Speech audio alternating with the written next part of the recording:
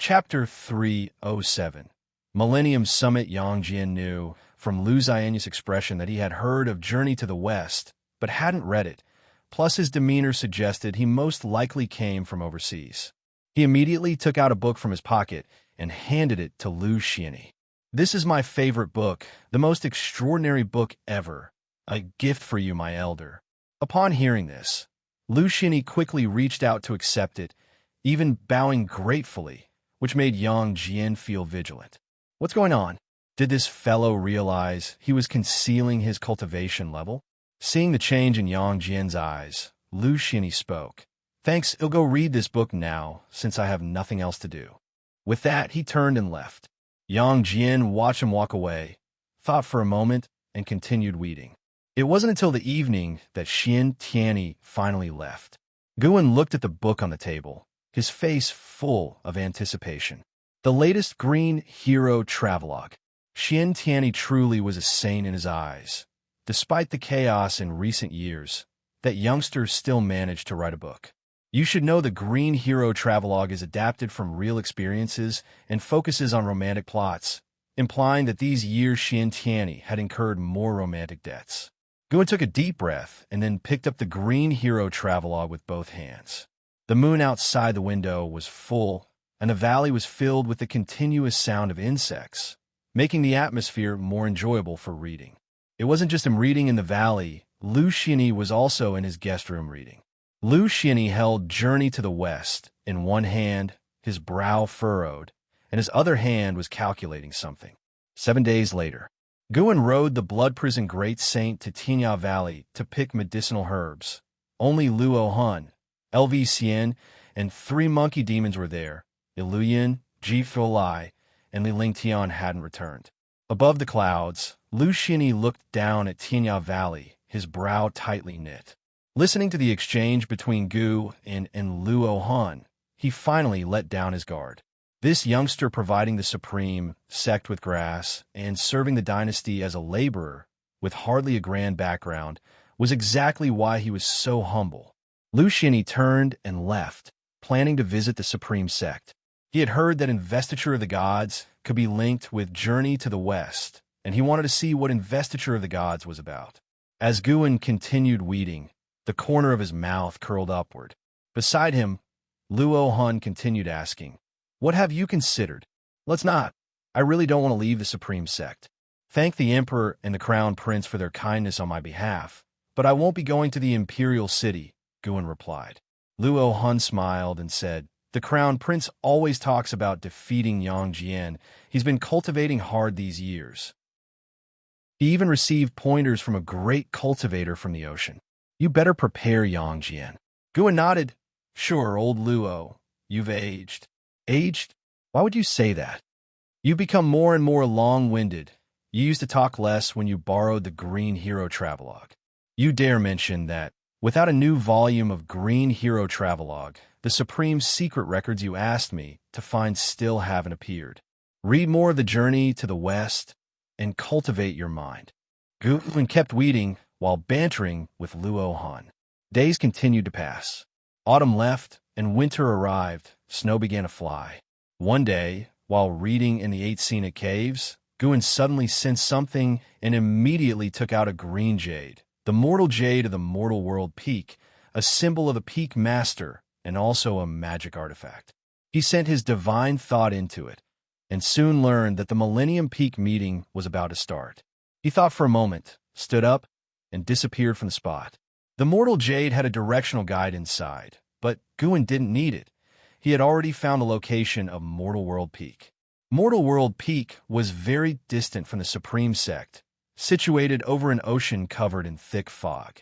There were no islands or continents, only towering peaks rising straight from the ocean floor into the clouds. Guan appeared at the edge of Mortal World Peak and then proceeded forward through the clouds. It wasn't long before he saw the figures of cultivators, more and more of them all heading in the same direction. Guan didn't speed up, flying at a leisurely pace, enjoying the scenery along the way. He was considering, now as a peak master, whether to plant medicinal herbs on his own peak. Arriving at Mortal World Peak, He couldn't rely entirely on picking his own herbs, as that would be too suspicious, after all. Here, he was a heaven and earth flying immortal. Dao's friend, please wait. A voice came from behind, and Guan stopped and turned to look. He saw two cultivators approaching on swords, a man and a woman, both at the Nirvana realm. Guan performed a lifespan detection. The man was named Su Ruohai and the woman Su Shi. Their ultimate lifespans were not outstanding, but also not mediocre. The two approached Guan, and Su Ruohai took the initiative to raise his hand in greeting. I am Su Ruohai. This is my sister, Su Shi. May I ask for your honored name? Dao's friend? Guan returned the greeting. I am Meng Lang. May I know what brings the two of you here? Su Ruohai smiled. Dao's friend, are you also here to pay respects at Mortal World Peak? We are siblings too. Why don't we keep each other company? Although he couldn't see through Gu An's cultivation level, Guan didn't appear dangerous to him, and he observed Gu and flying leisurely, looking around as if it were his first visit. Su Shi, examining Guan, quickly averted her gaze when Guan looked at her, her earlobes turning slightly red. Interesting. Embarrassed after living over 8,000 years? Guan thought to himself, and then nodded. Su Ruohai became even more enthusiastic, and the three chatted as they flew. Guan asked them about their understanding of Mortal World Peak, reassuring Su Ruohai that it was indeed Gu An's first visit. Su Shi didn't talk much. Mostly Su Ruohai spoke, with her occasionally interjecting. Through them, Guan gained a clearer understanding of Mortal World Peak. At the same time, he thought about the siblings he had met towards the end of Xianxia's life, recalling their adventures, which made him feel somewhat regretful and endearing Su Ruohai and Su Shi to him. An hour later, the three passed through dense fog, and their eyes were drawn to a gigantic peak ahead, an incredibly majestic peak even larger than any they had encountered along the way.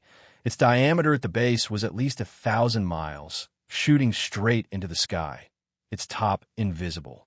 The surface of this mountain was densely wooded, full of vitality, and cultivators from all directions were flying toward this mountain. Upon arriving here, the surroundings became noisy, with roars of demon pets and mounts in the distance. Su Ruohai looked up, feeling moved, truly worthy of Mortal World Peak, one of the oldest schools in the world. I wanted to join Mortal World Peak since I was young. I wonder if it'll pass smoothly. Guan laughed. With your cultivation level, you should be fine. No need to worry. Su Ruohai laughed bitterly. Brother Meng, you don't understand the requirements of Mortal World Peak for aptitude. Ha ha ha. Dao's friend Meng, you finally arrived. A hearty laugh interrupted Su Ruohai. Guan knew without looking up that it was Xia who had come. He had intentionally leaked a hint of heaven and earth flying immortal aura earlier. Su Ruohai and Su Shi might not have noticed, but Xia, who had been waiting for him, picked it up quickly. Xia descended from the sky, grabbing Gu An's hand, eager to move on. If you hadn't come, your position as Peak Master would have been taken. Xia huffed. Guan quickly said, I'd like to bring them along. Xia glanced at Su Ruohai and Su Shi, nodding slightly. Su Ruohai and Su Shi were stunned. Peak Master's position? Had they heard right? Chapter 308. Unable to contact, Guan saw that Su Ruohai and his sibling were still in a daze. So he immediately rolled up his sleeves, took them in his palm, and followed Xia to fly upwards. That scene caused Xia to raise an eyebrow and laugh. Dao's friend Meng, you have impressive divine skills.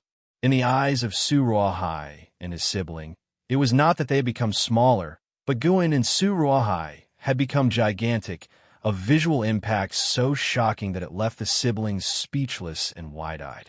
Listening to Guan and Xia chatting and laughing, Su Shi came back to her senses and looked at Su Ruohai, asking carefully, Brother, just now the senior mentioned Meng Dao. Is he a Peak Master? She naturally knew what being a Peak Master meant. In Mortal World Peak, a Peak Master wielded immense power and symbolized the status of a strong individual, someone of legendary status. Turbulent waves rose in Su Ruhai's heart as he tried to maintain his composure, slightly nodding his head without making a sound. He carefully recalled the previous interactions and realized he hadn't offended the other party, who had even comforted him about successfully entering Mortal World Peak. A light shone in Su Ruhai's eyes, his heart beginning to race with excitement, his hands clenched into fists inside his sleeves. At the same time, Baizia began to explain the situation of the Millennium Summit. Although it was called the Millennium Summit, it was not actually fixed at an interval of 10,000 years. It had been 20,000 years since the last summit, and Baizia, having returned rarely, discussed holding it with the other peak masters. The opening of the Millennium Summit would not only recruit new disciples, but also invite other friendly forces. Before the opening of the Millennium Summit, Baizia would take Gu and to choose an unclaimed divine peak. Mortal World Peak had many peaks, divided by rank from low to high: Sea Peak, Immortal Peak, Divine Peak, and Main Peak, the latter being the highest level with only one. There were 25 divine peaks, and the hard standard for a master of a divine peak was the heaven and earth flying immortal realm. Guin was curious, how could there be a shortage of divine peak masters? Baizia replied that many heaven and earth flying immortals wanted to adventure beyond the outer heaven, so they would make room if they wanted to leave. After hearing this, Guin didn't react too strongly, making Baizia sigh in relief. It looked like he had successfully bluffed Guin. He had made outer heaven seem so dangerous because he wanted Guin to stay in the great heavenly spirit land. Besides, someone like Guin, who had no powerful backing and could cultivate to the heaven and earth flying immortal realm in solitude, was undoubtedly an unimaginable talent. Even without going to outer heaven, he could still advance. The two kept flying upwards until the azure sky vanished, replaced by the dazzling starry sky. Su Ruahai and Su Shi, standing in the palm of Guin's hand, looked up, immersed in the vastness of the universe. Guin followed Baizia into a grand hall, placing Su Ruahai and Su Shi on the ground, asking them to follow behind him. The grand hall was spacious, with giant, majestic statues lined up on both sides, and the ceiling was engraved with various grand scenes. Su Ruahai and Su Shi proceeded cautiously, not daring to make a sound. Staying close behind Gu and moving forward, Guin saw 25 bluish-purple crystal columns, with the power of rules surging within, containing countless restrictions. It seemed that Mortal World Peak might be hiding a divine immortal of wondrous dharma. Even a carefree primordial immortal would find it difficult to construct such crystal columns. Baizia stopped walking and pointed to two adjacent crystal columns. These two divine peaks are open for choice, known as Changtian Peak and Dingtian Peak. He began to introduce Changtian Peak and Dingtian Peak. Changtian Peak had over 1 million disciples, and its height was moderate since it had a long history, so the disciples' cultivation levels were generally strong. The height of Dingtian Peak was second among the divine peaks. Because it had experienced internal strife, there was a gap in the disciples' cultivation, with most of them below the level of loose immortals, and resources were also scarce, with many areas left idle. Currently, the number of disciples on Dingtian Peak was just over 200,000. Guin immediately spoke up. Then Dingtian Peak it shall be. I will see to its improvement and contribute to Mortal World Peak. Upon hearing this, Baizia looked at Guin with newfound respect. Afterward, Baizia asked Guin to bring out the mortal jade and place it on the crystal column.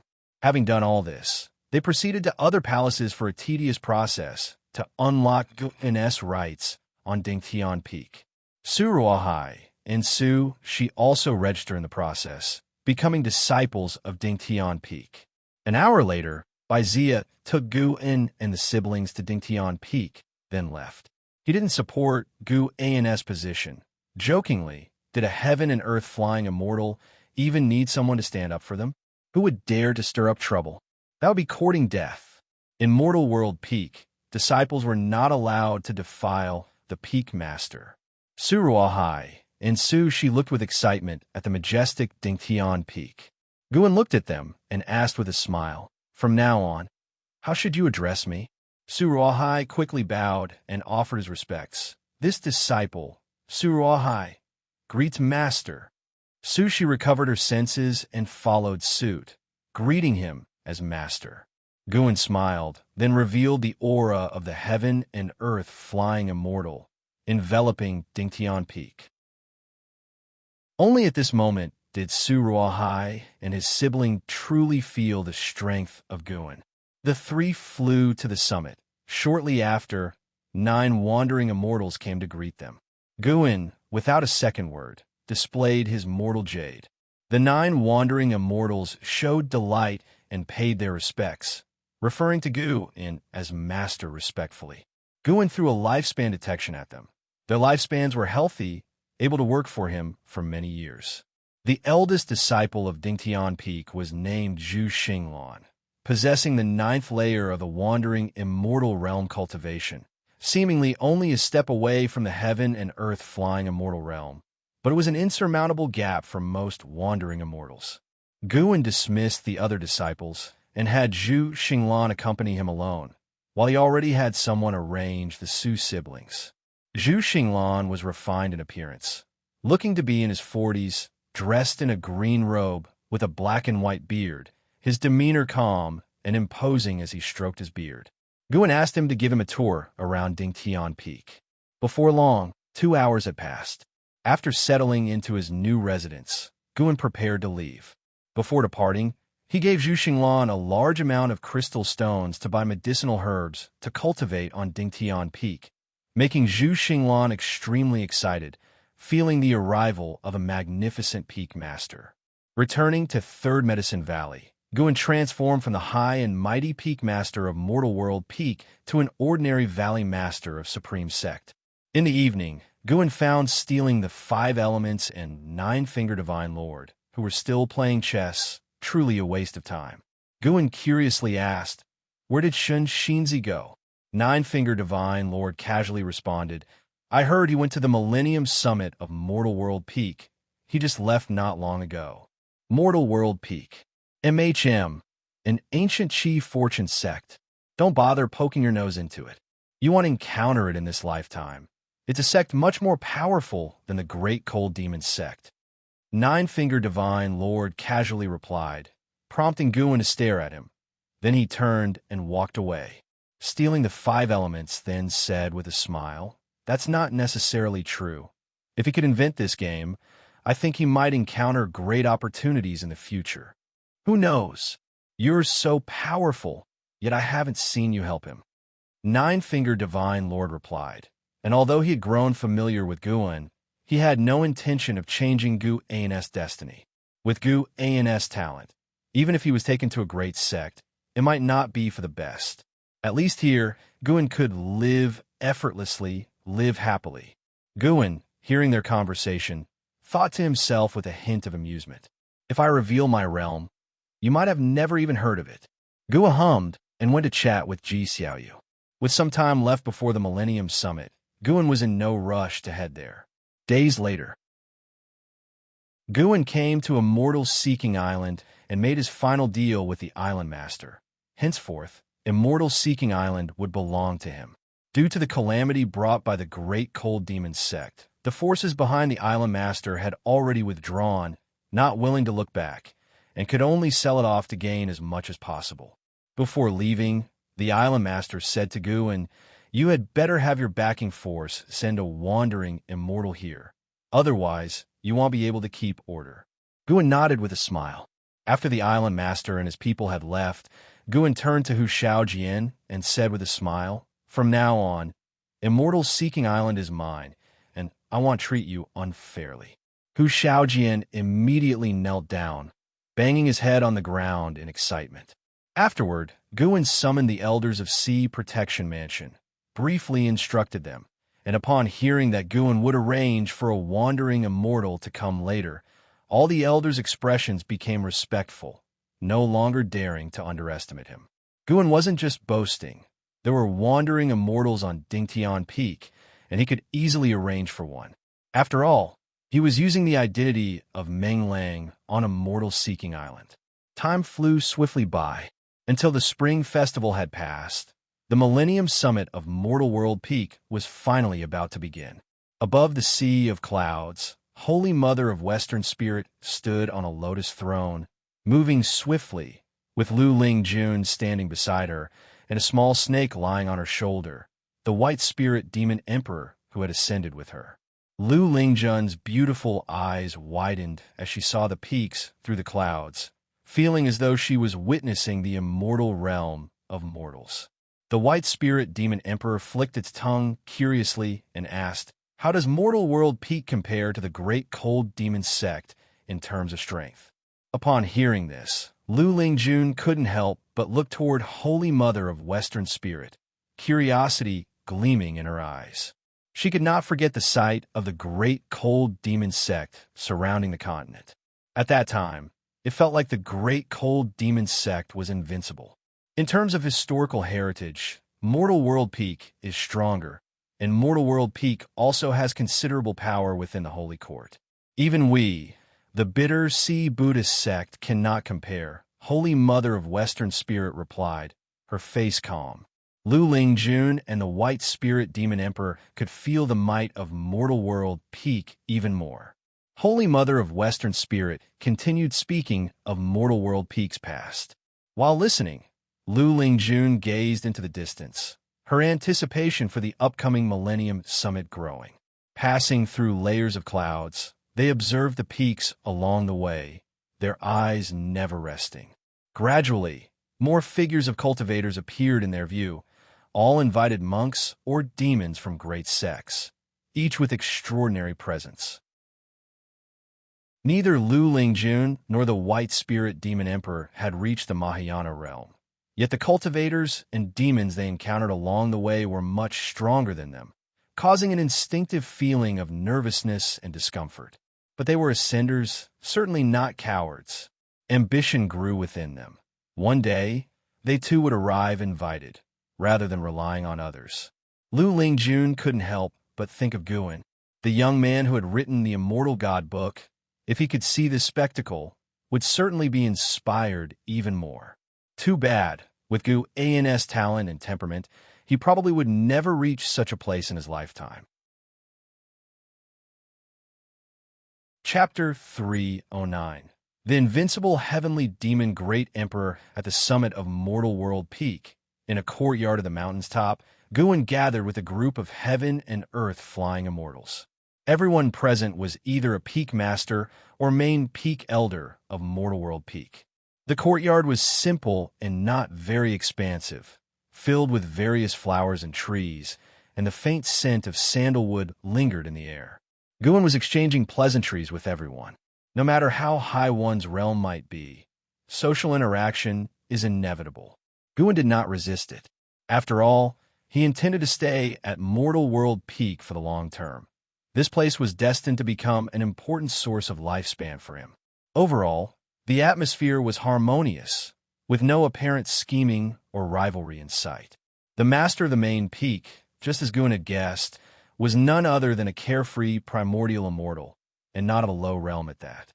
Eternal Taoist Lord, carefree primordial immortal level 6267907/7800000/1500000, a maximum lifespan of 1,500,000 years, exceeding Shun Zinz's 999,999 years, suggested reaching the carefree primordial immortal realm heralded a transformation in a limit of one's lifespan.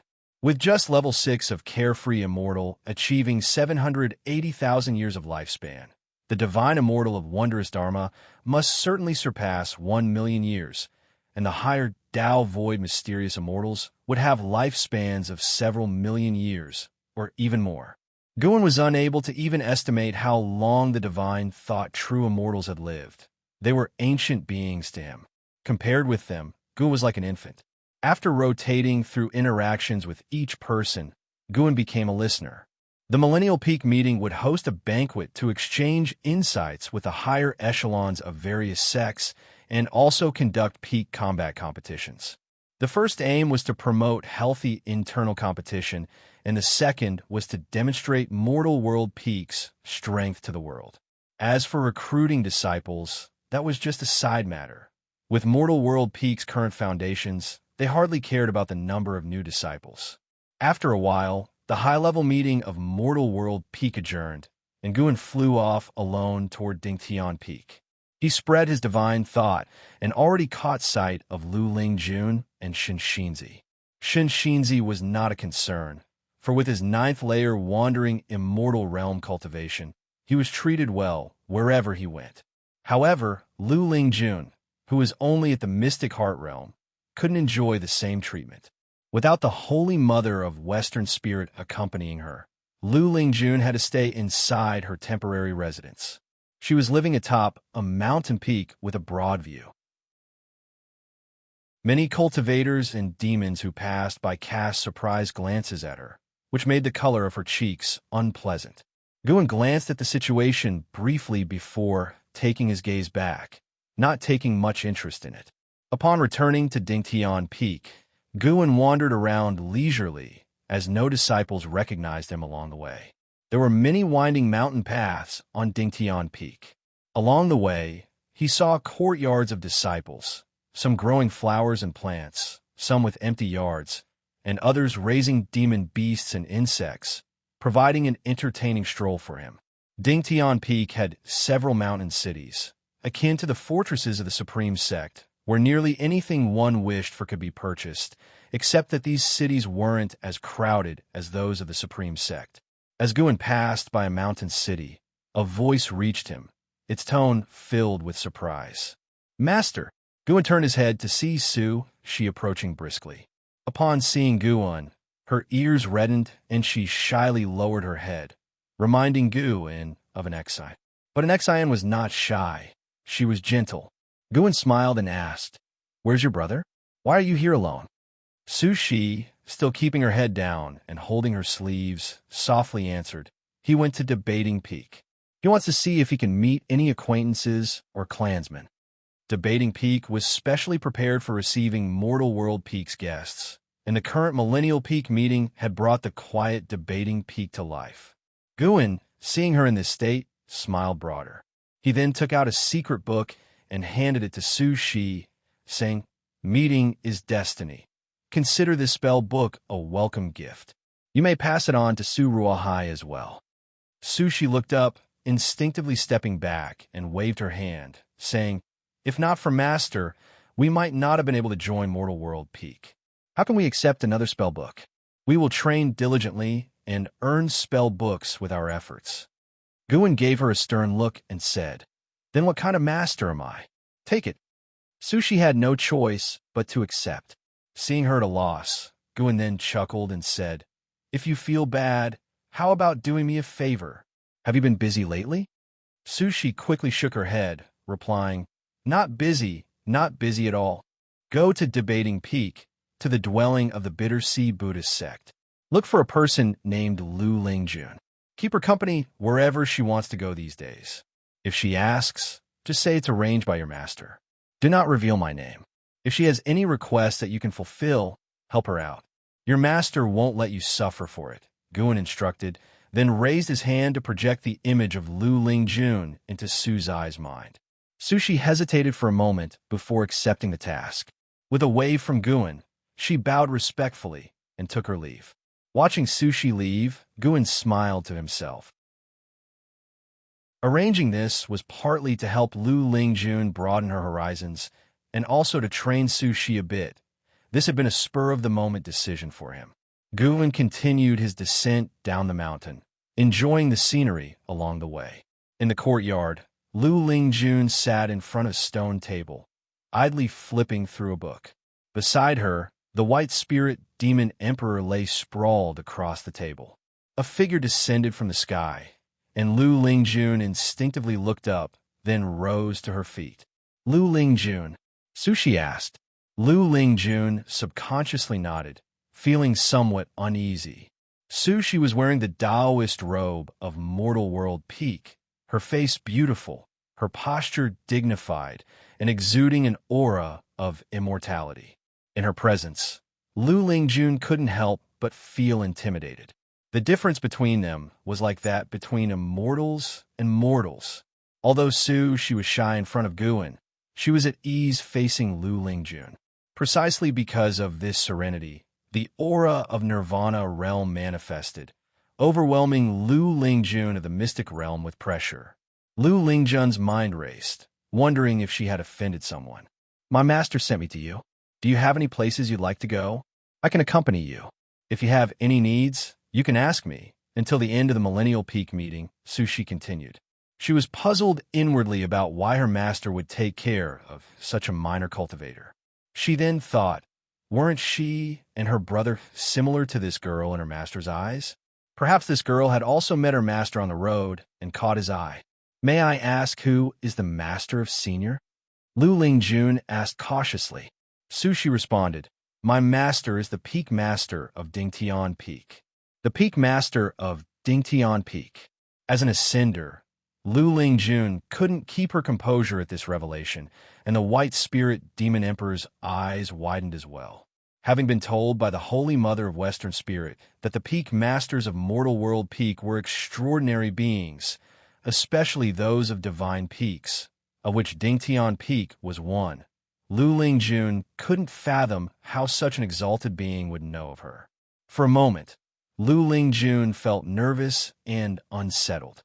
At dusk, Guan returned to Third Medicine Valley. Ji Xiaoyu came to greet him, curiously asking, where have you been these past 2 days? Guan replied, a Taoist friend of mine is hosting a banquet, and I have to attend as a guest. Ji Xiaoyu nodded, then said, I had another dream while cultivating today. Shall we talk about it?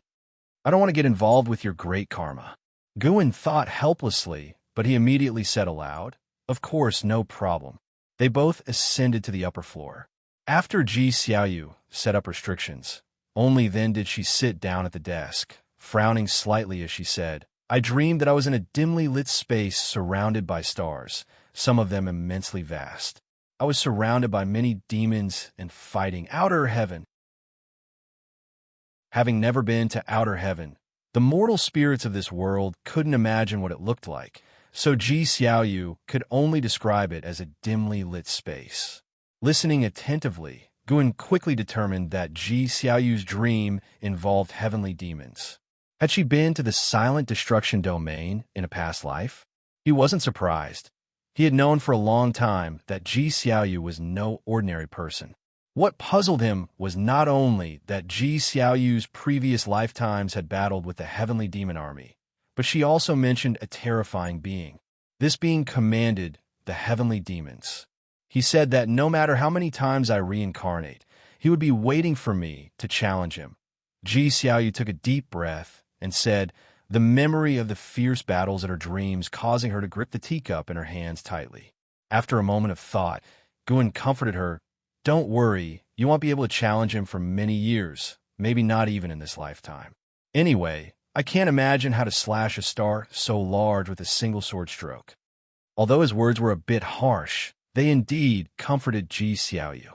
Just then, a voice came.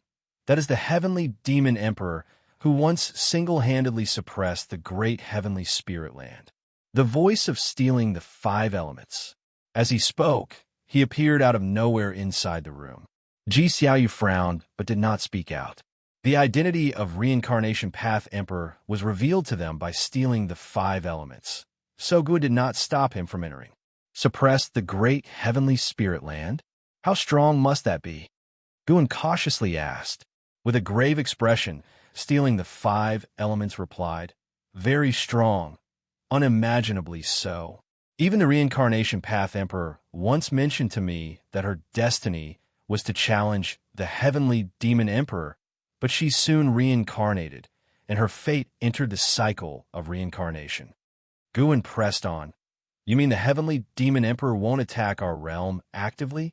Correct. The establishment of the Holy Court has kept the heavenly demons' ravages at bay. As long as the Tao level of Xianxia remains intact, there's no way for the heavenly demon emperor to reach us. The being behind me has also been to the land of the heavenly demons and was cursed as a result. It's a place of utter horror, beyond my comprehension. However, seeing her growth rate in this life, it will be hard to encounter heavenly demons without 30,000 years, said Stealing the Five Elements, casting a glance at Xiaoyu. Guan did not speak further, but adopted a shocked expression. It was entirely normal for a mortal to be shocked upon hearing of the existence of heavenly demons, or so Stealing the Five Elements thought Guan should seem. After hearing this, Xiaoyu returned to calm. Stealing the Five Elements continued to describe the might of the heavenly demons. A good while later, he left. The room fell silent. Guan sighed and said, he said that not even the sword Venerable Fudao could defeat the heavenly demon emperor. This is a good thing. At least you don't have to worry for now. Looking at him, Xiaoyu's gaze was serene as she said, I had hoped to lead a peaceful life and pass away peacefully, but after what he said, I suddenly don't want to die. I want to cultivate to the level where I can meet that heavenly demon emperor. Taken aback, Guan replied, having a larger goal is certainly a good thing. Xiaoyu rose from her seat and turned to leave. Just as she reached the door, she turned her head back and said, Why don't you give up either? I've dreamed of many people. Some started from nothing and ended up shining brilliantly. If you could be by my side to fight the heavenly demon emperor, wouldn't that be wonderful? With that, she turned her head and pushed the door to leave. Chapter 310. Why don't you give your place to me, heavenly demon great emperor? Guan looked at the moon outside the window, his lips curving into a smile. If Xiaoyu really could achieve it, according to Stealing the Five Elements, she would need to cultivate for 30,000 years. 30,000 years. I wouldn't even know how terrifying I would become by then. The mere heavenly demon great emperor, easily squashed. By then, it'll pretend to be weaker than Xiaoyu. Let her fight strenuously and step in when she almost can't hold on. The thought is quite exhilarating. Guan even laughed at the thought, choosing not to get up and close the door, but instead pulling out a book to read. The Millennium Peak Conference had begun with cultivators of various ranks competing near the debating peak, making a lively place. During these days, with Su Zai's company, Lu Lingjun explored Mortal World Peak, greatly broadening his horizons, and their relationship had also grown closer, though Lu Lingjun still addressed Su Shi as a senior.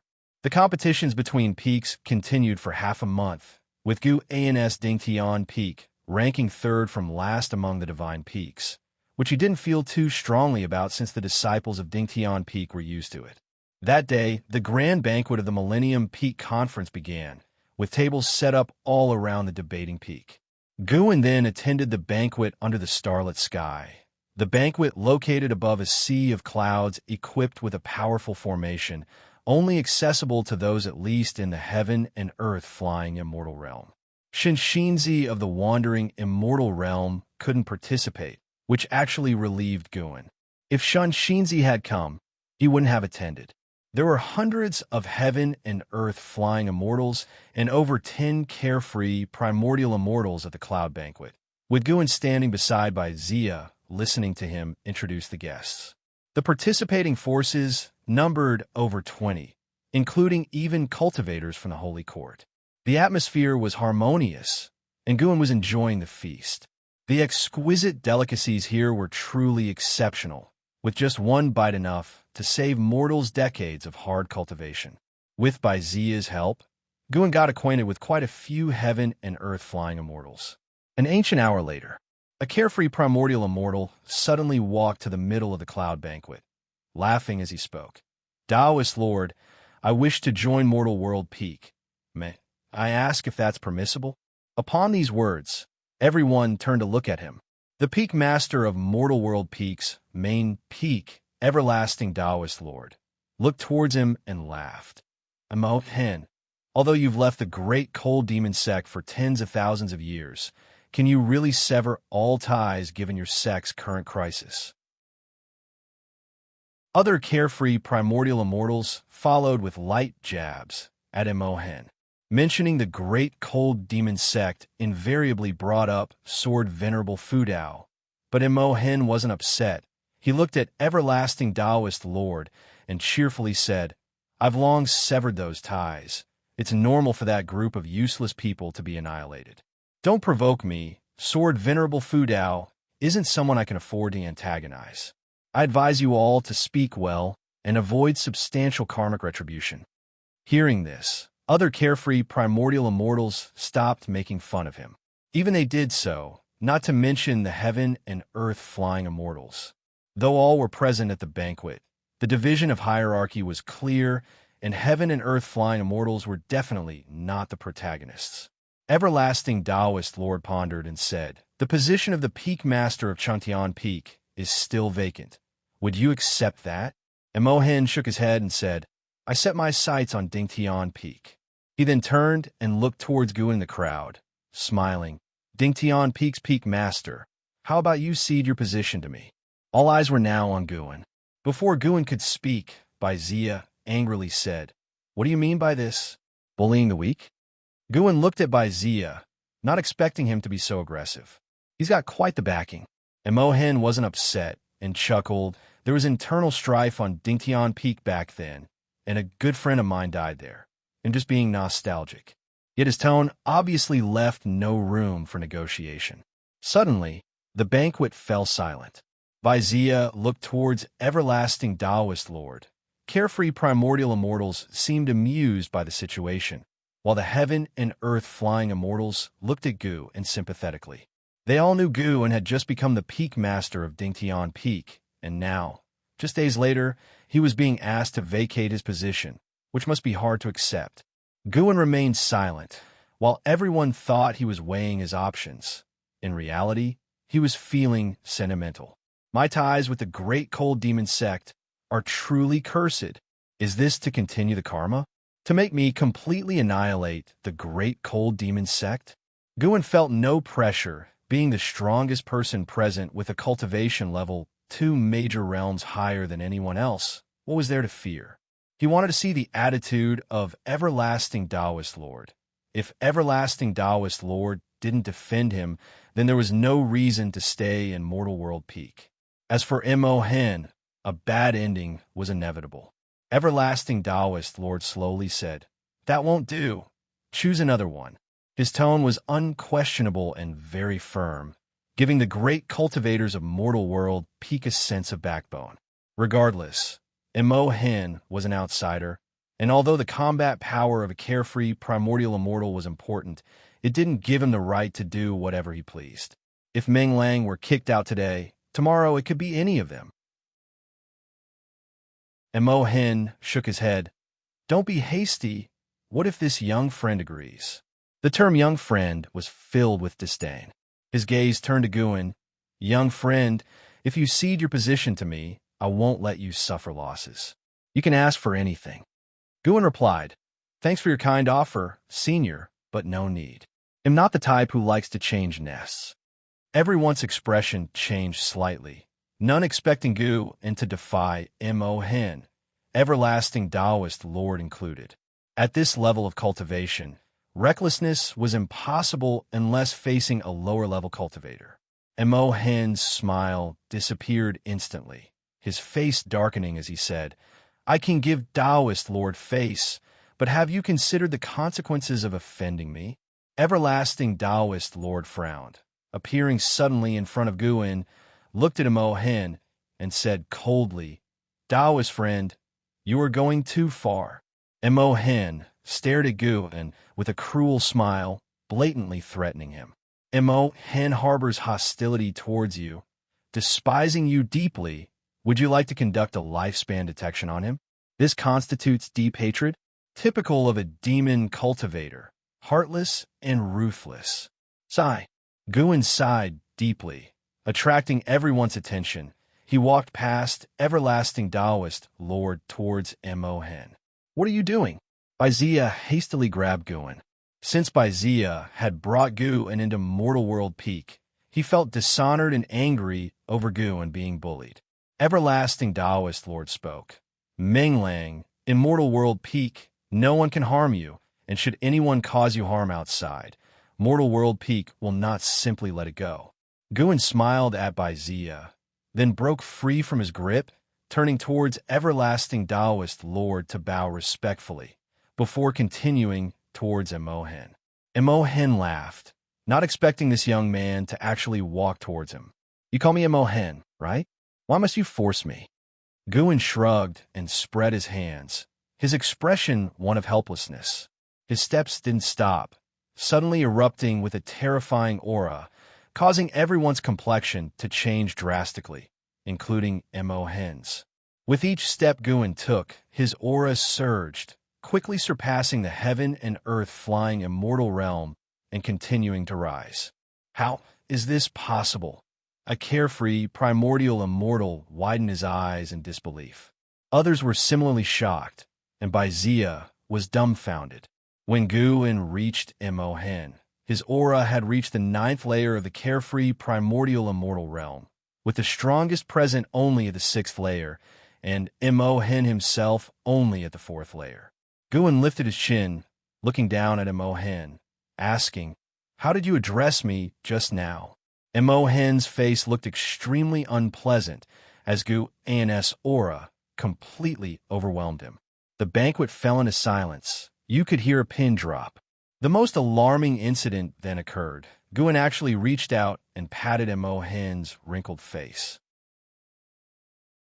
Though the gesture was gentle, to everyone watching, this was the making of a deadly feud. Chapter 311. A million years is far from enough after Guin slapped him. Imohen's face showed disbelief. He had not expected Guin to be so audacious. Despite the gap in their cultivation levels, they both existed as carefree, primordial immortals. Imohen clenched his teeth and asked, "Who exactly are you, and from which sect do you come?" Everyone else stared at Guin, waiting for his response. A heaven and earth flying immortal who had just joined Mortal World Peak was a carefree, primordial immortal? Everyone felt it was absurd and even suspected Guin had ulterior motives. At this moment, Xia could not help but entertain doubts. But upon rethinking, he recalled that it was he who had persuaded the individual to join Mortal World Peak, and it did not seem like a setup at that time. Guin fixed his gaze on Imohen and said, "Does that really matter?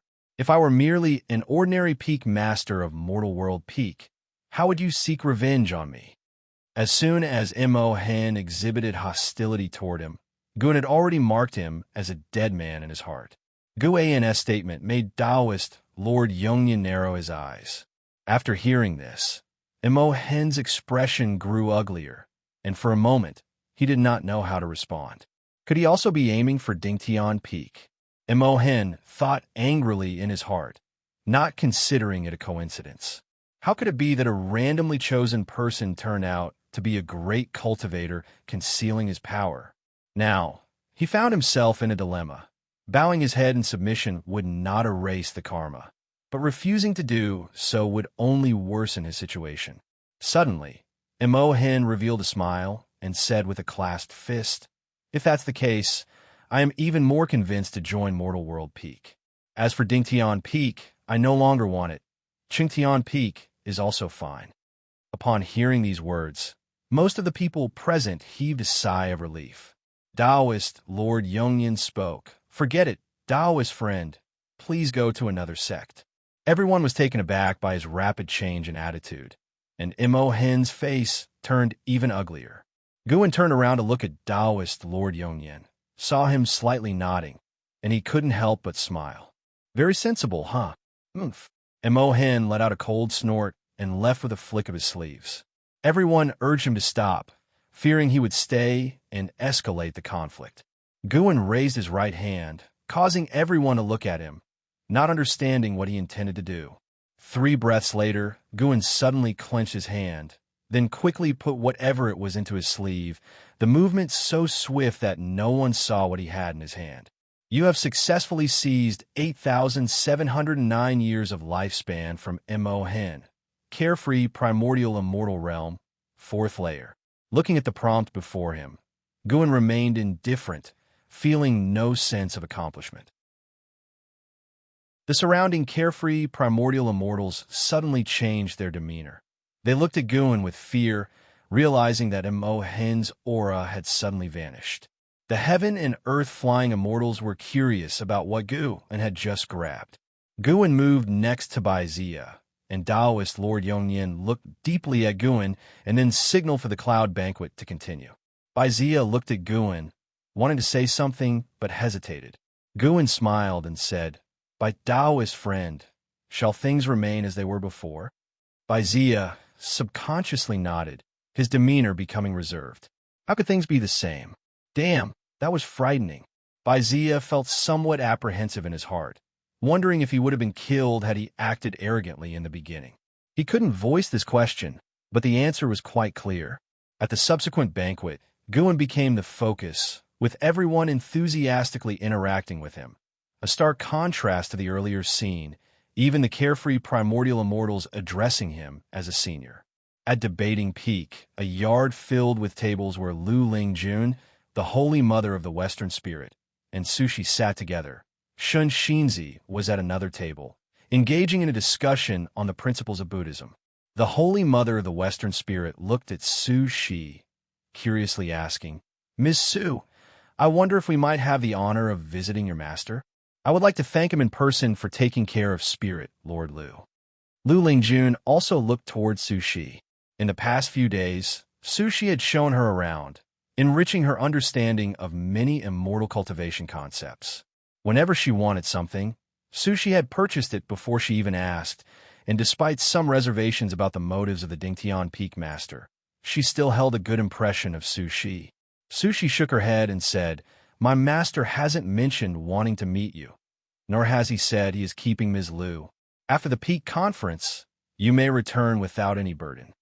This statement caused the Holy Mother of the Western Spirit and Lu Lingjun to exchange puzzled glances. Just then, a cultivator landed in the yard. The elder from the Great Cold Demon sect offended the Dingtian Peak Master and perished just after leaving Mortal World Peak. The person spoke excitedly, capturing everyone's attention. Upon hearing it concerned the Dingtian Peak Master, the trio showed curious expressions. The person began to recount the events at the Cloud Banquet, a scenario that was spreading quickly among all peaks of the Mortal World Peak. Imohen had once been an elder of the Great Cold Demon sect, which was nearly dissolved, so Mortal World Peak had no hesitation in making his demise known to demonstrate its strength. From Imohen forcing the Dingtian Peak Master to relinquish his position to the Dingtian Peak Master, showing stronger cultivation than Imohen, and publicly slapping him, forcing Imohen to leave disgracefully. The whole process fired up everyone who heard it. Imohen had just flown out of Mortal World Peak when he fell, making the Dingtian Peak Master seem even more formidable in the eyes of the listeners. The news spread within Dingtian Peak, motivating all disciples and clearing the gloom of their low ranking. After understanding this, Lu Lingjun felt even more uneasy. Such a strong-willed Dingtian Peak Master. To have such a person assisting her was a mixed blessing. Due to the conflict between the Dingtian Peak Master and Imohen, this Wanli Peak Conference became much more discussive. As Imohen's identity and deeds were unearthed, all guests could feel the strength of Mortal World Peak. After the Cloud Banquet ended, Guan returned to the Supreme Sect. He had also heard the noise from Mortal World Peak. How could news spread so fast? In reality, it was Mortal World Peak deliberately promoting it, thankfully without mentioning Meng Lang's name, showing him respect. Guan returned to the Third Medicine Valley and happened to meet in Xian, and they chatted for a bit. Master-disciple discussed ordinary matters in the valley, and Guan found talking about Lai's minor details more interesting than discussing major worldly affairs.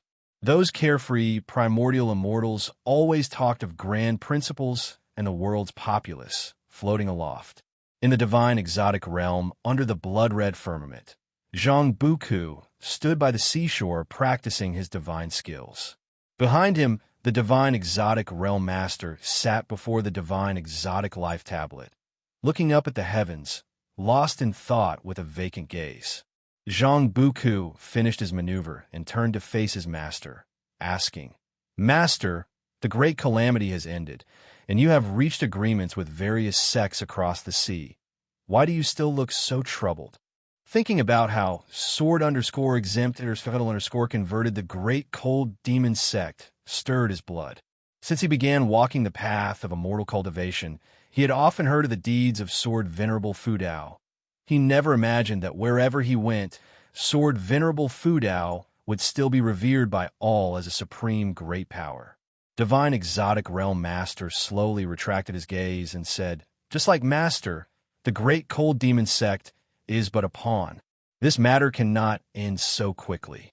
The commotion is too large, and the Holy Court will surely investigate. When the storm settles, more trouble will come." Zhang Buku disagreed and said, "If there were an existence behind the great cold demon sect capable of contending with Sword Venerable Fudao, wouldn't they have acted long ago? Perhaps they are investigating Sword Venerable Fudao's identity and cultivation level. Master, don't worry. Wouldn't it be better for you to focus on cultivating and strive to break free from destiny on your own?" Zhang Buku advised. Since his father's death, he had faced continuous tribulations and developed a firm heart. He knew worrying about the future was futile, and seizing the moment to cultivate diligently was key. The Divine Exotic Realm Master shook his head, smiling. "Master is not like you. I cannot strengthen through cultivation. The more divine, exotic, resentful ghosts there are, the stronger Master becomes." Zhang Buku frowned upon hearing this and asked, "Now that the world is at peace, won't you be unable to expand the number of divine, exotic, resentful ghosts?" The Divine Exotic Realm Master nodded, then looked up again and said, "It just means I can't grow stronger in this realm.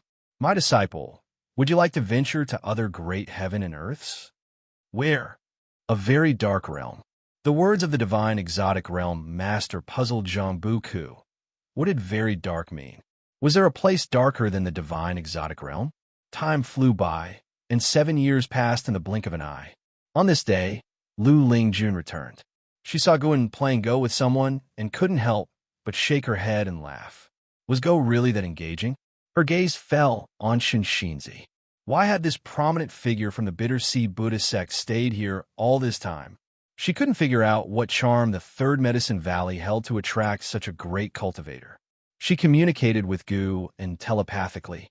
Upon hearing her, he immediately asked Yang Jian, who was standing beside him, to help with the game. Seeing Yang Jian prepare to play, Lu Xianyi from the Holy Court approached. Over the years, he always tried to flatter Yang Jian, a demeanor that led Guan to speculate, but Guan had kept his thoughts to himself, pretending not to know. Guan squeezed through the crowd to greet Lu Lingjun. "Let's talk in your room." Lu Lingjun nodded.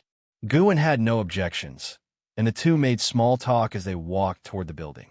Once inside, Lu Lingjun casually sat down, scanning the surroundings. When her eyes landed on certain books on the shelf, she couldn't help but grimace. Some things never change. Guan brewed tea for her as she began recounting her experiences over the years. "I attended the Wanli Peak meeting at Mortal World Peak. It was an eye-opener. Are you aware of Mortal World Peak?" Lu Lingjun asked. Guan nodded and replied, "I've heard of it. Xianxia was there too, but I don't understand much about it. Those great cultivators said I'm not qualified to know." Lu Lingjun smiled and said, "Indeed, you're not qualified, but I was fortunate to attend, and I can tell you about it. Want to hear?" Guan, carrying the hot tea, placed the cup in front of her and said, "Of course I want to hear. Go on. Let's see if you will try to impress me." Lu Lingjun began from where she first learned about the Wanli Peak meeting, and Guan sat down to listen attentively. She didn't hide the Dingtian Peak Master's protectiveness toward her. Even her language seemed to steer, seemingly eager to see Guan's reaction. Guan kept a normal expression, silently criticizing in his mind. Are all women like this? Previously, Xianxia also used Sword Venerable Fudao to pressure him. After some time, Lu Lingjun remarked reflectively, "The strength of the Dingtian Peak Master is unimaginable. The elder from the great cold demon sect was killed just like that. I wonder when I could reach such a realm." Guan joked, practiced cultivation for 180,000 years. Lu Lingjun glared at him and retorted, "Easy for you to say? 1,000,000 years might not be enough. You have no idea about the vastness of the Immortal Path realm." Chapter 312. The shock of Xiaojian appreciation flickered in Gu An's eyes. He hadn't expected Lu Lingjun to have such a keen self-awareness. Lu Lingjun, seeing Gu An's expression, felt rather helpless. Was this guy always so calm? She glared at Guan and said unenthusiastically, "Don't you long for it after hearing all that?" Guan replied, "Of course I yearn for it, but over the years I've heard too many tales of immortals. At best, I take them as entertainment. Could a great man like myself even dream of such things?" Lu Lingjun felt his words were somewhat odd, but she was too lazy to argue and continued to talk about her observations from Mortal World Peak.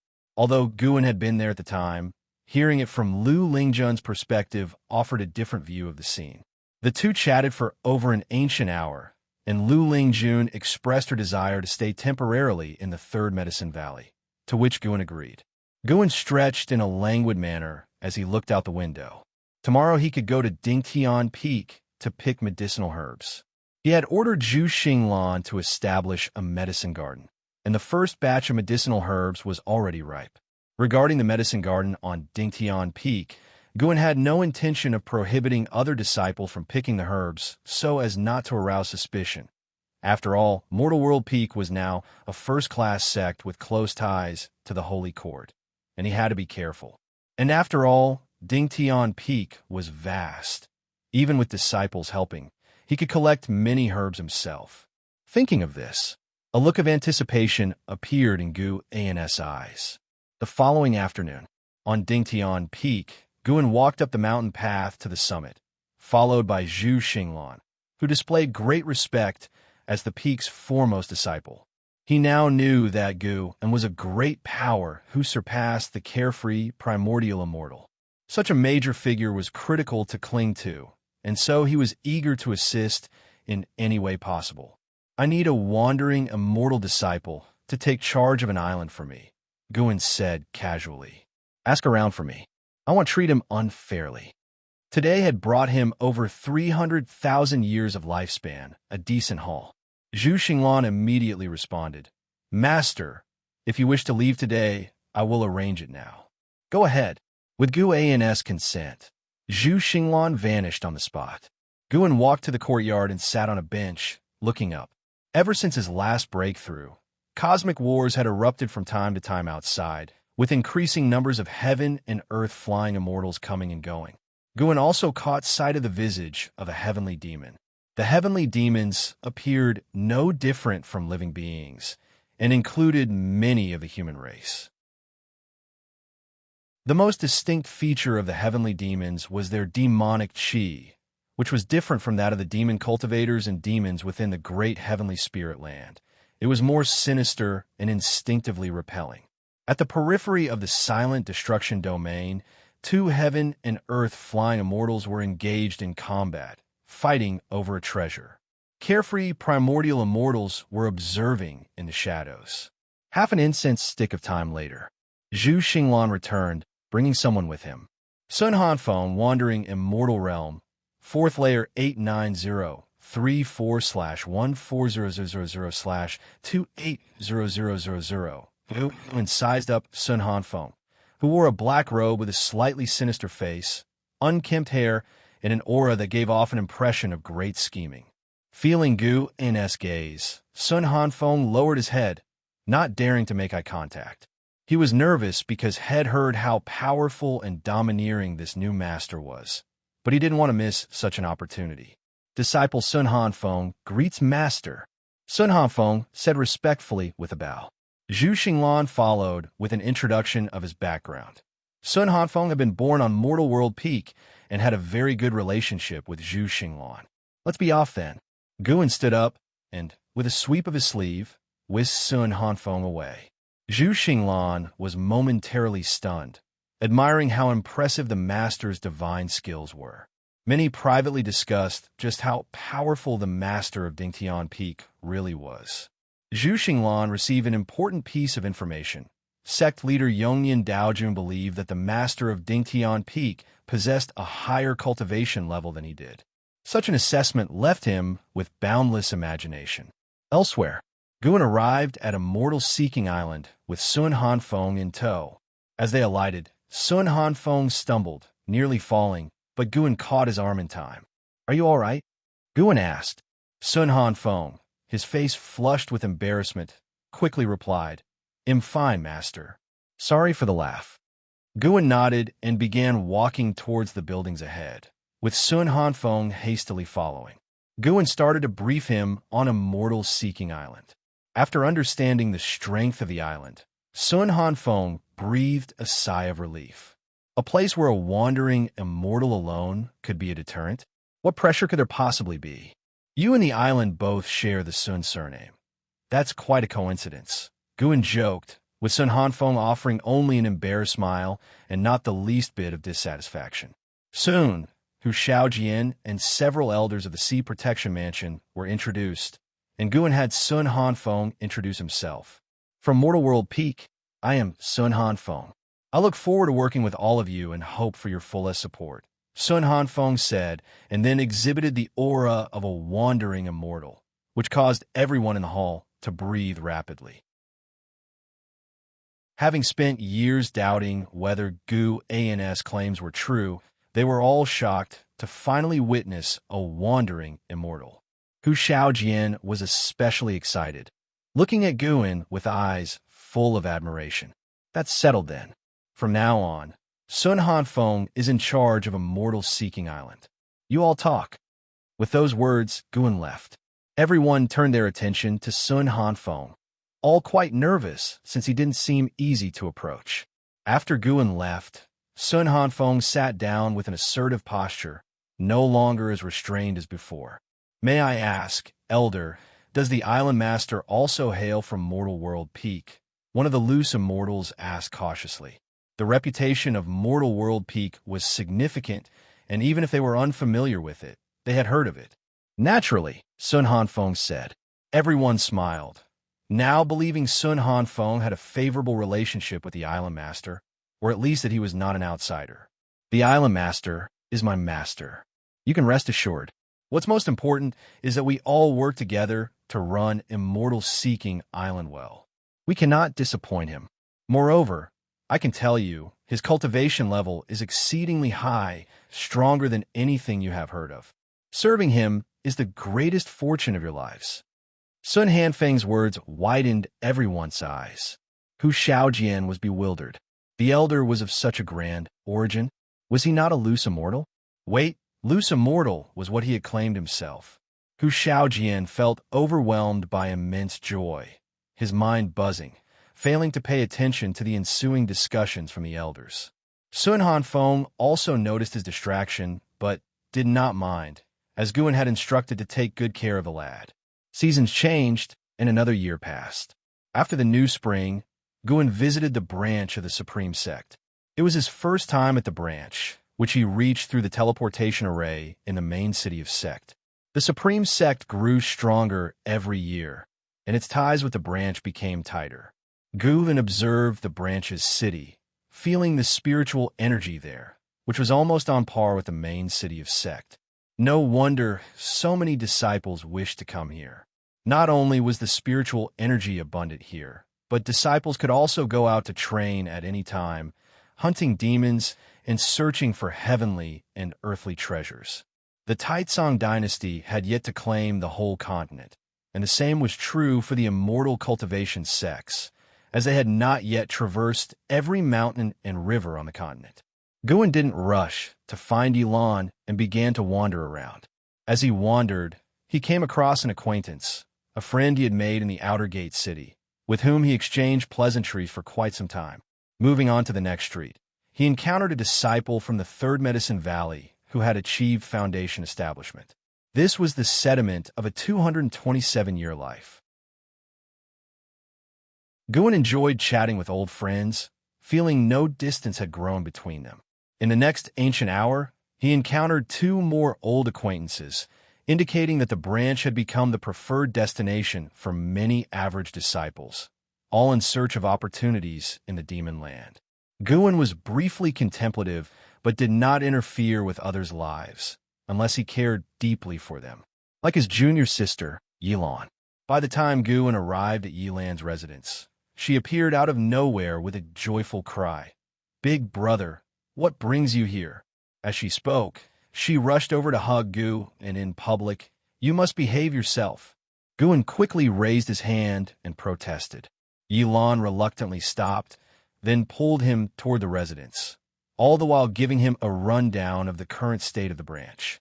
Inside the residence were numerous female disciples looking after the estate, and as they saw Yilan with Guin, curious eyes followed. After they walked away, Guin could hear the maids start a gossip about them. Eventually, Yilan led Guin into her room, then closed the door. As the two sat down to chat, Yilan finished sharing her experiences and began to inquire about how Guin had spent his years. Guin recounted his life, and although it was mundane, Yilan's face remained lit with a smile. Who would have thought, they thought back then, that 200 years later, they would be able to sit together once more. Gradually, Yilan's mind wandered as she fell into a strange state. She experienced this because Guin was guiding her toward enlightenment. Guin's divine thought covered the room, helping Yilan perceive the heaven and earth rules, a method beyond the imagination of mortal spirits. Even facing Guin herself, Yilan didn't notice anything amiss. It was as though Yilan had entered a dream state, her eyes distant and unfocused. Guin stood up, carried her to the bed, and guided her into meditation. Then he retreated to the table, sitting down to watch her practice. And so he watched Yilan meditate, his heart full of expectation. If he could help Yilan extend her maximum lifespan, he would arrange for her to train at Mortal World Peak. If not, sending Yilan, with her few centuries of life, to Mortal World Peak would only add to her troubles. Once one's horizons expand, it's easy to develop more expectations, leading to anxiety and pressure. Even divine skills from a true immortal cannot grant eternal life. There seems to be a force in the shadows resisting life's expansion. What that could be, Guin was also curious to know. Time flew swiftly by. Guin suddenly felt a bit bored and whimsically considered another option. Why not open another round of reincarnation evolution? This time, he would not select the dark, great heaven and earth. He was curious to see how long he could survive. Perhaps if he lived for thousands or tens of thousands of years and mastered formidable divine skills, it might increase his chances of surviving the next tribulation crossing. Moreover, the memories passed down from reincarnation evolution could benefit his Taoist heart cultivation. Guin felt reaching a certain level might require reincarnation cultivation. Otherwise, he wouldn't have unlocked this feature. Let's give it a shot then. Just one shot, no greediness. After all, it would cost 10 million years of lifespan, and even if he wanted to play more, it was not possible. Guin looked at Yilan, thinking to himself, "Little sister, please." Chapter 313, Battle Court, Emperor of Heavenly Dragon. You spent 10 million years of lifespan to initiate a reincarnation evolution. Beginning to connect with the Tao rules. Searching for a reincarnation destination. You have the following destinations to choose from. Select one. 1. Dahong Realm. 2. Dark Great Heaven and Earth. 3. Divine Origin Great Heaven and Earth. There's a dark great heaven and earth again. Guin looked at the prompt before his eyes, immediately feeling aggravated. Black Profound Emperor, you wait for me. Our blood feud from 2 lifetimes cannot be resolved. Guin hummed in his heart, and then chose Divine Origin, Great Heaven and Earth. He always felt that Great Heaven and Earth seemed more advanced, something like a realm, similar to where Lu Lingjun and Blood Prison Great Saint came from, the lower realm. As Guin was thinking, prompts began to appear in front of him. You've chosen to reincarnate into the Divine Origin, Great Heaven and Earth. Due to the strength of the Tao rules in this realm, You temporarily can't initiate the life-stealing ability, nor can you activate phased features. Reincarnation evolution begins. In the first year, you were born into the dragon family of the divine continent, and your parents bestowed upon you the name Longzhan. At the age of 3, you awakened the true bloodline of the dragon family, and, with the help of your clan, you tempered the dragon blood true body. At the age of 8, your family arranged for an immortal master for you, and you officially stepped onto the path of immortal cultivation. At the age of 9, your father took you to court to meet the emperor of divine dynasty, who wished to betroth the 7th princess to you. Your father thought to let you decide. Do you accept? The prompt stopped there. Guan had just been wondering how he had turned into a dragon. He preferred being a human. The appearance of divine dynasty signified that dragon was only a surname. Guan hesitated for a moment and decided to accept, wanting to tread carefully in this life. You accepted the arrangement of the emperor of divine dynasty, and you shall marry the 7th princess, Xianxia, when you turn 16. The emperor of divine dynasty was overjoyed, generously rewarding you and making a decree to announce this to the world. At the age of 13, while accompanied by your clan for training outside, you tore apart a 4th-order demon king with your bare hands, shocking your clan. At the age of 16, you and Xianxia got married in a ceremony, officially becoming the prince consort of the divine dynasty. The emperor of divine dynasty conferred upon you the title of Mighty Holy Duke, granting you the divine dynasty's chief fortune. You became famous throughout the world, entering the ranks of the top-tier talents. At the age of 18, you decided to venture into the world to grow stronger. You left with Xiao's reluctant farewell, and in the same year, she gave birth to your son, named Long Xin. At the age of 20, you reached the edge of the divine continent and saw an evil dragon ravaging the city. You stepped in, subdued it, and unexpectedly discovered you could absorb dragon blood, making your chi blood even stronger. At the age of 21, you encountered an old Taoist who wanted to read your fate. Do you accept? It stopped again, suggesting the old Taoist was no ordinary person. Guan hesitated for a moment and chose to accept. You agreed to let the old Taoist read your fate. He pinched your muscles and bones and began to calculate. He was soon shocked, proclaiming you possess an innate divine emperor fate, destined to dominate all creatures of heaven and earth, becoming the lord of great heaven and earth. Immediately afterward, the old Taoist exploded into a burst of blood, covering you. At 25, you accidentally entered the grotto heaven of an ancient great cultivator and learned the ancient strange skill, divine desolation technique. Guan's lips twitched when he saw the part about the old Taoist's explosive demise.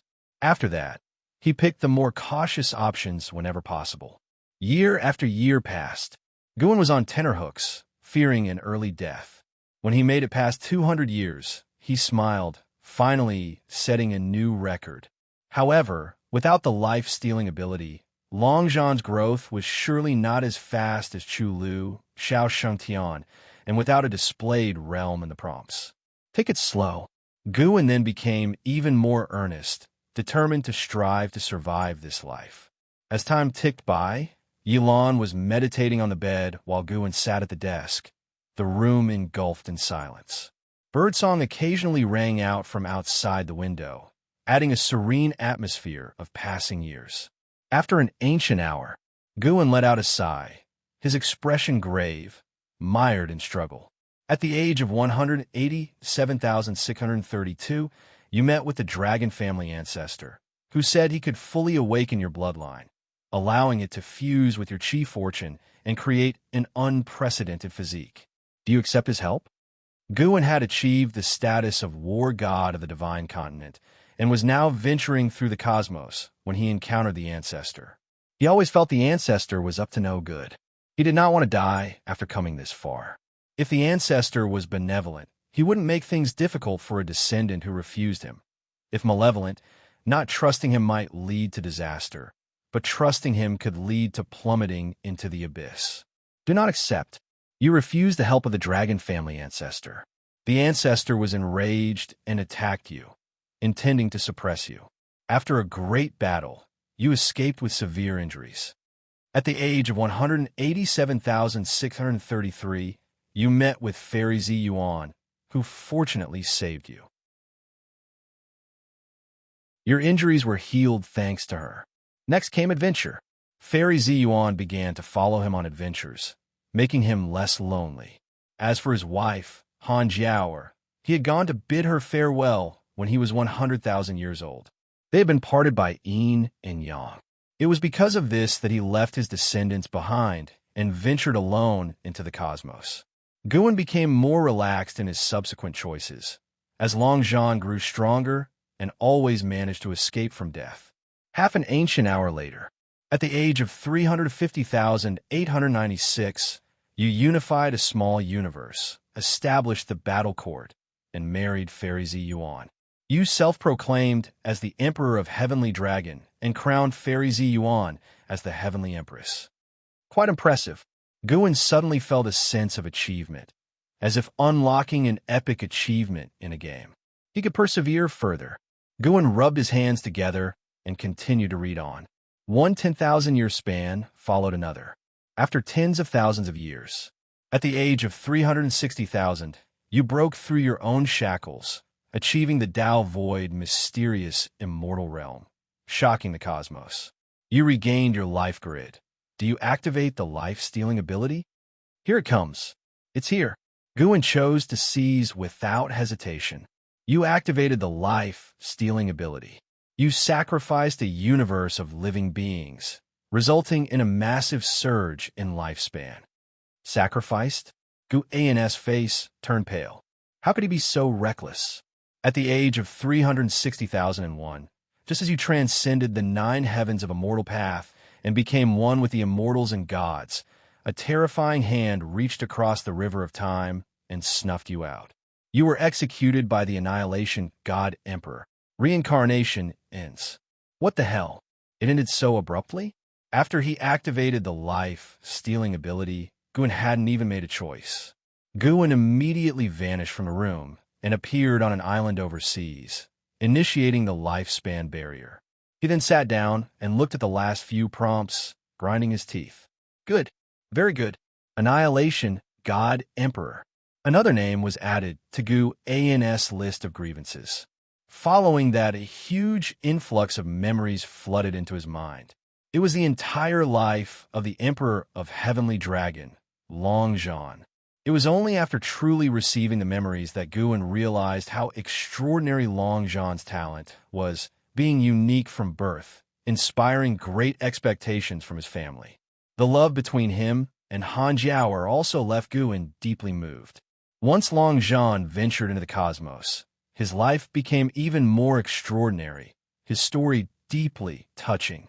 Within the memories, Guan also saw Fairy Ziyuan, incomparably beautiful and with a grace none in the world could match. Chapter 314. Heavenly Dragon and the Ji family. As Guan continued to assimilate Long Zhan's memories, his hostility towards the Annihilation God Emperor also began to weaken. This Long Zhan is too arrogant. Before his wife Han Jiaoer's death, he still exercised some restraint in his actions. But since he went to outer heaven, he completely unleashed himself and acted recklessly. The battle court he established was also tyrannical, rewarding those who followed him and annihilating those who opposed. The peace of heaven and earth sacrificed by Long Zhan was completely innocent and involved, and the creatures of that realm didn't even have time to react before they died. The whole world turned to dust in an instant. Before, Guan felt that Xianxia was already arrogant enough, but compared to Long Zhan, he was nothing. If Guan had been in the great heavenly spirit land and also possessed the ability to slay Long Zhan, he would definitely have made a move. After Guan finished integrating the memories, it was as if he had lived through Long Zhan's life himself, becoming the Emperor of Heavenly Dragon. Yet when he looked back, he was filled with regret and remorse. Before Long Zhan transcended the 9 heavens of Immortal Path, Fairy Ziyuan had advised him not to pursue enlightenment at the expense of harming other beings. Long Zhan didn't listen, and the two even broke ties over this. After the inheritance of memories ended, Guan was still immersed in them. He was Guan, but also Long Zhan. This feeling left Guan with an indescribable sense. Perhaps this is what it felt like to remember a past life in one's current life. Clearly the same person, but with different personalities. After inheriting the memories of Long Zhan's life, Guan also gained a lot, including insights into the Taoist heart and the ability to inherit Long Zhan's most powerful divine skills. Heavenly Dragon Reincarnation Dharma Aspect. This divine skill could condense the ultimate Dharma aspect of one's Taoist sorcery. It could even condense the Dharma aspect of a past life to fight alongside oneself. After creating this divine skill, Long Zhan had intended to cultivate through reincarnation evolution to create Dharma aspects for tens of thousands of generations. But an accident unlocked the life-stealing ability, and he no longer researched this divine skill, instead continually using life-span evolution to enhance his divine skill. Guan slowly opened his eyes and then disappeared inside the island retreat, returning to Yilan's estate. At this moment, Yilan was still in a state of path enlightenment. Guan sat down and continued to reflect on Long Zhan's life. The Long Zhan who had transcended the 9 heavens of Immortal Path was truly powerful. The feeling of controlling life and casually manipulating rules fascinated Gu, and even now. At the same time, he was also filled with dread at the power of the Annihilation God Emperor. He had truly been crushed to death by the Annihilation God Emperor with a single hand. He hadn't even seen the true form of the Annihilation God Emperor. It was a means that transcended time and space and was superior to the cosmic rules. After understanding Long Zhan's life, Guan no longer harbored intense hostility towards the Annihilation God Emperor. Unlike Chu Lu and Xianxia, Long Zhan had brought death upon himself. Guan felt somewhat confused. If reincarnation evolution could be realized, he might also create a peerless evil being. Fundamentally, he did not want to, but he couldn't control the personality in the cycle of reincarnation. Yet reincarnation evolution had many benefits, allowing him to remember countless spells and divine skills, adding to his combat experience, and even enhancing his understanding of reincarnation, making it very difficult for him to give up. After much thought, Guan felt he was trapping himself in his own web of thoughts. Why overthink so much? The path to becoming stronger couldn't possibly be achieved without harming the innocent. Many moral judgments are based on perspective. Just like in war, are not the civilians of the enemy's country innocent? At most, the next time he encounters a situation like Long Zhan's, he could choose not to activate the life-stealing ability and rely on his own efforts to cultivate. In fact, even without the life-stealing ability, Long Zhan's talent was very strong.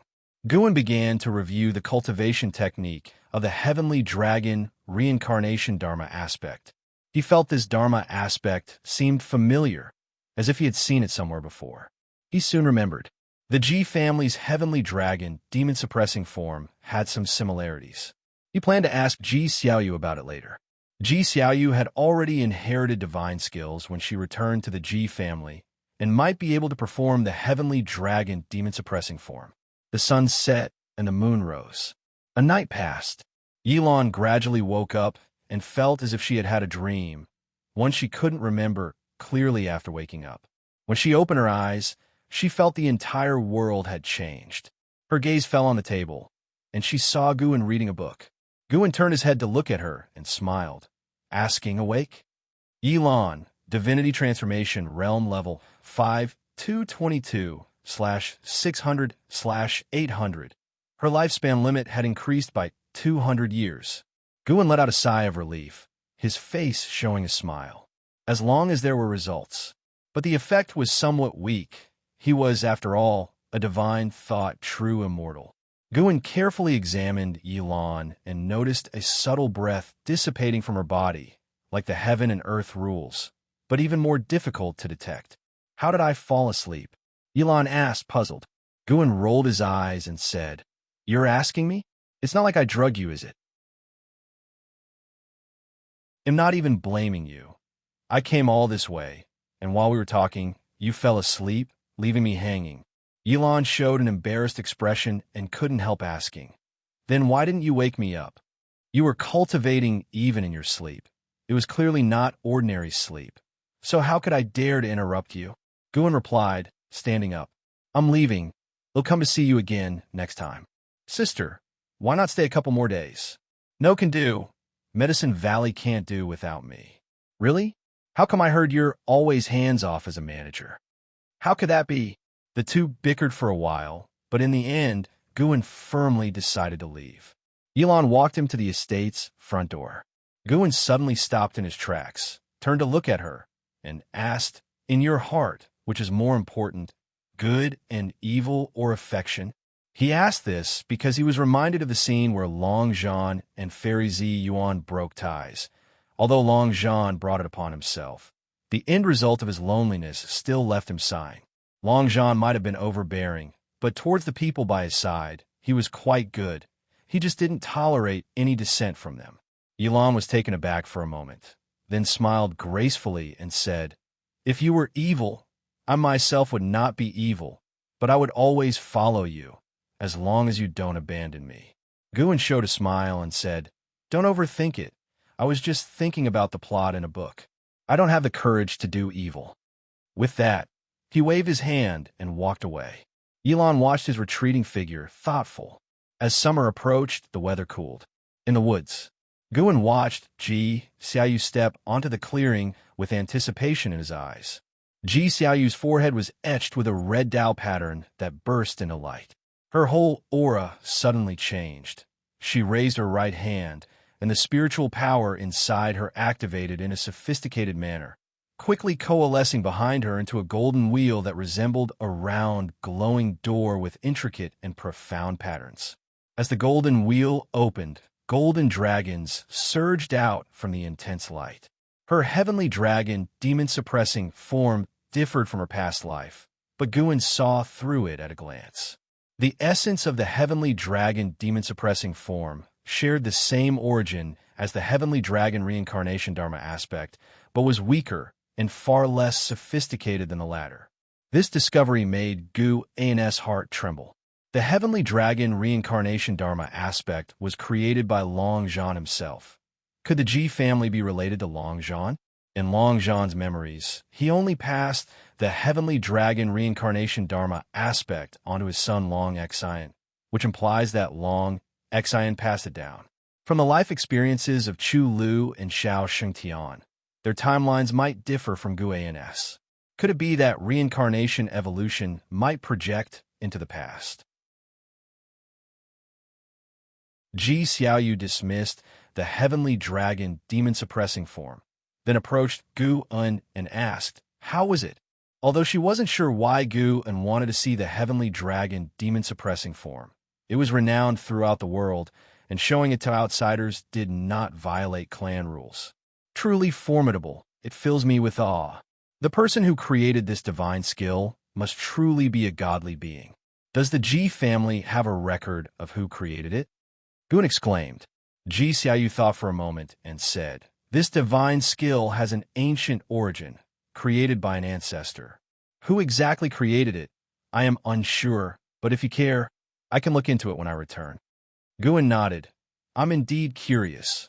I want to write a book inspired by the Ji family's history."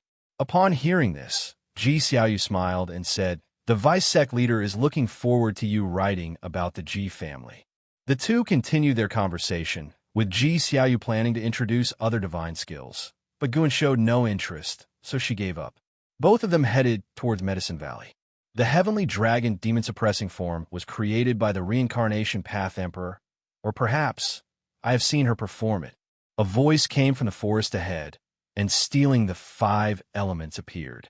Xiaoyu frowned, her expression full of displeasure. Guan had already noticed stealing the 5 elements eavesdropping, and he too was speculating whether it was related to the reincarnation path emperor, so he didn't mind stealing the 5 elements' presence. Currently, Only the reincarnation path emperor in the Ji family could travel to outer heaven, stealing the 5 elements. Seeing the look in Ji Xiaoyu's eyes, laughed and said, "She once said that at the other end of the universe, there exists a more vast expanse of heaven and earth that I can't even fathom." After hearing this, Guan suddenly suspected that the dragon race or the battle court might still exist. Of course, it was just a guess. Although he integrated Long Zhan's memories and became Long Zhan, he had no intention of seeking out the dragon race or the battle court. Staying honestly in the great heavenly spirit land was the righteous path. Even the strong could be crushed by others. "Why do you always eavesdrop on our conversation?" Ji Xiaoyu said discontentedly, the Tao patterns on her forehead emitting strange radiance once again. Stealing the 5 elements raised his hand. "I mean no harm. Am I not helping you clear up your doubts? If you could transform into the reincarnation path emperor, I would only be pleased." With that, he vanished on the spot. Guan consoled, "Don't worry about him. Watch how I'll crush him on the chessboard in the future." Ji Xiaoyu retracted her Tao patterns and nodded slightly. For Guan, this was just a minor interlude. Understanding was enough. He didn't need to investigate thoroughly. Long Zhan's karma was too significant. He didn't want to get involved. But this incident stirred his imagination. If reincarnation evolution projected into the past, how strong would the Black Profound Emperor be now? What about that annihilation God Emperor and great heavenly spirit land? Would they also be in his field of view? Guan felt he needed to be even more cautious in the future and must not let others know he could steal lifespan. A flock of birds flew out from the forest, heading toward the distance, their figures obscured by the sunlight. 5 years quickly passed. This year, news spread throughout the world, causing a sensation. The establishment of the Broken Sea Domain, created by the Holy Court, covering the region that the Great Cold Demon sect previously sought to slaughter in the mortal world, with the sea-breaking rift at the center. The news spread rapidly, penetrating the continent, with the Emperor Li Xiandao following with an edict to the world, declaring the continent be renamed Taitsong Continent.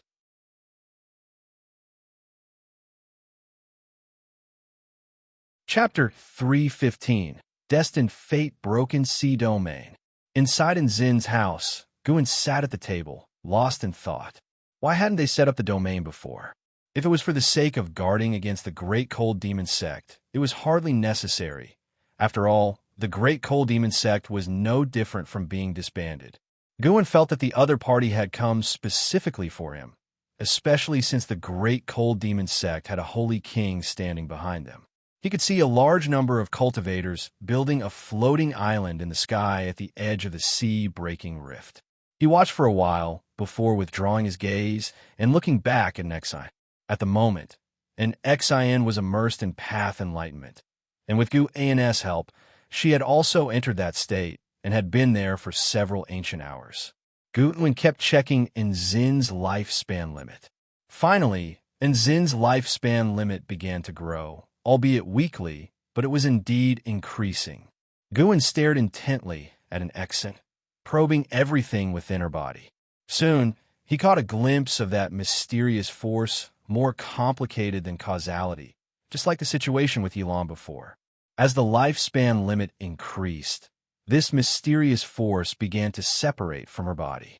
It seemed likely that all beings were bound by this force, and increasing the lifespan limit would weaken it. Could this be fate?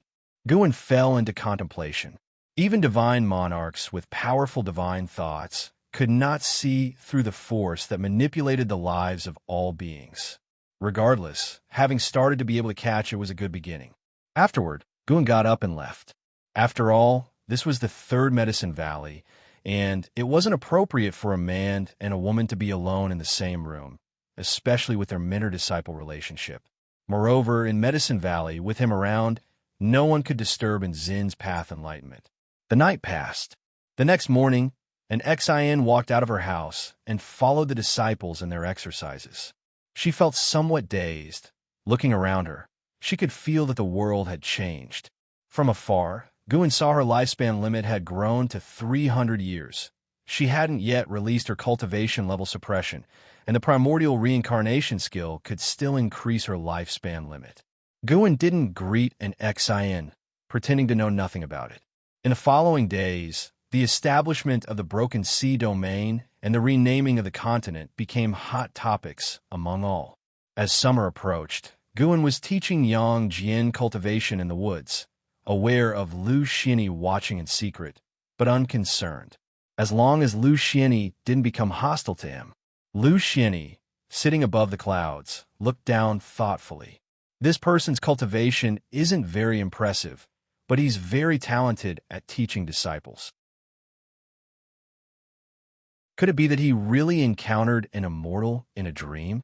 Lu Xianxia wondered curiously. He had joined the Supreme Sect and even entered the Hall of Elders, aware of Gu An's identity as an author. Beyond that, he could only confirm Gu and was indeed only over 200 years old, as many could attest, so he didn't feel wary of Guin. Even if Gu and was the reincarnation of a great power, he posed no threat to a divinity of the 9 layers of the heaven and earth flying immortal realm. Because of this, Lu Xianxia's curiosity about Gu and was even greater than his expectations for Xianxia. That's enough for today, Guin said. Hearing this, Xianxia stopped his movements and saluted Guin with a fist. Today, Guin imparted a great deal of combat experience. With memories of Long Zhan's battles, Gu An's combat experience had surpassed most in the world. A single afternoon had benefited Xianxia immensely. On the way back to the valley, Xianxia was very excited. He had not expected his master's close combat abilities to be so extraordinary. A genius has returned today. They'll take you to see him later. Guin mentioned casually, noting Lu Xianxia, seeing their training conclude, left, not to leave the Supreme Sect, but to play chess. A genius? Who? That Wuju, Uncle Master? Xianxia asked curiously.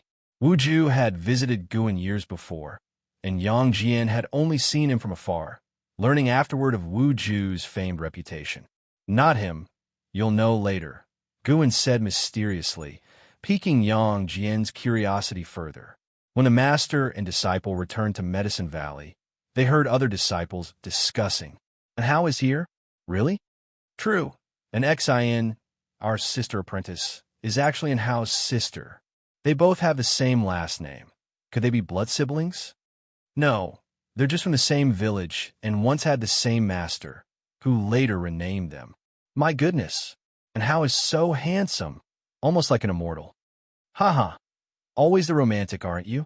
The Supreme Sect has seen so many geniuses over the years, yet those great figures still think and Hao is the greatest genius the Supreme Sect has ever had. Xianxia's expression changed slightly, his fists clenched unconsciously. It was a Hao. He glanced at Gu and covertly, noticing no reaction, and so he suppressed the excitement in his heart. His current cultivation had already reached the 9th layer of the divinity transformation realm, a result of focusing on his physical cultivation. He wanted to be acknowledged as the number 1 genius too. He had also suspected that in Hao was that mysterious senior disciple. Today, he hoped to unravel the mystery. Guin led him to Nzin's courtyard. Guin noticed stealing the 5 elements and Lu Xianxia observing and Hao with their divine senses. And Hao, with the vast gulf in their realms, was unaware. The 9-finger divine lord didn't come today, and Xianxia was immersed in studying the journey to the west under a tree, much like Zhuijian in his absorption. Guin looked at the imposing and Hao and was very pleased.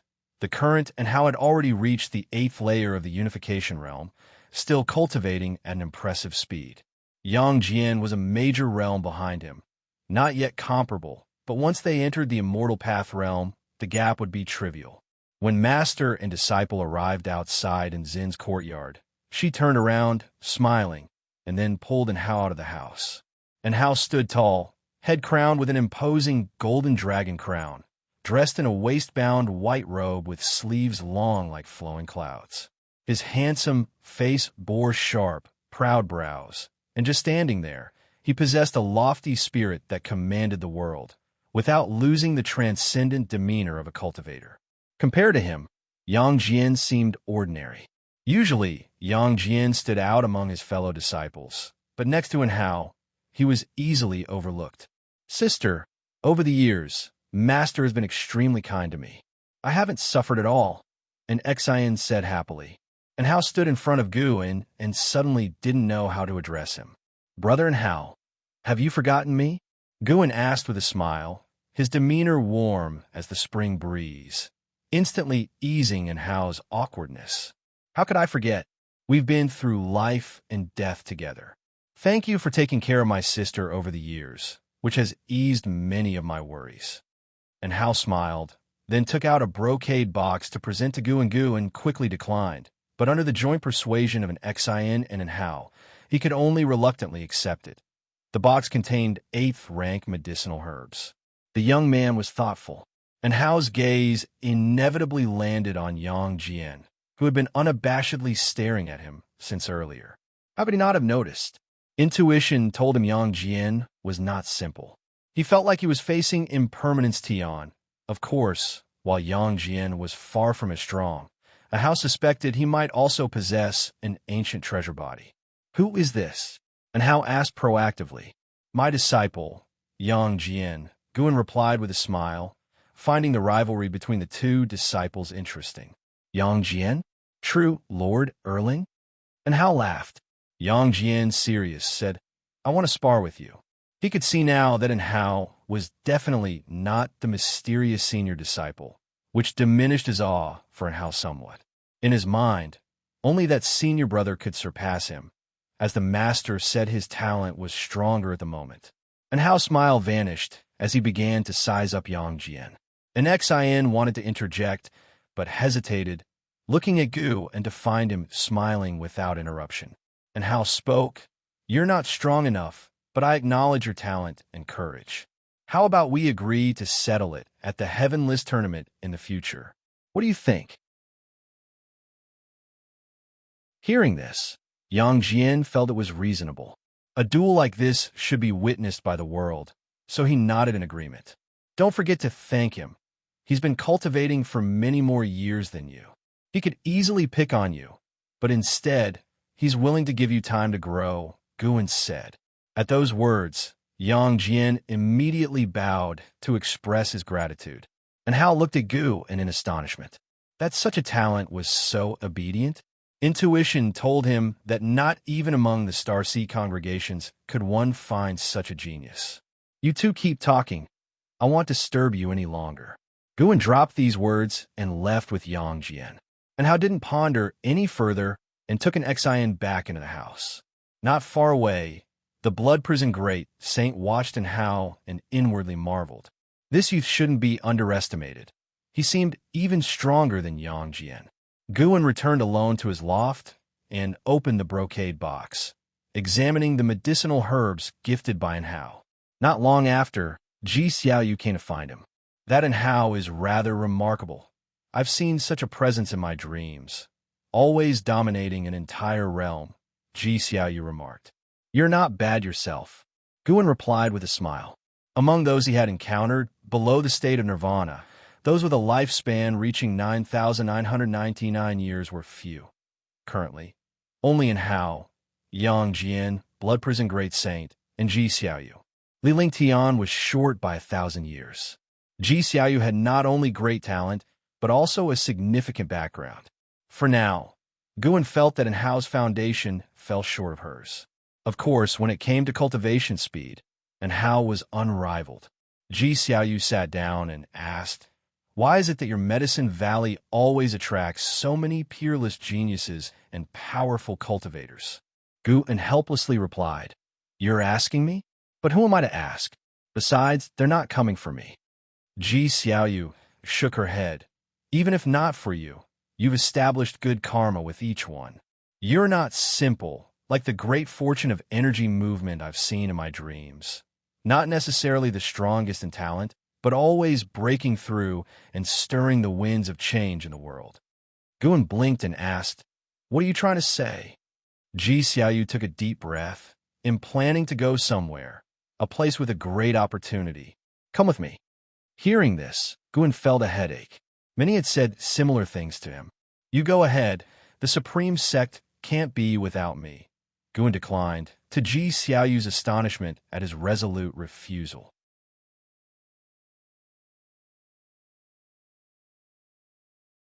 Chapter 316. Mysterious Heavenly Demon. You think your sword venerable Fu Dao? The sect can't go on without you? Xiaoyu couldn't help but say.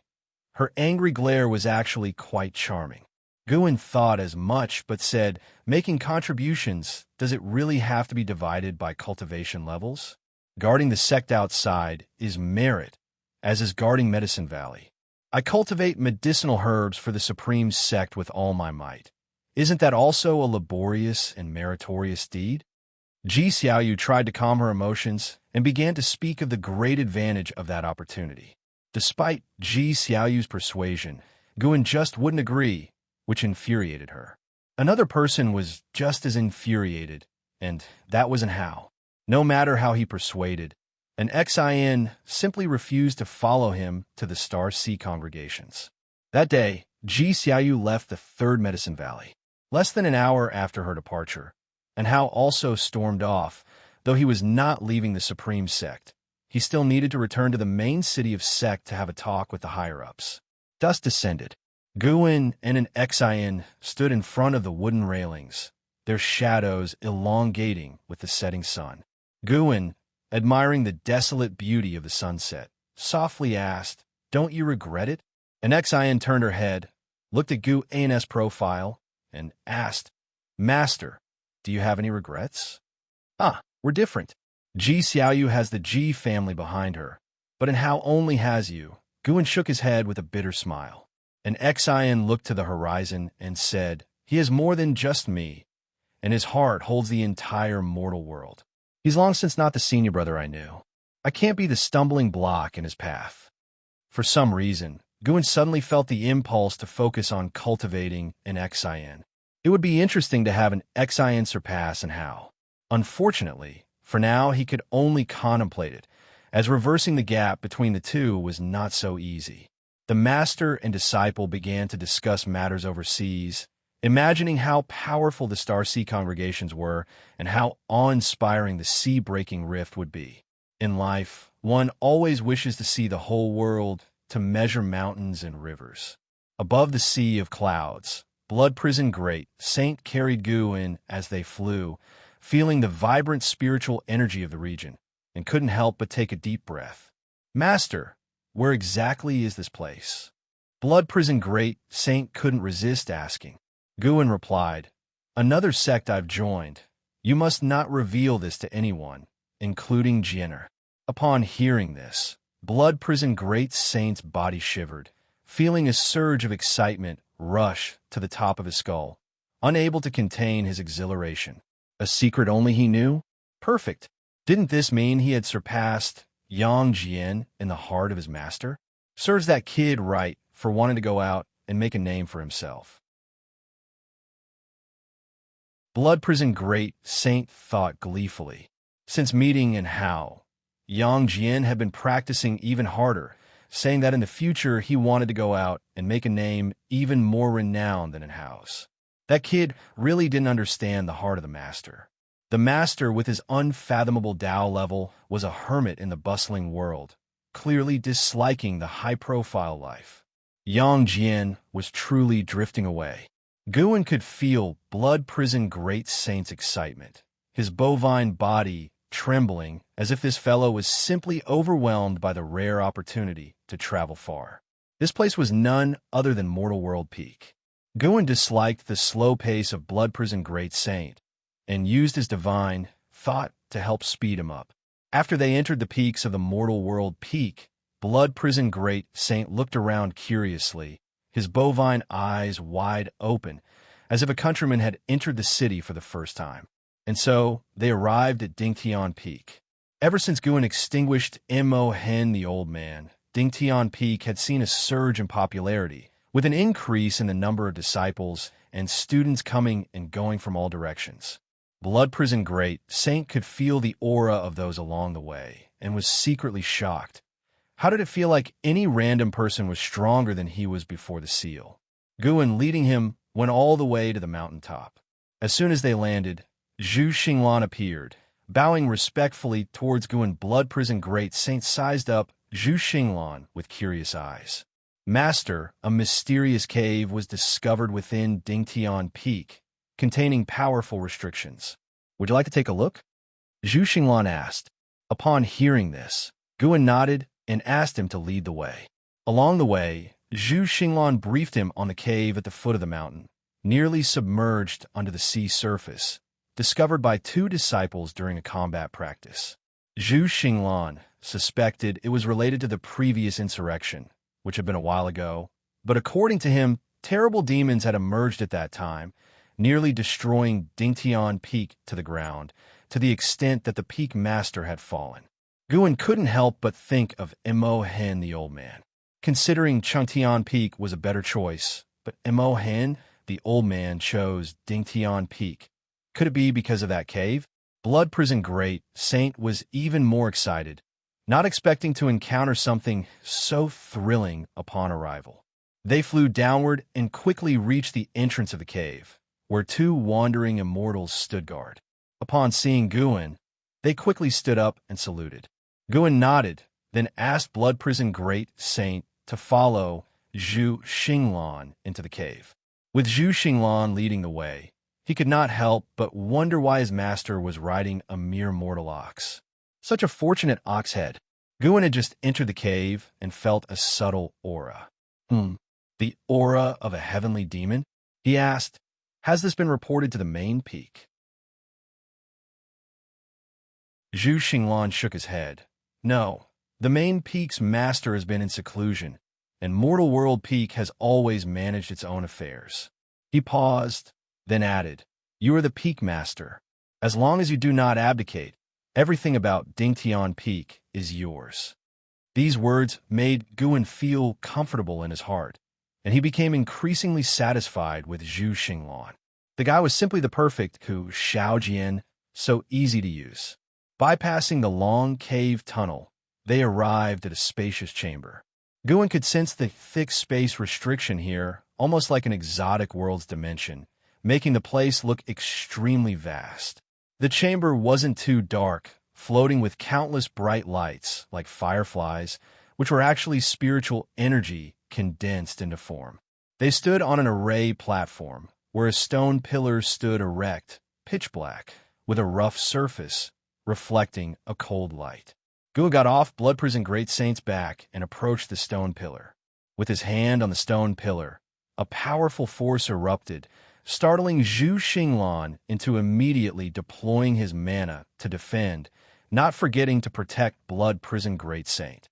Zhu Xinglan's eyes widened as he saw Guan's hand actually penetrate the stone pillar, the point of contact glowing eerily as if it were the mouth of an exotic world. A gale followed from that mysterious mouth, the wind black as midnight, like countless sinister Tao patterns, sending shivers down the spine of both Zhu Xinglan and Blood Prison Great Saint. Guan withdrew his hand, holding a soul in his grasp, a soul body of an old man, about as large as a baby. He was held by Guan, unable to break free, his face full of fear. Dark Soul Ancestor, Divine Immortal of Wondrous Dharma Realm, Level 312098944/1300000/1900000. Guan looked at the other's age and raised an eyebrow. Zhu Xinglan couldn't help but caution, Master, be careful. Guan's right hand clenched, and the Dark Soul Ancestor disintegrated. Zhu Xinglan, seeing this, sighed in relief and asked, Master, what realm was he at? He could feel that the Dark Soul Ancestor was very sinister, but what realm he was from, he couldn't tell.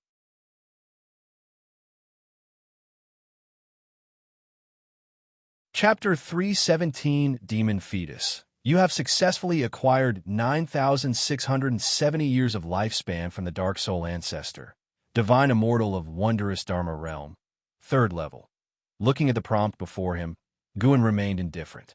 If it were not for the other party charging at him directly, he would not have bothered to kill him. The reason he did not perform the soul search was because the space within the stone pillar still concealed other heavenly demons. Guan casually responded, "It's just a demon soul. Its realm, high or low, doesn't matter." "Doesn't matter?" Zhu Xinglan opened his mouth, but didn't know what to say. Guan's divine thought locked onto the space inside the stone pillar, where within that pitch-black space, there existed yet another aura of a heavenly demon that was even more terrifying. His divine thought captured the location of that heavenly demon. It turned out to be a demon egg. The demon egg, formed from demonic qi and about a zhang tall, emitted a faint glow, like the weak starlight in the dark universe. Guan's divine thought penetrated the demon egg and saw a demon infant. He saw the demon infant entwined with heavy and complex karma, even making him feel uneasy, his intuition telling him that eradicating the demon infant would bring greater trouble. He withdrew his divine thought and also stopped his actions, restoring the restriction on the stone pillar. He turned and said to Zhu Xinglan, "From now on, no one must enter this place, and you must not disturb this stone pillar. There is a fearsome heavenly demon inside, difficult to handle, and it has yet to awaken." Hearing this, Zhu Xinglan immediately became nervous and muttered, "Heavenly demon." Sure enough, the previous problem has not been completely resolved. Guan couldn't help but ask, did the previous internal upheaval on Dingtian Peak have to do with the heavenly demon? That's right, that terrible evil demon was a heavenly demon. It said that the former peak master was transformed by the heavenly demon. The sect feared that spreading the word would stir up greater turmoil, so they concealed the fact. Zhu Xinglan nodded, his face full of worry. The greater turmoil he referred to was the Holy Court, which has the deepest apprehension for heavenly demons. Guan suddenly thought of Yu Yingying and Xianxia. Could there be other heavenly demon reincarnations in the world? He felt it was very likely. He sensed he had triggered an extraordinary side plot. He did not want to get involved, so he prepared to seal this place, especially since the demon fetus was still in slumber. As such, it's even more crucial not to speak of this, understood? Guan cautioned. As for informing the Holy Court, he had considered it, but the matter of him casually killing a divine immortal of wondrous dharma could likely be exposed due to that. And Mortal World Peak does not trust the Holy Court either, otherwise they would not have concealed the matter of the heavenly demon. After all, he came here to plant herbs. The well-being of Mortal World Peak has nothing to do with him.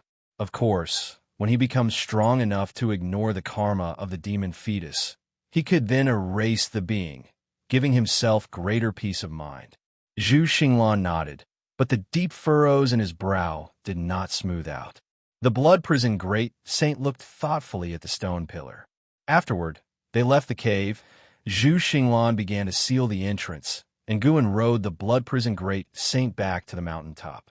The blood prison great saint had many questions he wanted to ask, but he was afraid of being overheard by the great cultivator, so he had to swallow his words. In the following time, Guan began picking medicinal herbs at Mortal World Peak. Zhu Xinglan had already set up a large medicine garden, which was guarded by disciples on regular days.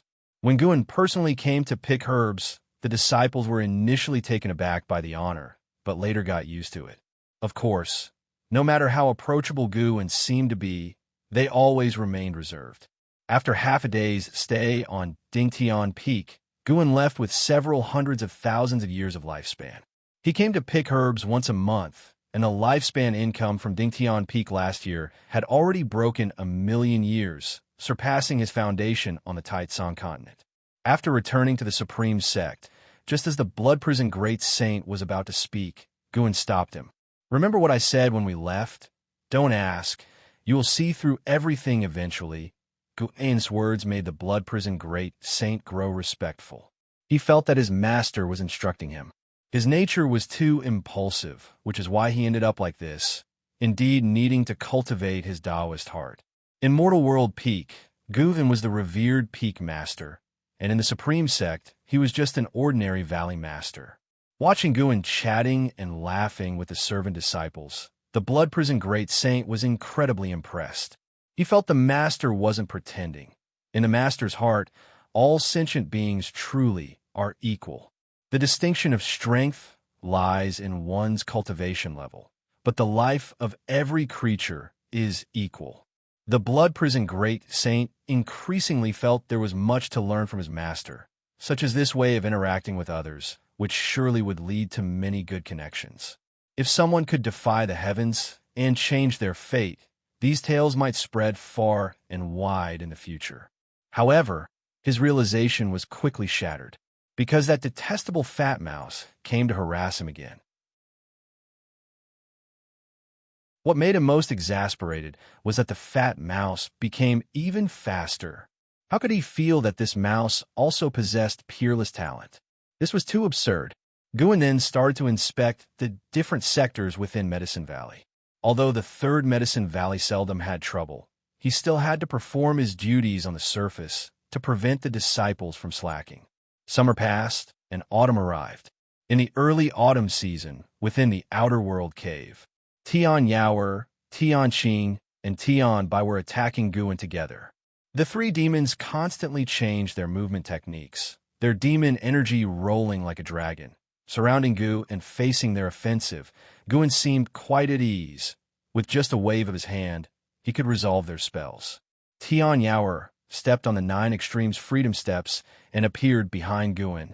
She struck with her palm, from which fire surged, rapidly expanding into the shape of a phoenix and swallowing him whole. The next second, the fire phoenix immediately scattered, causing Tian Yaoer to be shaken and fly backward.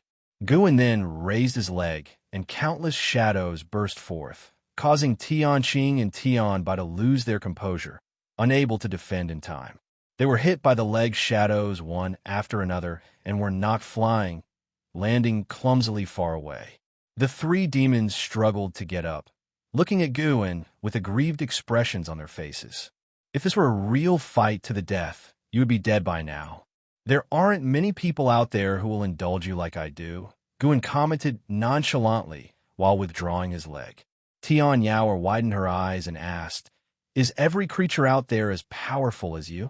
"There are always people beyond you, heavens beyond heavens," Guan casually answered. He had already restrained himself enough not to injure them. "Is that so?"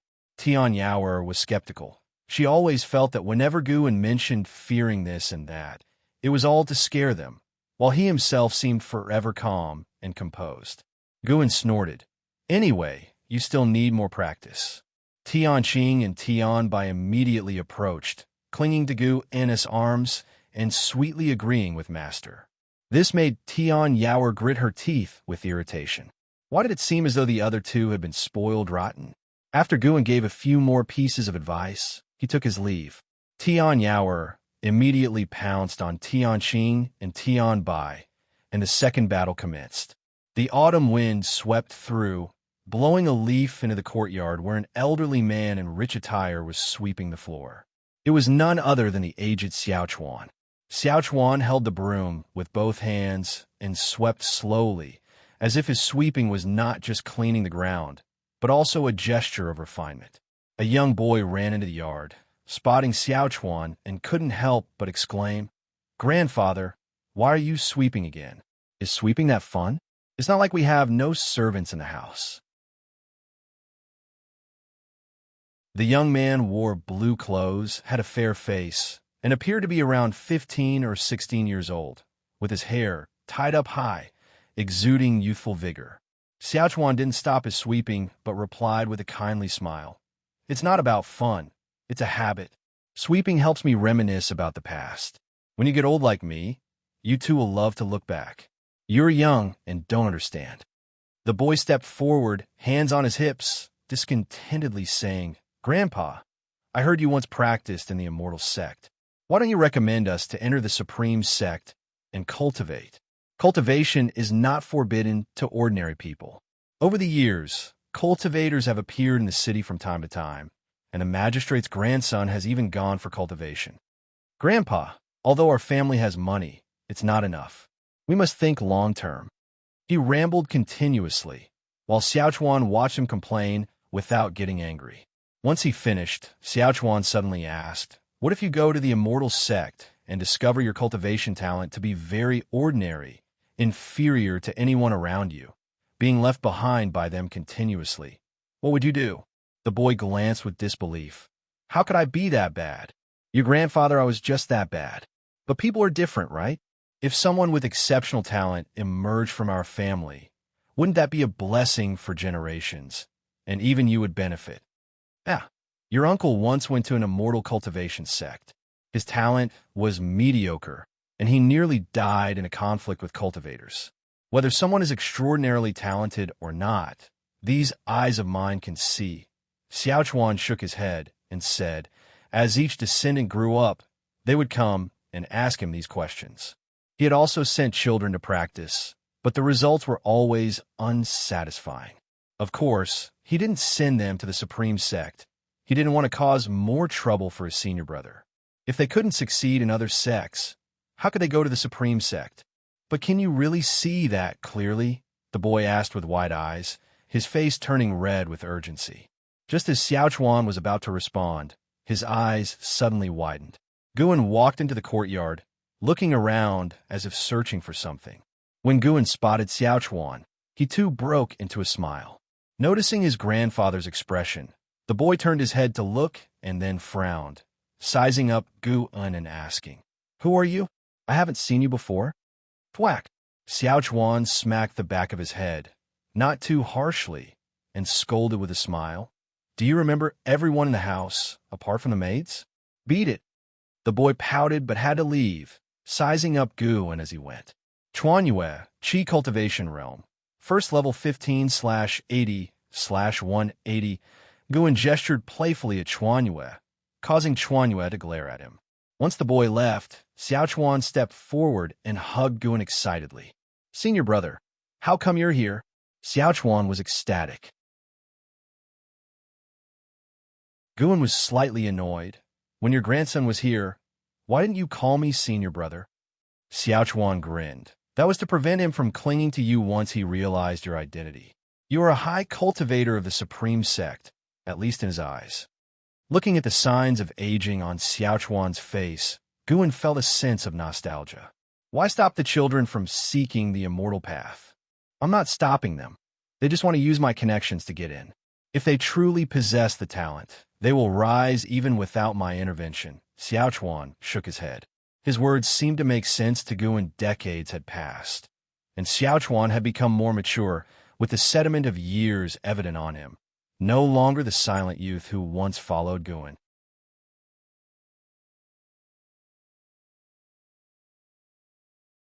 Chapter 3:18 Peering into Life. The so-called will of Heaven. Guan and Xiaochuan sat in the courtyard chatting with great enthusiasm about the past.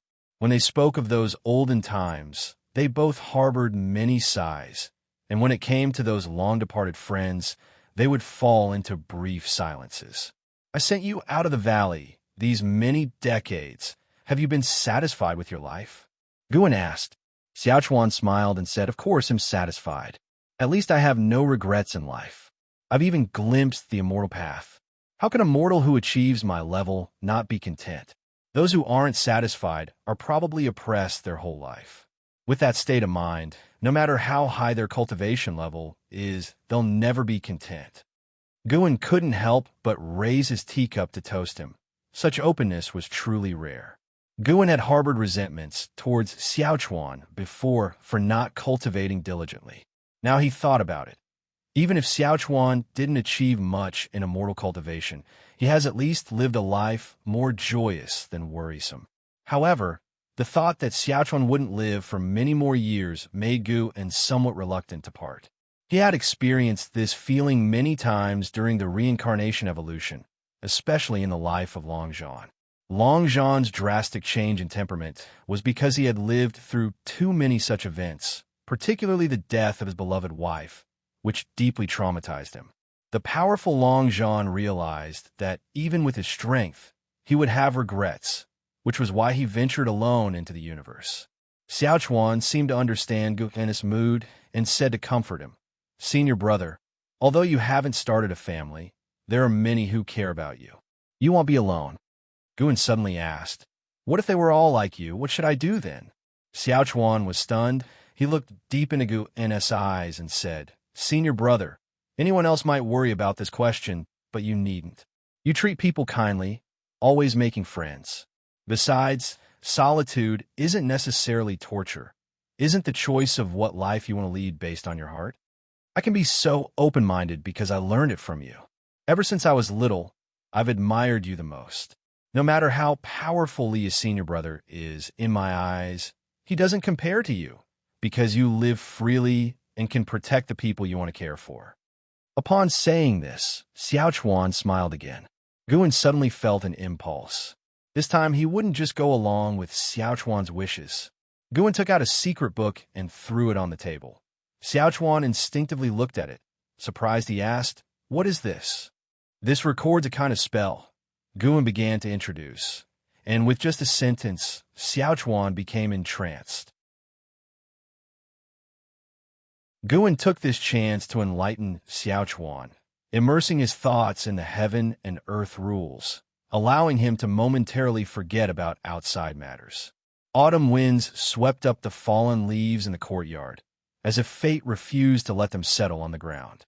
Above the sea, dressed in black, Leah stood on a black eagle's back, his gaze fixed on the distance. Above the sea-breaking rift hung a majestic and mighty floating island, on which stood a city emanating an awe-inspiring aura that commanded respect from all living beings. "Broken Sea Domain Master City," Leah muttered to himself, frowning. A divine, exotic, immortal spirit appeared on his shoulder and said softly, "There are terrifying things hidden there that will eat me. Don't go near." Hearing this, Li Ya's frown deepened, as it was the first time he heard the divine, exotic, immortal spirit say such a thing. He took a deep breath, then stamped his foot, and the black eagle flapped its wings harder, speeding up like an arrow, quickly diving into the sea-breaking rift. Once inside the dark rift, Leah breathed a sigh of relief, his gaze looking down with determination. "Zhang Buku, wait for me. I haven't given up on you." Li Ya's hands tightened in a fist within his sleeves, and he drew his heavy sword, ready for battle. Meanwhile, far away in Mystic Valley, Guan was picking medicinal herbs. He couldn't help but stand up and look into the distance. It had been 10 years since he had lectured Xiaochuan. Over those years, he hadn't seen Xiaochuan again and had immersed himself back into his life. In those 10 years, he had extended his lifespan by more than 18 million years, and so had been happy every year. It was not until today that the divine, exotic, immortal spirit told him it sensed a dangerous presence. The divine, exotic, immortal spirit claimed to feel the presence of a natural enemy within the Broken Sea Domain Master City, an extremely sinister presence.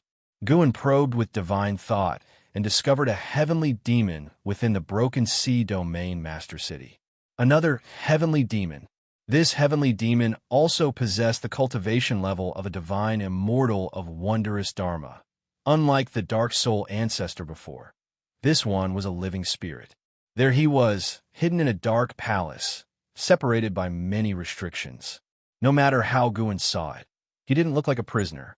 Could it be that the holy king behind the great cold demon sect had a connection with the heavenly demon? Guan didn't alarm them. Exterminating demons was easy, but severing causality was difficult. It was better for both sides to wait, even though he did not know what the other side was waiting for.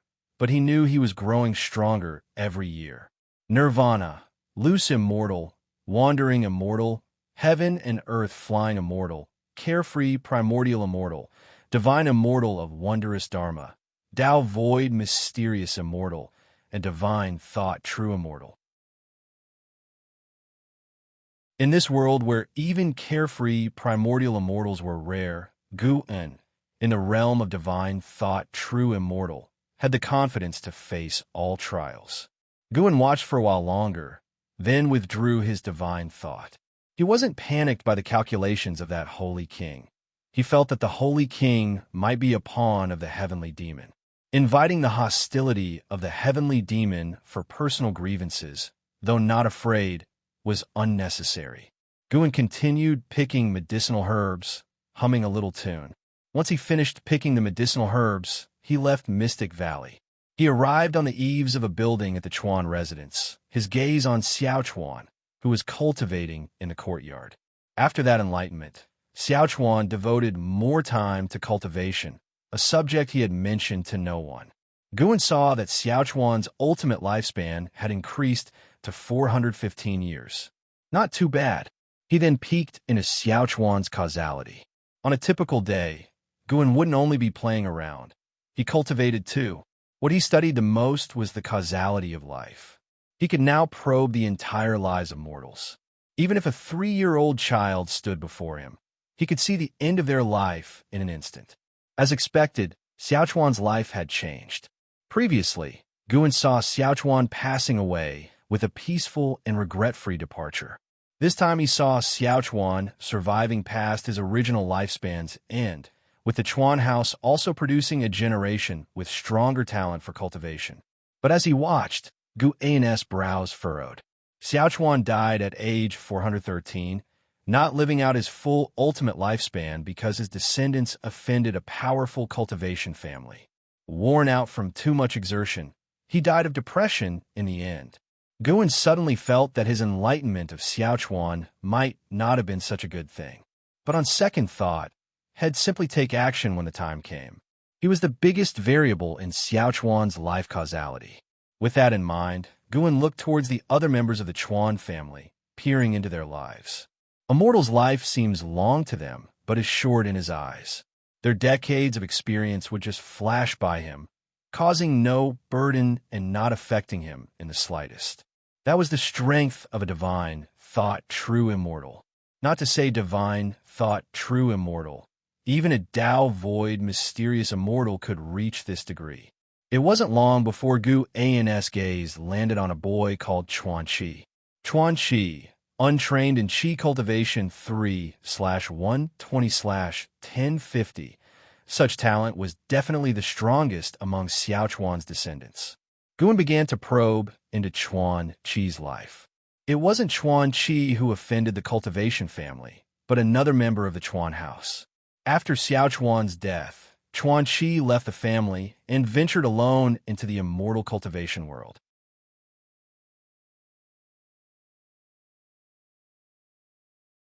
The nine-fingered divine lord shook his head and said, "No, Holy Court is also at the mercy of this force.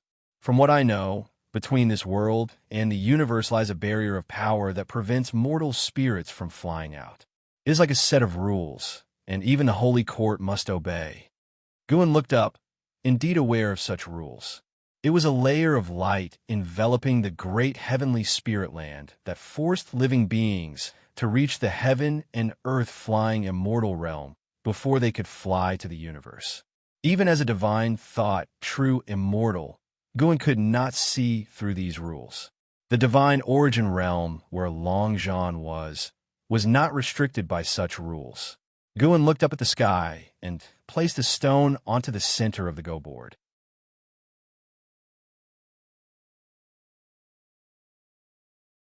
Chapter 319. Fighting against the heavens after a fierce and exhilarating battle, the nine-fingered divine lord looked extremely displeased. He lifted his eyes to look at Guan and asked through gritted teeth, "Where exactly is the problem?" Guan shrugged and said, "I don't know. Why can you always guess my next move? Intuition tells me where you'll play next, and as long as I guess right, you seem to get flustered and keep changing your strategy, eventually exposing your weaknesses." Guan's response infuriated the nine-fingered divine lord so much that he nearly coughed up blood. Guan's smile faded as he said, "However, this game of chess has indeed made me understand that change can indeed bring disaster. Thank you for your teachings, senior." With that, he stood up, gave a formal bow, and took his leave. The nine-fingered divine lord watched Guan's retreating figure and opened his mouth, but ultimately, his gaze fell back on the chessboard. Guan walked toward his loft with a smile on his face. In fact, there was one more thing he didn't say. Change can indeed lead to disaster, but whether it's for better or worse depends on the player himself. Life is like a game of chess, and Gun intends to be a player who always wins, even if his opponent is what they call fate. To struggle against destiny is a joy, isn't it? Having come to this realization, Gun no longer felt burdened. He didn't intend to casually change others' lives, only the lives of those he cared about. Xiaochuan was indeed open-minded, but his wish to be reborn into a good life in the next life also showed his longing for immortal cultivation, just lacking in innate talent. Guan also realized that as long as he kept getting stronger, he could keep pushing the limits of those around him. What cannot be achieved now does not mean it cannot be done in the future. Reincarnation might exist, but he only wished to strive for the present. This Ji Xiaoyu was not the same person for his past life, and Gun was not Long Zhan, Xiao, Shantian, or Chu Lu. In the divine exotic realm, beneath the blood-red sky and above the sea of clouds, Zhang Buku stood shoulder to shoulder with the master of divine exotic realm, overlooking the battle below. Endless waves of divine, exotic, resentful ghosts besieged Liya, coming at him like relentless waves, never ceasing. Without the divine exotic city, Liya was embroiled in a difficult fight. The divine exotic resentful ghosts are undying. With his capabilities, at most he can hold on for one ancient hour, said the master of divine exotic realm, expressionless. Zhang Buku turned to him and asked, "Why won't you let me meet him? I can make things clear." "What things clear?" "Say that someone is backing you, forcing me to not restrict you, and even taking you as a disciple." The master of divine exotic realm glanced at him coldly and asked. Zhang Buku frowned, not understanding his meaning. The master of divine exotic realm scoffed. "Do you think the city in the sky was built to suppress us? If so, why don't they invade? If not for you, then for whom was it established?" asked Zhang Buku in confusion, his eyes widening with surprise. "Could it be for Sword Venerable Fu Dao? Wait, could the person who saved me be Sword Venerable Fu Dao?" Zhang Buku was utterly shocked. So the sparrow had Sword Venerable Fu Dao backing it. The master of divine exotic realm gazed down at Liya and said, "After all these years, he's the only one to have broken in. Might this person have some karmic connection with Sword Venerable Fu Dao?" Zhang Buku hesitated for a moment, then nodded and said, "He received the legacy of Sword Venerable Fu Dao and learned his swordsmanship." He left unsaid the claim that Liya had made, that Sword Venerable Fu Dao was his primordial ancestor. He now understood that it must have been arranged by Sword Venerable Fu Dao for them to meet. But he still couldn't figure out why Sword Venerable Fu Dao had taken an interest in him. So that's how it is. It seems they have reached far and wide. The master of divine exotic realm said somberly. Zhang Buku couldn't help but ask, "Master, isn't Holy Court supposed to be good? You said before that the Holy King doesn't represent Holy Court." The master of divine exotic realm took a deep breath and said, "He didn't represent it before, but now it's not certain. The Holy Court tried to recruit Sword Venerable Fu Dao, but he didn't accept the Chi Fortune outcome. That's enough for the Holy Court to be wary. In fact, there is a certain power in this world that the Holy Court fears. We are the evolution of that power. It's precisely because of this that the Holy King has kept me, wanting to use me to identify that power." Zhang Buku quickly asked about the nature of that power. The master of divine exotic realm uttered two words, "Heavenly Demon." Zhang Buku frowned. This was the first time he had heard of the Heavenly Demon. "Can you spare him?" Zhang Buku asked through gritted teeth. He didn't understand what a Heavenly Demon was. All he wanted was for his brother to live. The master of divine exotic realm said somberly, "I've already delayed the time, but if Sword Venerable Fu Dao doesn't appear and I let him go, then it's you and me who will die." Upon hearing this, Zhang Buku looked around. He increasingly felt as if there were eyes watching him from the shadows. He noticed the master of divine exotic realm's hand on his waist casting a spell. He looked back down and his eyes hardened. He was about to rush to help, but as he leaned forward, a hand pressed down on him. He turned to look, and the person holding his shoulder was the Master of Divine Exotic Realm. The Master of Divine Exotic Realm's expression was indifferent. At this moment, his look made Zhang Buku feel alienated and cold. The thought of Liya possibly dying was the thing Zhang Buku couldn't accept the most. He wanted to speak, but he couldn't utter a sound. In the vast sea of ghosts, Liya wielded his heavy sword, sweeping powerfully in all directions. But no matter how many divine, exotic, resentful ghosts he vanquished, more swarmed in. "Damn it! Do you really acknowledge me as your master? Why won't you listen to me?" Liya cursed in his heart. He was unable to harness the power of the divine, exotic city, which frustrated him greatly. "No, it will devour me." The voice of the divine, exotic, immortal spirit rang out, filled with fear. Liya was infuriated by this. How had this creature become so gutless? Damn it! Was he to die here before even seeing Zhang Buku? If junior brother Gu knew of his death, would he grieve? No, that's wrong. Having been gone for so long and so far away, would junior brother Gu reach the end of his life still thinking about conquering the world? Perhaps that's for the best. Liya's sword swings began to slow. Flashes of memories from his youth passed before his eyes. When he and Meng Lang and Liya had all entered the Mystic Valley, with Meng Lang gone missing, and now I'm about to die here, who would have thought the least talented Gu and would be the last one alive? What a twist of fate. A divine, exotic, resentful ghost suddenly lunged at Liya, holding a soul sword whose cold light shattered all the visions before his eyes and filled his pupils. Am I going to die? Liya's pupils dilated.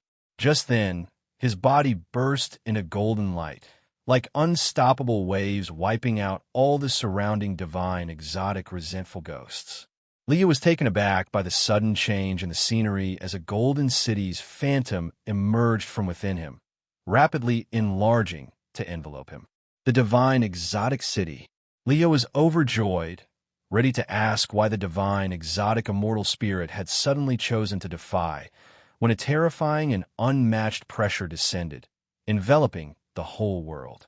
Have you finally decided to come forth, sword venerable Fudao? To entrust such an immortal path supreme treasure to a mere mortal child for amusement? What a grand gesture! An ancient and majestic voice sounded, causing Liya to become stunned. The primordial ancestor.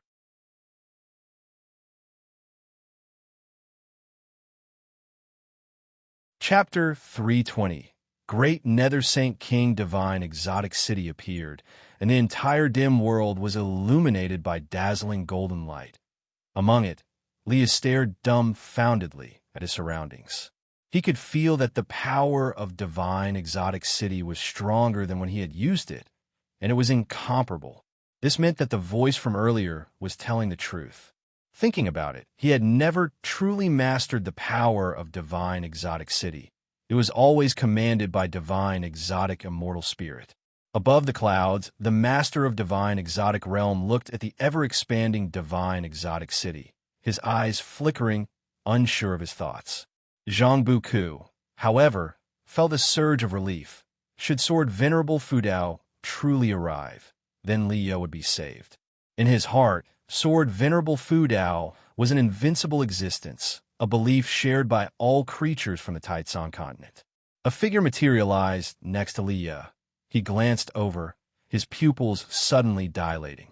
It was that familiar demonic shadow.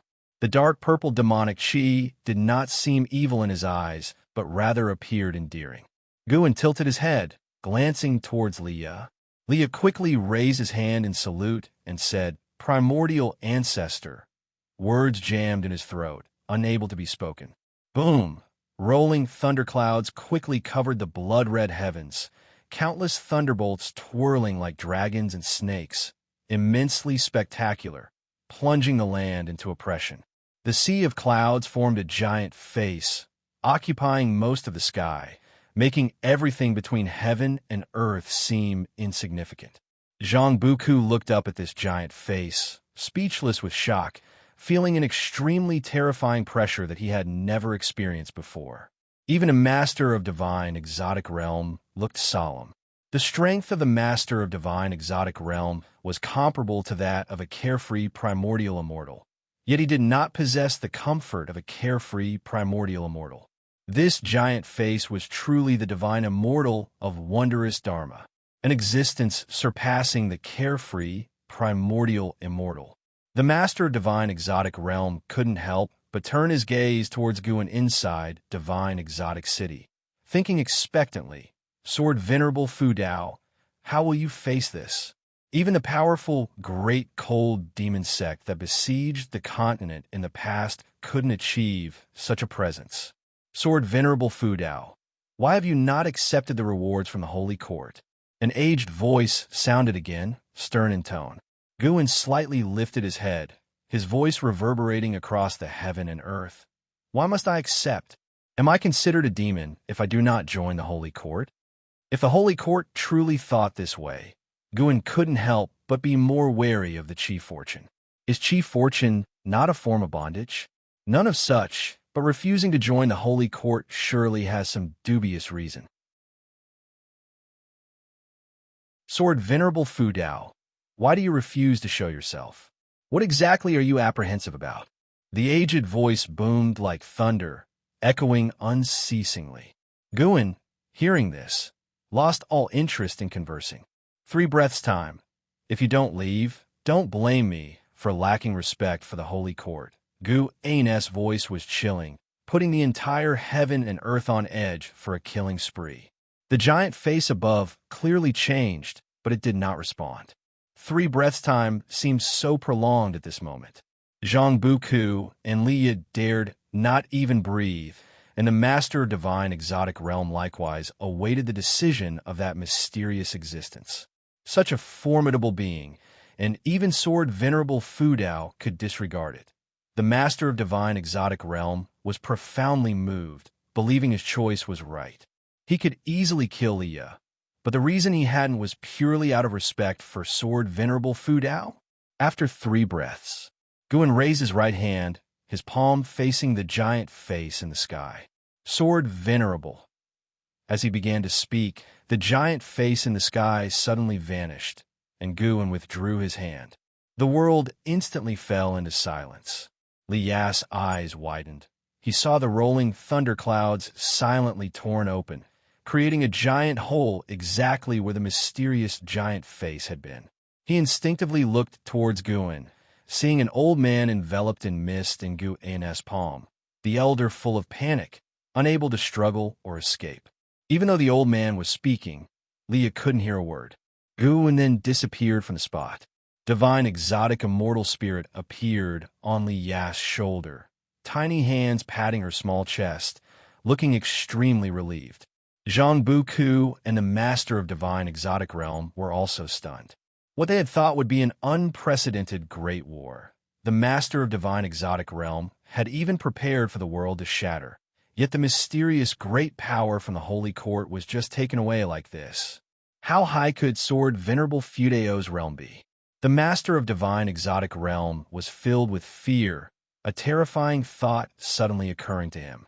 Could it be that Sword Venerable Fu Dao was truly a heavenly demon, and from the beginning he stood in opposition to the Holy Court?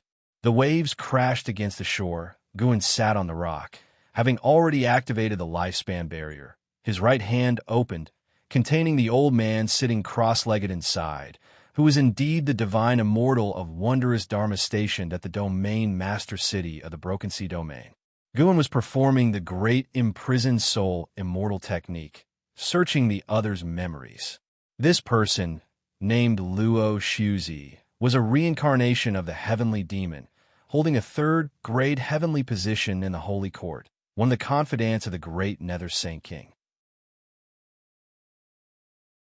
Luo Zuz's many memories were protected by a mystery spell, which would shatter and dissipate automatically if invaded, all related to the great Nether Saint King. Unfortunately, such methods were akin to child's play before Guin's divine sense. He easily deciphered them and glimpsed into Luo Zuz's dealings with the great Nether Saint King. The creation of the Broken Sea domain was indeed set by the great Nether Saint King.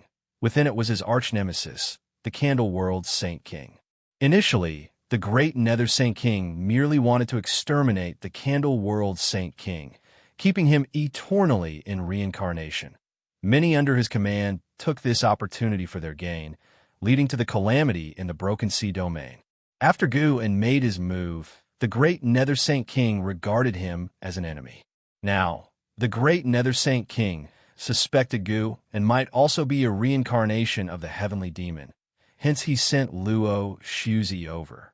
According to Luo Xuzi's memories, the great Nether Saint King was not a heavenly demon, but he was fervently searching for the reincarnation of the heavenly demon, his intentions unknown to anyone.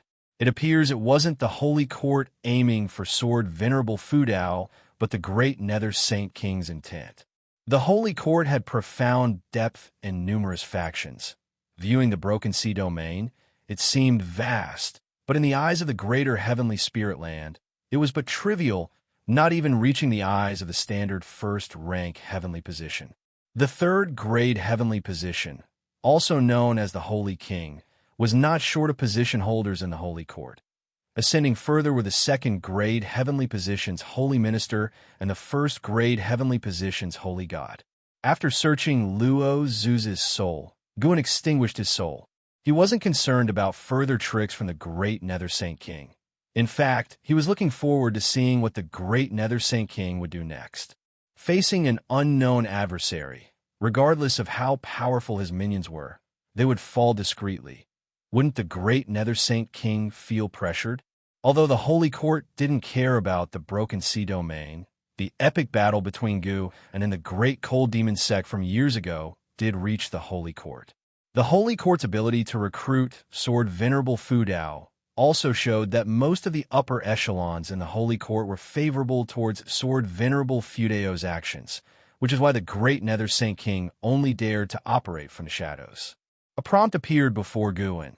He had seized over 20,000 years of Luo Xuzi's lifespan. TSK, these great powers really are brash, acting so recklessly. Of course, facing an existence like Gu, and even if they hide their true forms, Guin would find a way to locate them. Back in the 7-star spirit realm, the 1,000-faced divine lord who escaped from Guin's clutches could also be located by him now. But seeing him behave, Guin didn't pursue him. Immortal cultivation was never easy. If one could recognize the situation and act accordingly, Guin would still admire that. To date, regarding the 1,000-faced divine lord escaping from his hands, frankly, he was somewhat looking forward to seeing how far the 1,000-faced divine lord could go. Guin stood up and vanished from the rock. In the main city of the Broken Sea domain, inside a dim grand hall, Domain Master Xianxia stood on the steps, hands clasped behind his back, his eyebrows deeply furrowed. How come it suddenly went quiet? Could it be that even Elder Luo Xuzi is not a match for Sword Venerable Fudao? Even if he is not, there shouldn't be silence, Xianxia thought, frowning. Dressed in a green robe, he exuded a calm demeanor, appearing in his 40s, with the oppressive aura of someone in power. He possessed the cultivation level of the 7th layer of the carefree primordial immortal realm and was recognized by the Holy Court as the Domain Master of Broken Sea Domain. He had never felt as anxious as he did today. The sea-breaking rift was just below. If there were any battles, he would definitely detect them immediately. He now dared not extend his divine sense into the rift for fear of provoking trouble. Even if Luo Xuzi failed, Sword Venerable Fudao likely wouldn't dare confront the Holy Court directly.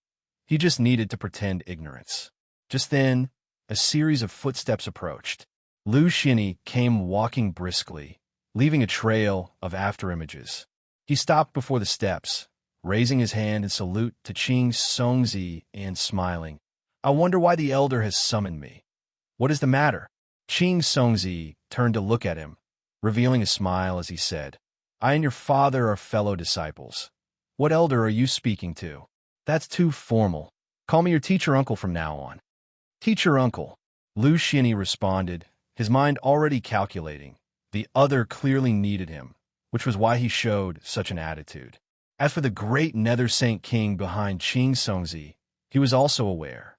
Could it be that the main city of the Broken Sea domain was thwarted by Sword Venerable Fudao? Lu Xianxia inwardly chuckled, knowing that over the years, many of the Holy Court's pieces infiltrated the Taitsong continent, and even the Supreme Sect to investigate Sword Venerable Fudao. He could guess that the great Nether Saint King was somewhat unrelenting. The Great Cold Demon Sect was a powerful weapon in the hands of the great Nether Saint King, gaining considerable power and authority by performing numerous dirty tasks for the Holy Court. Hence, his power continued to grow, and the errors he made weren't likely to shake his position. Indeed, the calamity in the Broken Sea domain was seen as a mistake by the great Nether Saint King by the Holy Court, but such a mistake wasn't considered significant. Even several could deduce the great Nether Saint King's plans against the Candle World Saint King, many choosing to turn a blind eye. Weighing the ruling Holy King against the reincarnated Holy King was an easy choice. Xianxia looked at Lu Xianxia and asked with a smile, Sword Venerable Fudao refuses to accept the chief fortune from the Holy Court. Having stayed in the Supreme Sect for so many years, what do you think should be done? Should he be left to his own devices, or should his background be investigated? Lu Xianxia thought to himself, as expected, and after pondering, he said, Teacher uncle, do you think Sword Venerable Fudao is formidable? Of course, he's formidable, beyond my comparison. Xianxia answered without hesitation. Lu Xianxia continued, Since that is the case, why bother to offend him? Wouldn't it be sufficient to just manage the Broken Sea domain well? Xianxia frowned. Lu Xianxia meaningfully said, Sword Venerable Fudao appeared in the land of the reincarnation of the Candle World Saint King. These two very likely have a connection. Why Sword Venerable Fudao hides his identity is worth considering. Teacher uncle, my father once said, surviving in the Holy Court is like walking on thin ice. No matter how high one's cultivation level is, staying alive is the most important.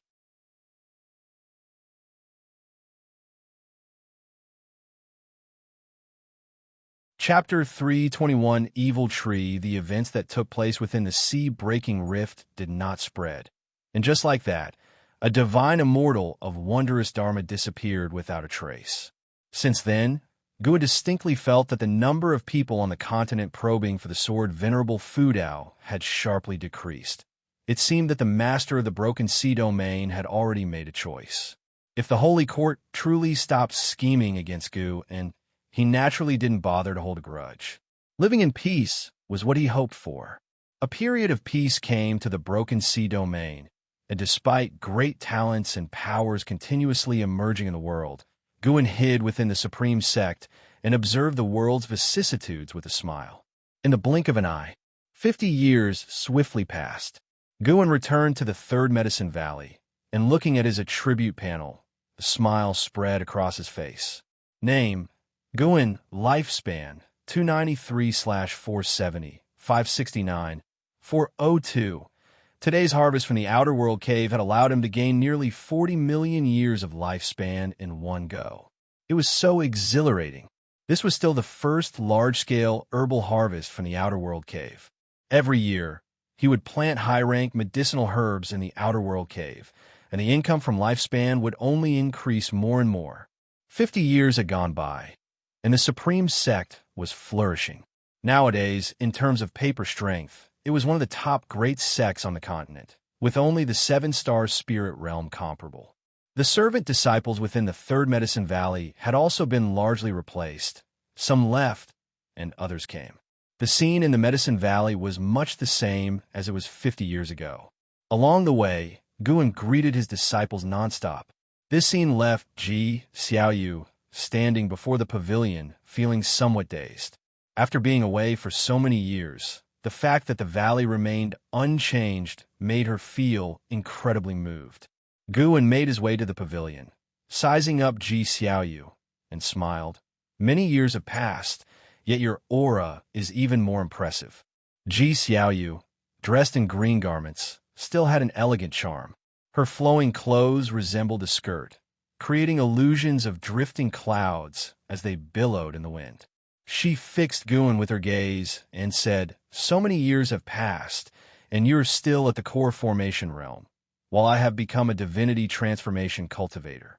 Do you regret it?" "Regret? How could that be possible? Following you out, always encountering danger?" Guin mentally complained. Over the years, he had often used his divine thought to keep watch over Xiaoyu, and he even acted a few times to ensure she always escaped danger by a hair's breadth. He knew all too well what she had been through. "I don't regret it at all. I've had a good time these years." As for cultivation level, slow and steady wins the race. "I will condense the nascent soul sooner or later," Guin replied casually. Xiaoyu scrutinized him closely, and upon confirming that he wasn't lying, a smile appeared on her face. What she admired most was Guin's temperament. She had never seen him angry or envious, as he always seemed to be smiling. "Shall we talk upstairs?" Guin asked with a smile, knowing Xiaoyu had a lot to say. For Guin, the journeys Xiaoyu had embarked upon these past years couldn't compare to the distance of a single step for him. But for her, these decades were lengthy, and he would occasionally hear her murmuring to a campfire when alone. The stealing the 5 elements, who had been tailing Xiaoyu, had never shown up, merely escorting her in secret for a part of her journey. Once they were upstairs in the house, Xiaoyu began recounting her experiences throughout the years. Her stories were rich, with demon slaying, thrilling adventures, and even encounters with old grudges. Guin listened intently, chiming in from time to time, keeping Xiaoyu's desire to share stories high. After more than an ancient hour, Xiaoyu finally finished telling her tales. Guin exclaimed, "How exciting, just like the stories narrated by storytellers." Xiaoyu laughed. "I obtained the inheritance left by someone from a previous life. The journey was worthwhile, but it's unknown how far I can go. It should be the second layer of the immortal path." Guin had seen that secret realm, created by a loose immortal, which meant that Xiaoyu's predecessor's highest cultivation realm reached the loose immortal realm. For the current Xiaoyu, how formidable a loose immortal was practically out of reach. Guin asked with a smile, "What are your plans going forward?" Xiaoyu replied, "Settle for a few decades before considering another journey. The ranking competition is about to begin, which is a good opportunity to enjoy the excitement. The Supreme Sect is not what it used to be, and this ranking competition will surely be lively." It's said that a loose immortal joined the Supreme Sect in the last couple of years. Have you heard about the loose immortal? As Guin spoke of the competition, he became more talkative. Xiaoyu watched him with a slight smile on her lips. This guy still loved to see the world bustling. Listening to Guin talk about the highlights of the ranking competition, along with the sounds of insects and voices from outside the window, Xiaoyu's heart fell into tranquility. Having witnessed the world's turmoil, she now felt a sense of peace inside, free of any pressure or concern. After spending the afternoon with Xiaoyu, Guin finally left the Third Medicine Valley and headed to the Mystic Valley's 8 scenic caves underground. He arrived in front of the green vine tree, where a large cauldron was set up, surrounded by various instruments. Over the past 30 years, he had been studying the art of artifact refining. He wasn't after creating any phenomenal Dharma treasures, but rather sought realizations through the process of forging. The Dharma treasures he had forged by now were coveted by the Supreme Sect, but he didn't hand them over to the sect, instead tossing them to the immortal seeking island for sale, exchanging the spirit stones received for seeds and refining materials. With a cultivation of divine, thought, immortal status, it wasn't difficult for Gu and to forge immortal treasures, but creating supreme immortal path treasures was still out of reach. Supreme immortal path treasures could only be created by immensely powerful beings standing at the peak of the 9 heavens of the immortal path, the crystallization of a lifetime's Tao from a major immortal path power. In the entire great heavenly spirit land, forces that owned supreme immortal path treasures were territorial overlords, and those who could fully wield the power of such treasures were few and far between. At least Guin had yet to see such individuals. Long Zhan had one such treasure. When he reached the pinnacle of the 9 heavens of the immortal path, he could suppress an entire universe with just one treasure. Incredibly formidable.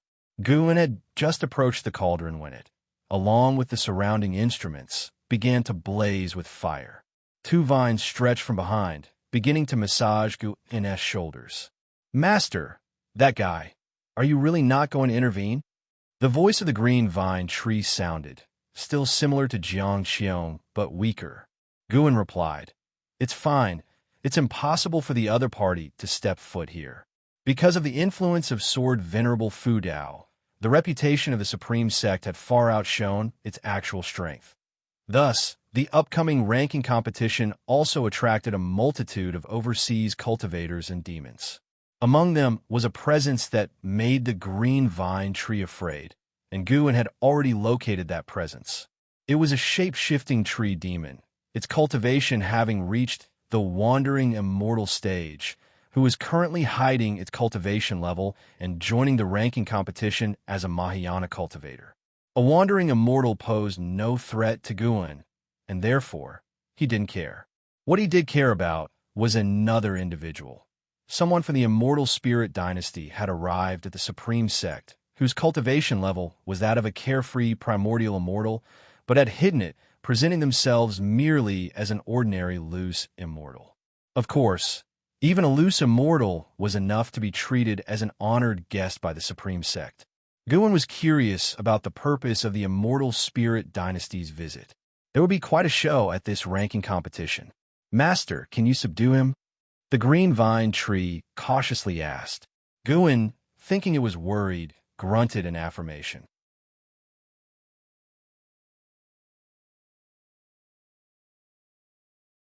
After 30 minutes, the Blood Prison Great Saint stopped in front of a pavilion, and Guan dismounted, entering a store named the Pavilion of Wonders. Once inside the hall, his vision was filled with numerous treasures, and his gaze fell upon an individual. Xianxia, Carefree Primordial Immortal Realm, Level 7359000/70000/250000, 2.5 million years of ultimate lifespan. Guan estimated he had the potential to reach the Tao Void mysterious immortal level. This person was the carefree primordial immortal from the Immortal Spirit Dynasty, standing in front of shelf, toying with a broken flute. Guan stepped forward, passing by his side. Xianxia didn't pay him any mind, and both stood in front of the same shelf, admiring treasures. After a while, Xianxia glanced at Guan, and at that glance his eyebrows suddenly raised. "Young man, where do those gold patterns on your forehead come from?" Xianxia asked, his tone gentle and devoid of any great cultivator's assertiveness. Guan touched his forehead and smiled. "One night, when I woke up, this gold pattern had appeared. Does Taoist friend know its origin?"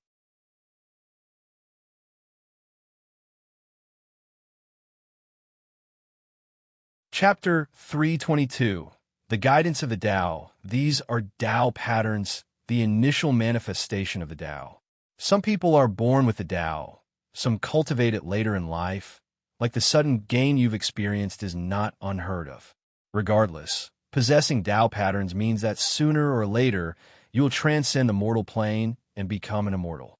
Let me offer you my early congratulations. Xianxia spoke with a chuckle, appreciation gleaming in his eyes. Guan immediately clasped his fists in response. "This one's name is Guan. May I inquire about my Taoist friend's illustrious name?" He could feel that Xianxia was deducing his karma, but he didn't mind. His own karmic manifestations had long been altered by him. Unless one's realm was higher than his, looking at his true self would reveal only the life of an ordinary disciple tending the fields, unremarkable and plain. "I am Xianxia from a very distant place. To meet is to be fated. Why don't you show me around? I'd also like to learn about the Heavenly Ranking Tournament and the Supreme Sect." Faced with Zhang Xianwang's suggestion, Guan naturally wouldn't refuse. After all, he was here for Xianxia. The two walked out of the treasure pavilion, and upon seeing Guan's mount, Xianxia didn't think much of it as he couldn't see through the path of returning primordial spirit. On the way, Guan introduced the Supreme Sect, and when he mentioned the sword Venerable Fudao, Zhang Xianwang immediately inquired about the specific details. As they discussed the sword Venerable Fudao, Guan's face lit up with fanaticism, praising him to the skies. The blood prison great saint remained expressionless, yet inwardly he was impressed. Such magnanimity from his master was worth learning. If he were Zhang Xianwang, he would never associate Guan with the sword Venerable Fudao. Not only did Zhang Xianwang find the blood prison great saint ordinary, but the blood prison great saint also didn't think highly of Zhang Xianwang. Both were great cultivators hiding their true cultivation levels with inevitable pride within them. Inadvertently, the two arrived near the heavenly repair platform. Guan asked with a smile, "There's a heaven-cutting axe on the platform. Would you like to give it a try?" Zhang Xianwang gazed off into the distance, shook his head slightly. "I'm certain I cannot pull it out, no need." He turned back towards Guan. "He'll be staying at the Supreme Sect for quite some time. Next time we meet, he'll treat you to a drink. If someone tries to tempt you to leave the Supreme Sect, you'd better refuse. Possessing Tao patterns is an innate blessing, but they can also attract calamities. At least within the Supreme Sect, the sword Venerable Fudao protects you, so others won't dare to mess around." After speaking, he turned and left. Guan looked at his retreating figure, thinking to himself that this person was quite agreeable. He had assumed that the people from the Immortal Spirit dynasty were all haughty as they seldom interacted with the outside world. Yet today's encounter had given Guan a different perspective on the Immortal Spirit dynasty. Guan looked distantly towards the heaven-cutting axe, whereas Wuxia stood by the axe side, guarding it day in and day out for 10 years. Now, when one mentioned the heaven-cutting axe, it was hard to bypass Wuxia. Guan's thoughts stirred, his divine thought mixed with powerful sword intent boldly invading Wuxia's eyes, causing him to become dazed. Immediately after, Guan rode the blood prison great saint in another direction, without approaching the platform. Zhang Xianwang, not yet far off, stopped in his tracks and turned around, his eyes widening in astonishment. At the same time, a sky-reaching sword intent erupted from Wuxia, causing cultivators nearby to swiftly retreat, figures materializing out of nowhere around the heaven-cutting axe, isolating Wuxia. Wuxia's eyes lost their luster, and he stood there dazed, sword intent rising from below, billowing his robes and hair. Feeling the sword intent belonging to sword Venerable Fudao, the great cultivators of the Supreme Sect all breathed a sigh of relief. What's happened to him? It's the sword intent of sword Venerable Fudao. Feel it carefully. Wuxia's sword chi is growing stronger. Is sword Venerable Fudao giving him guidance? If it's him, I can understand. After all, he has stood guard here for so many years. So he wasn't lying. Did sword Venerable Fudao really pat his shoulder back then? The cultivators murmured among themselves as Wuxia was immersed in the sword intent, unable to extricate himself. Far beneath the heavenly repair platform, Zhang Xianwang felt the sword intent emanating from Wuxia's body, and his mind was profoundly shaken. He was, after all, a carefree primordial immortal, yet he could not detect sword Venerable Fudao making his move. He even failed to comprehend how sword Venerable Fudao's sword intent could lead Wuxia into a state of path enlightenment. At this moment, he realized his own insignificance. The carefree primordial immortal was merely at ease. He had not yet reached the stage of pondering the great Tao. In his peripheral vision was the retreating figure of Guan, who nonetheless had not caught his attention. He couldn't imagine that Guan, who had chosen a different path from his own, was the very sword Venerable Fudao who had brought him such astonishment. Guan did not look back, keeping his achievements and fame concealed. Hearing the distant clamor, the blood prison great saint also did not turn his head, knowing that the legendary sword Venerable Fudao was right behind him. When immortals intervene, mortals tend to fuss over nothing. How tedious. After seeing Xianxia, Guan continued roaming around the city, purchased many items, and then returned to the valley. Back in the Third Medicine Valley, Guan found an Xian and handed over the things he had purchased. The Third Medicine Valley also stored many medicinal herbs, elixirs, secret books, and magic artifacts, allowing servant disciples to purchase them directly at lower prices than in the city. This was a benefit Guan bestowed upon his disciples. Comparing the prices, they grew even more grateful to him. Such deeds meant that even after servant disciples completed their foundation establishment and later saw Guan, they would still address him respectfully as master. After arranging all of this, Guan prepared to go upstairs and read. Coincidentally, Xianxia arrived at that moment. Guan had no choice but to stop and wait for her. Over these years, Xianxia had not neglected her proper affairs and had even passed on her insights to the Supreme Sect, helping to create many transmission jade slips. These allowed disciples to cultivate not just by understanding the text, but by visualizing the cultivation scenes, a merit that garnered her true respect within the Supreme Sect.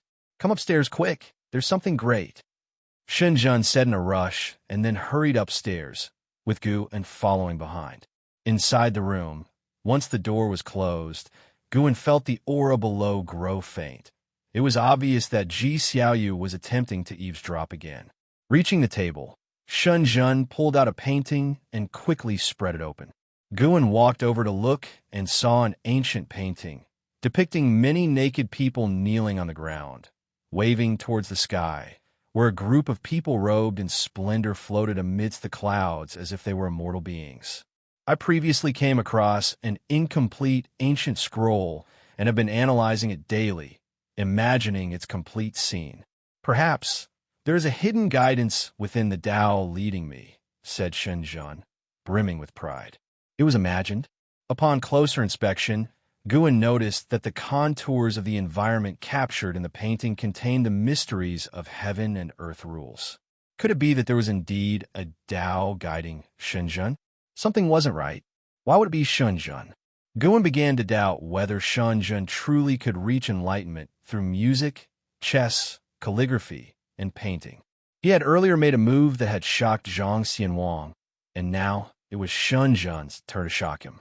To grasp the heaven and earth rules without stepping into the immortal path realm? That was preposterous. Could she be the reincarnation of an immortal? But that shouldn't be the case. If she were the reincarnation of a great power, Gu would likely have perceived some hints, just like with Ji Xiaoyu and Yang Jian. No matter how he looked at her, Xianxia did not appear to have a significant background.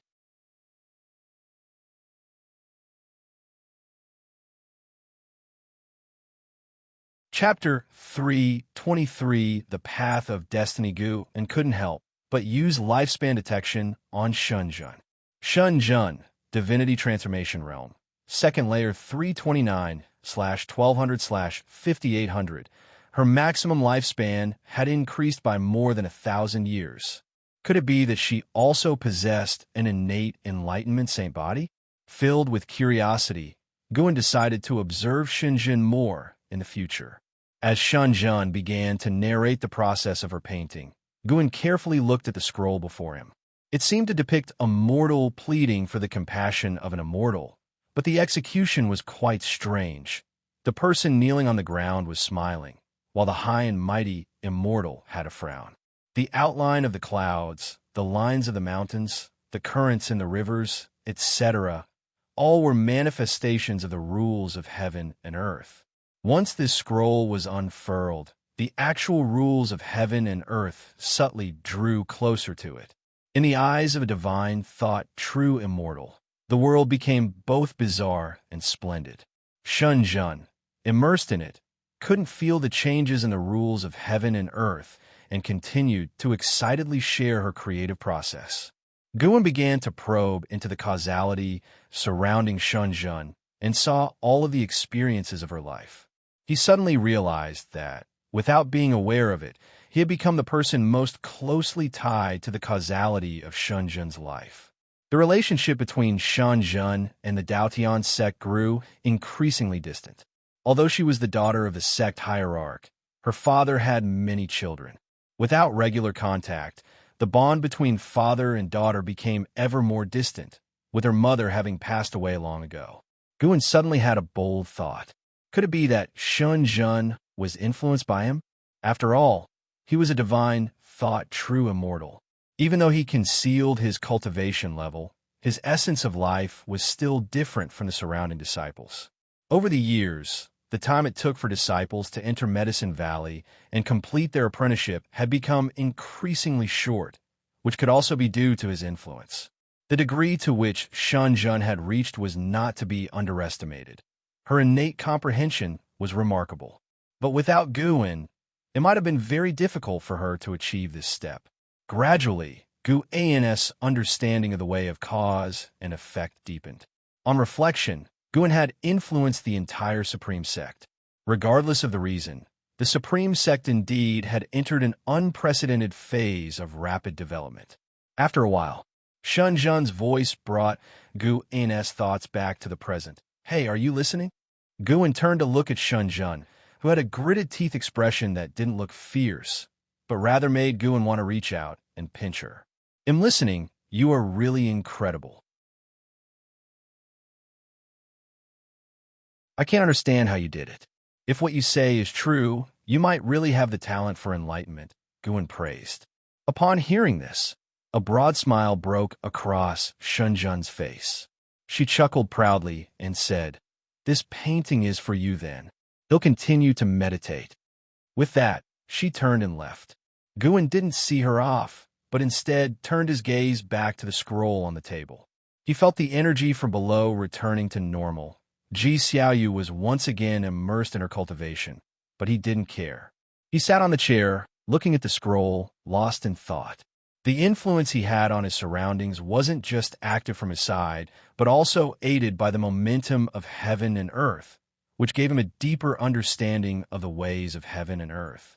He had this inexplicable feeling that he wanted to hide, but the way of heaven and earth did not want him to hide, hence it influenced the environment around him. The great momentum of heaven and earth was like a surging tide. The nets of cause and effect were like heaven-trapping webs. All beings could neither resist them nor escape. Everything has its advantages and disadvantages. While helping the environment around him, he would also be drawn into more webs of causality. In that moment, Guan suddenly understood why many great powers retreated into seclusion indefinitely. It might not be merely because enlightenment took so much time. Just like the great cold demon sect, there must be many great cultivators hidden away in seclusion who had evaded disaster precisely because they withdrew from the world.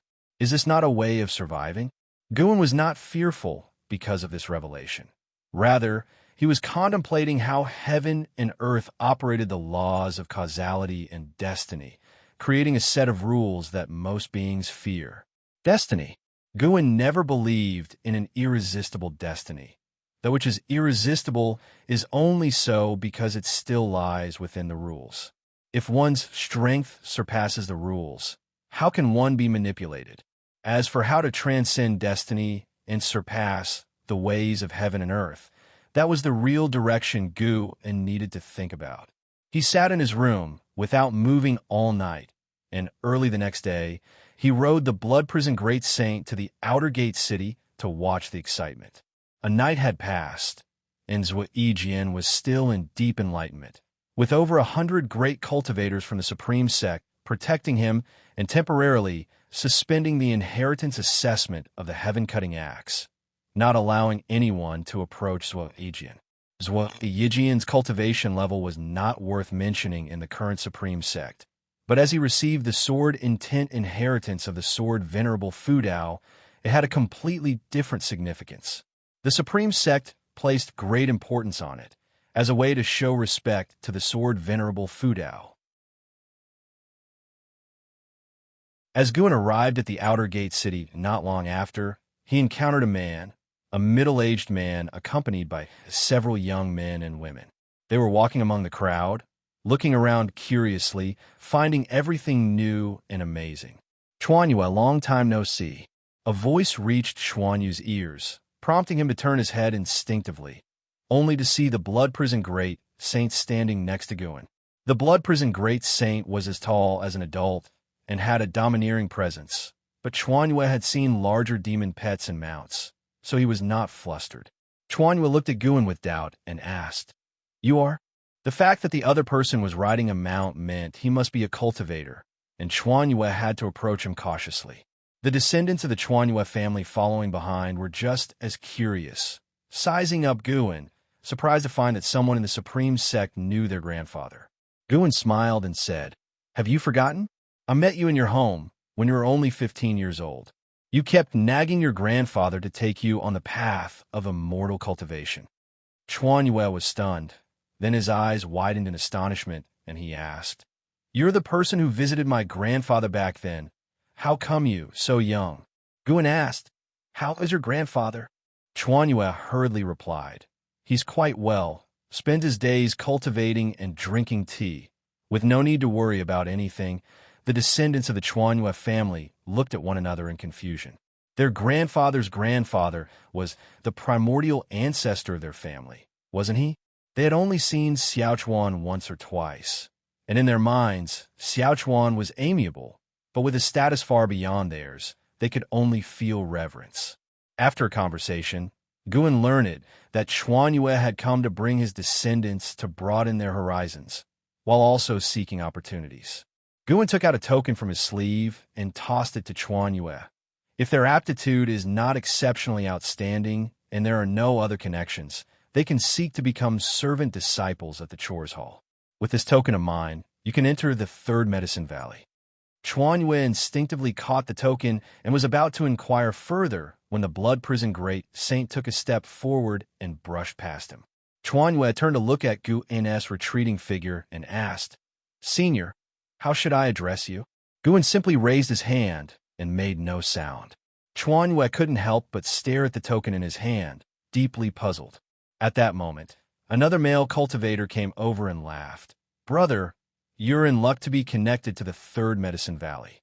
With such good fortune, Foundation establishment is as good as certain, making a solid foundation for your path of immortal cultivation." Foundation establishment. The descendants of the Chuanyue family immediately brightened up, their breathing quickening. Chuanyue quickly saluted the male cultivator and inquired about the situation in the Third Medicine Valley. The male cultivator gave a rough introduction, mentioning thousands of servant disciples, countless medicinal herbs, and the high-ranking members of the Supreme Sect that could be seen in the valley every day, among others.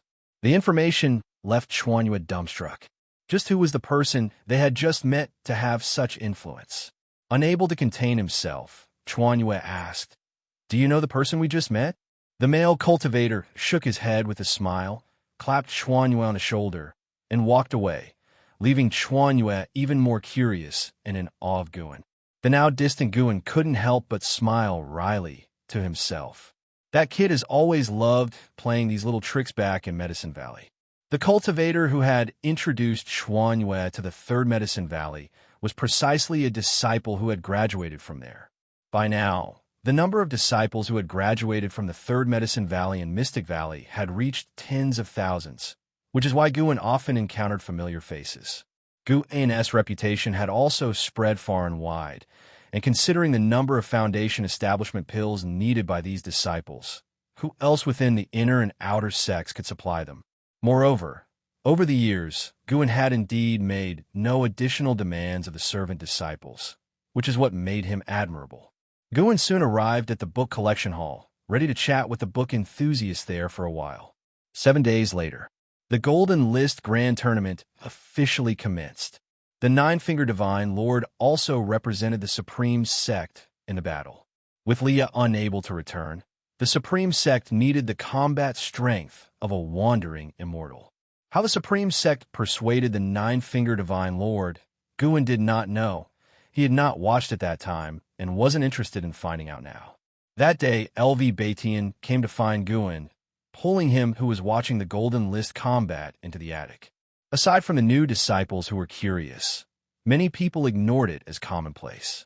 Once seated inside the house, LV Batian unusually did not discuss official matters, but instead talked about his son, LV Xian. That kid really is blindly loyal to Li Xiandao. I have no idea what he's thinking. No matter how the Taizong dynasty develops, it remains the world of the Li family. What could he possibly gain? LV Batian complained indignantly. Guan was reluctant to comment on their father-son matters. It must be said that LV Batian and Li Xiandao were similar, both in their actions and their relationships with their sons. Originally, Li also despised Li Xiandao, while LV Xian still seeks the life of LV Batian to this day. Guan had no interest in untangling their causality. An outsider's clarity was useless on family matters. Recently, Li Xiandao arranged for him to go to the domain master city of Broken Sea Domain. I'm not sure if it's a blessing or a curse. The establishment of the Broken Sea Domain master city makes me feel like it's targeted against the sword venerable Fu Dao, LV Batian said with concern. Guan inquired, "Why do you think so?" The great cold demon sect appeared long before this domain was established, which means that even though the Holy Court sets the order, it does not manage specific locales.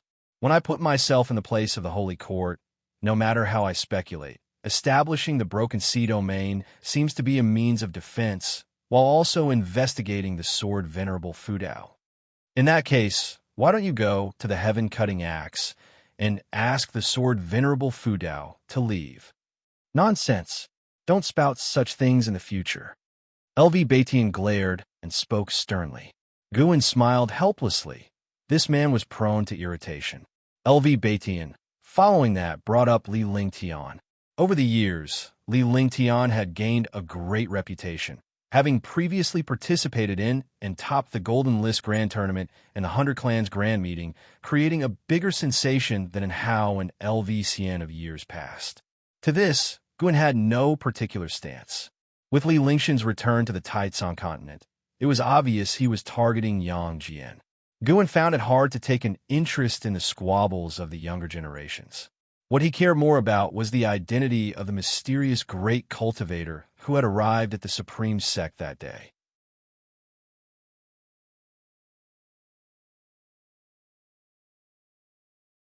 Chapter 324 Heaven Sect. Immortal King Legend. After LV Batian left, Guan followed down the staircase, continuing to watch the excitement. Now, the Mystic Heart Realm combat was underway. Its spectacle reflected upon the sky, inciting copious discussions among the disciples in the valley. How formidable! Is this what the Mystic Heart Realm is like? What's this? Just wait until you see the Mahayana Realm combat. That is truly thrilling, not to mention the immortal combat. Even here within the valley, you can feel a sense of oppression. It's an eye-opener. I wonder if we'll ever reach this stage? How could we not? Cultivate diligently. Enter the third Medicine Valley, and your starting point will already be higher than 90% of the disciples. That's right. Even if one is a scion of a noble family, without sufficient aptitude, they start as servant disciples too. Do you know about Leah from Divine Exotic City? He's my master's junior brother, and they entered the Medicine Valley on the same day. I know.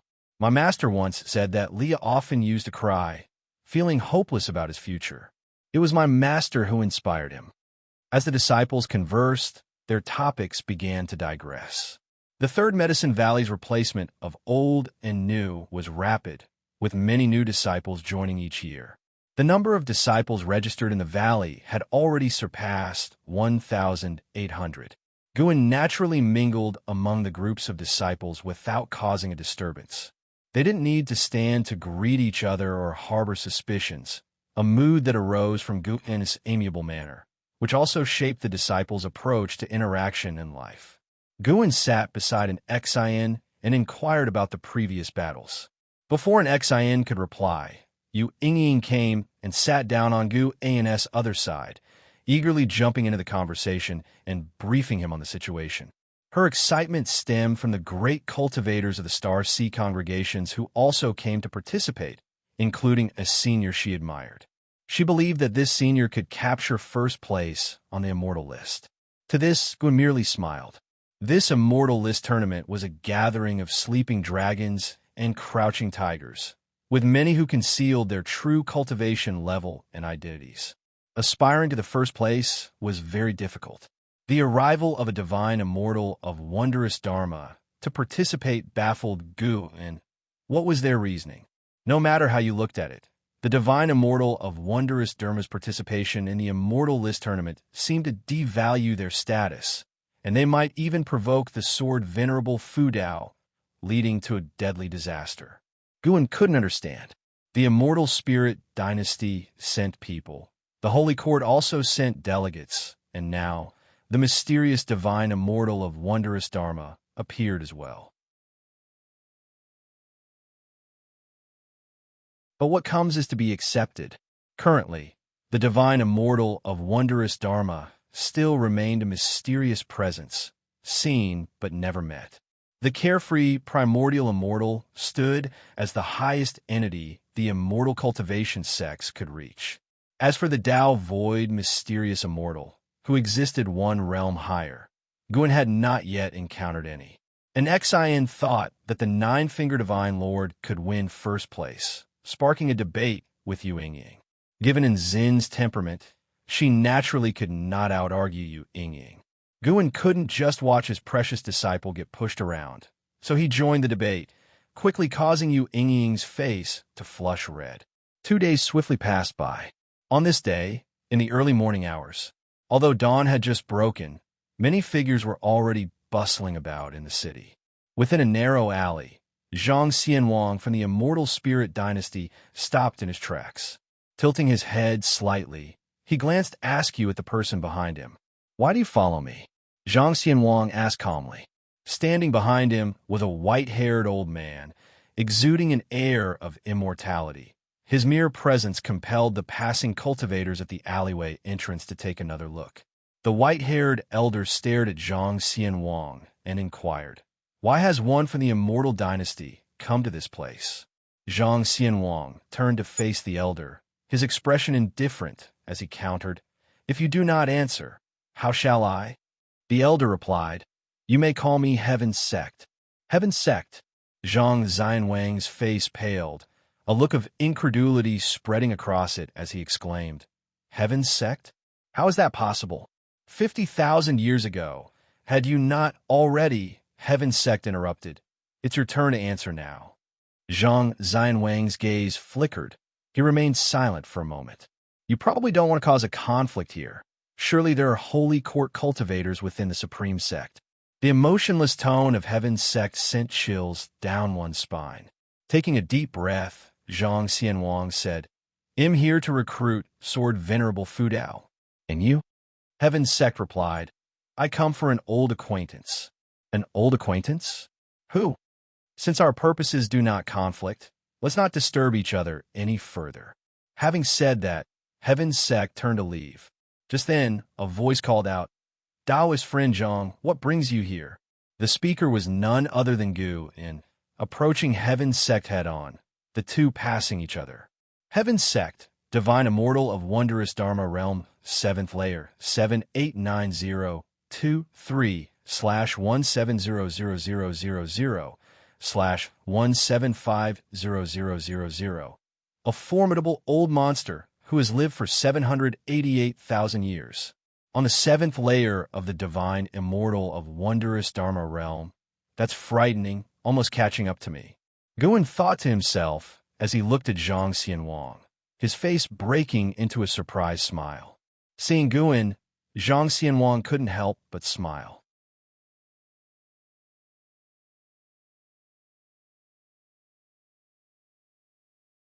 The two Nirvana Realm great cultivators employed spells, divine skills, demon pets, formations, and various other arts, comprehensively displaying to the spectators what it meant to be an immortal cultivator.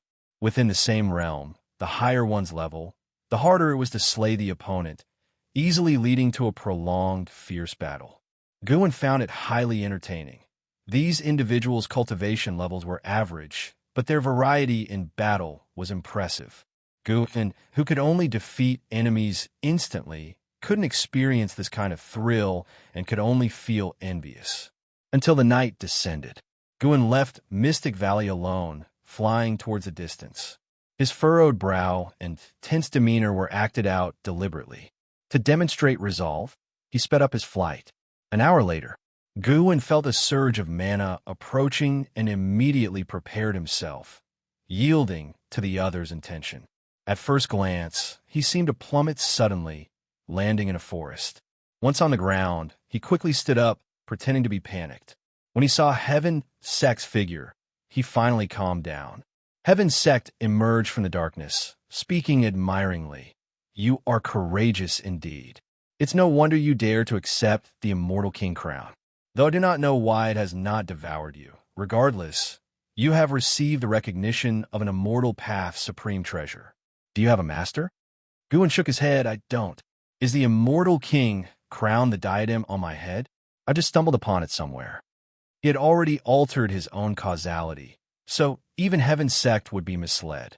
Certainly, Heaven Sect had deduced through causality that Guin bought the Immortal King crown at a bargain price from a treasure pavilion.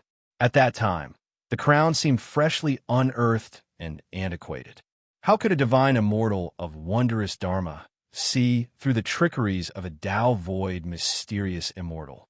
Do you wish to learn about the origins of the Immortal King crown? Once you know, you will not be able to maintain a life of tranquility, Heaven Sect said to Guin, his voice soft. Guin replied with a wry smile, "Can I go back now?" "No. Once you have come, there is no turning back." "Then why do you ask?"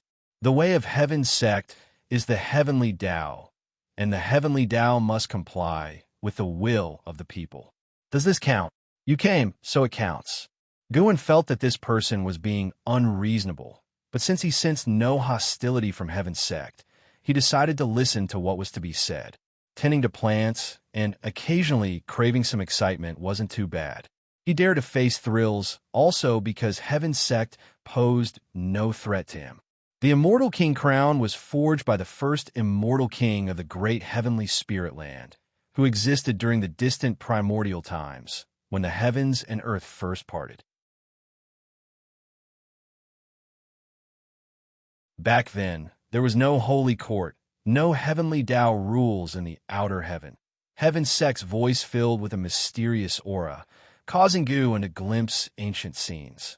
The vast earth stretched out, and colossal beasts roamed freely. There were no systems, no sects, no dynasties. He saw the silhouette of the Immortal King, blurred, yet emanating a terrifying presence that reminded him of Long Zhan. This indicated that the Immortal King stood on the same level as Long Zhan, the 9th level of Immortal Path. When the Immortal King declared, "I am the Immortal King," thunder roared, and the land was stricken by various natural disasters.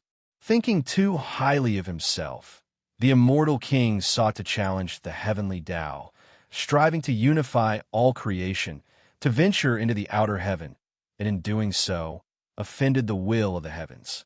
He was ultimately afflicted by the curse of the heavenly Tao and, upon his impending death, sealed his own Tao within the Immortal King crown.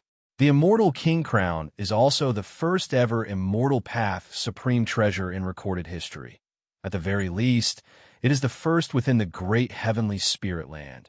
Heaven Sect's tone remained emotionless.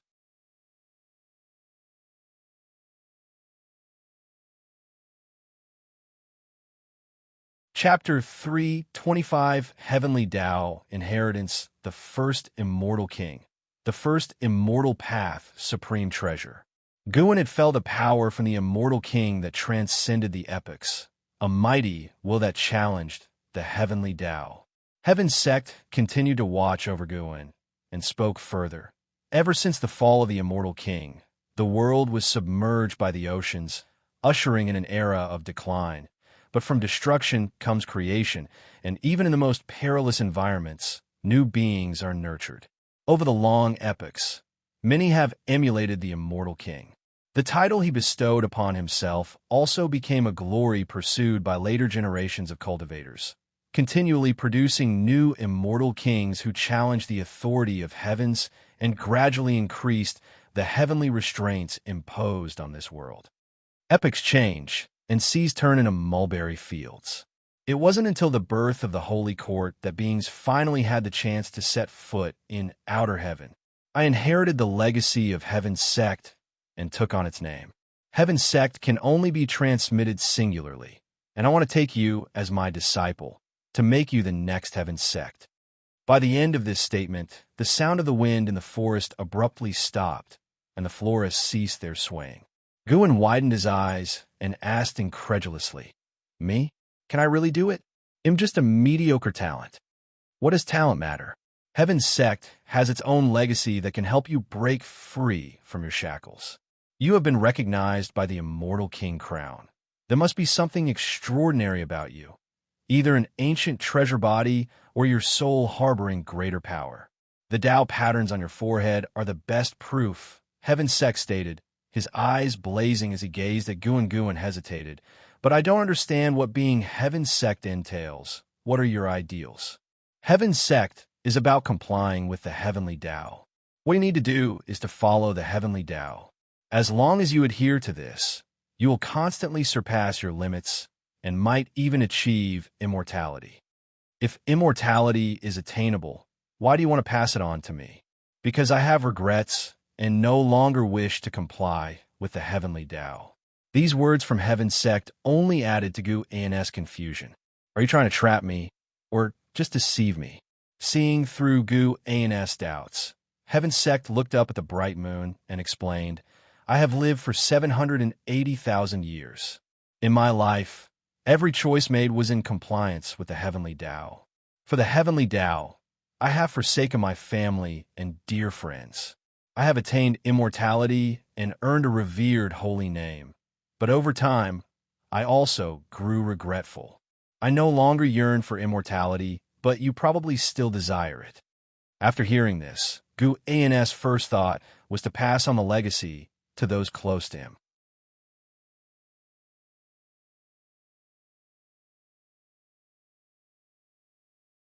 You have reincarnated 100 times. It's rare for someone to help you awaken the mystic gang dominator body. You might not get such a chance in future reincarnations. Xianxia instinctively caught the golden jade stone, pressing further. "Who are you really? What do you want? We fought side by side before. I was severely injured, and you perished along with your path. I would never harm you. Once you awaken your past memories, I will appear," said Heaven's Sect before turning to leave. Xianxia looked at the golden jade stone in his hand, his mind in turmoil. Past life? Having read Investiture of the Gods and Journey to the West, he naturally believed in reincarnation, but now that it directly affected him, he couldn't help but feel unsettled. He took a deep breath, looked up, and saw Heaven's Sect heading towards his master's attic. He wondered if his master had noticed this person's approach. Previously, he believed his master was invincible, but Heaven's Sect's methods were beyond his comprehension. Except for him and Xianxia, no one in the valley could see his movements. What kind of divine skill was this? Xianxia couldn't understand, and his wariness of Heaven's Sect piqued. He hesitated whether to warn his master, fearing he might ruin his master's plans if he had already noticed. After considering, he used his divine sense to follow. When his divine sense reached the attic, Guin showed no reaction, which reassured him, and he withdrew his divine sense. Heaven's Sect reached the attic. Stepping into the first floor room, he muttered to himself, "Reincarnation Path Emperor? Great karmic bonds, untouchable. I didn't expect this place to have so many significant karmic bonds. Could Sword Venerable Fudao be nearby?" He then ascended the stairs. Walking through the door, Heaven's Sect appeared before Guin, who was at his desk, and then revealed his true form. His gaze fell on the supreme secret records in Guin's hand. A flicker of surprise crossed his eyes. He suddenly regretted choosing Guin, but by now he had no other options. Ahem! Heaven's Sect feigned a cough, causing Guin to instinctively look up, and then he stood up abruptly as though he had seen a ghost. "You! How did you appear?" Guin asked fearfully. Heaven's Sect replied irritably, "You are soon to be the next Heaven's Sect, destined to wield the heavenly will. Stop reading books that corrupt the mind." Guan closed the Supreme Secret Records, explaining, "This book is different. Enough." Heaven's Sect cut him off, his gaze returning to the Immortal King crown. "You roam around wearing the Immortal King crown all day. Aren't you afraid of trouble? Not everyone is like me, without greed for Immortal Path's supreme treasures, especially since the Immortal King crown is special, being one of the rare treasures not bound by the chief fortune of the Holy Court." "The Holy Court manipulates? What do you mean?" Guan asked, puzzled.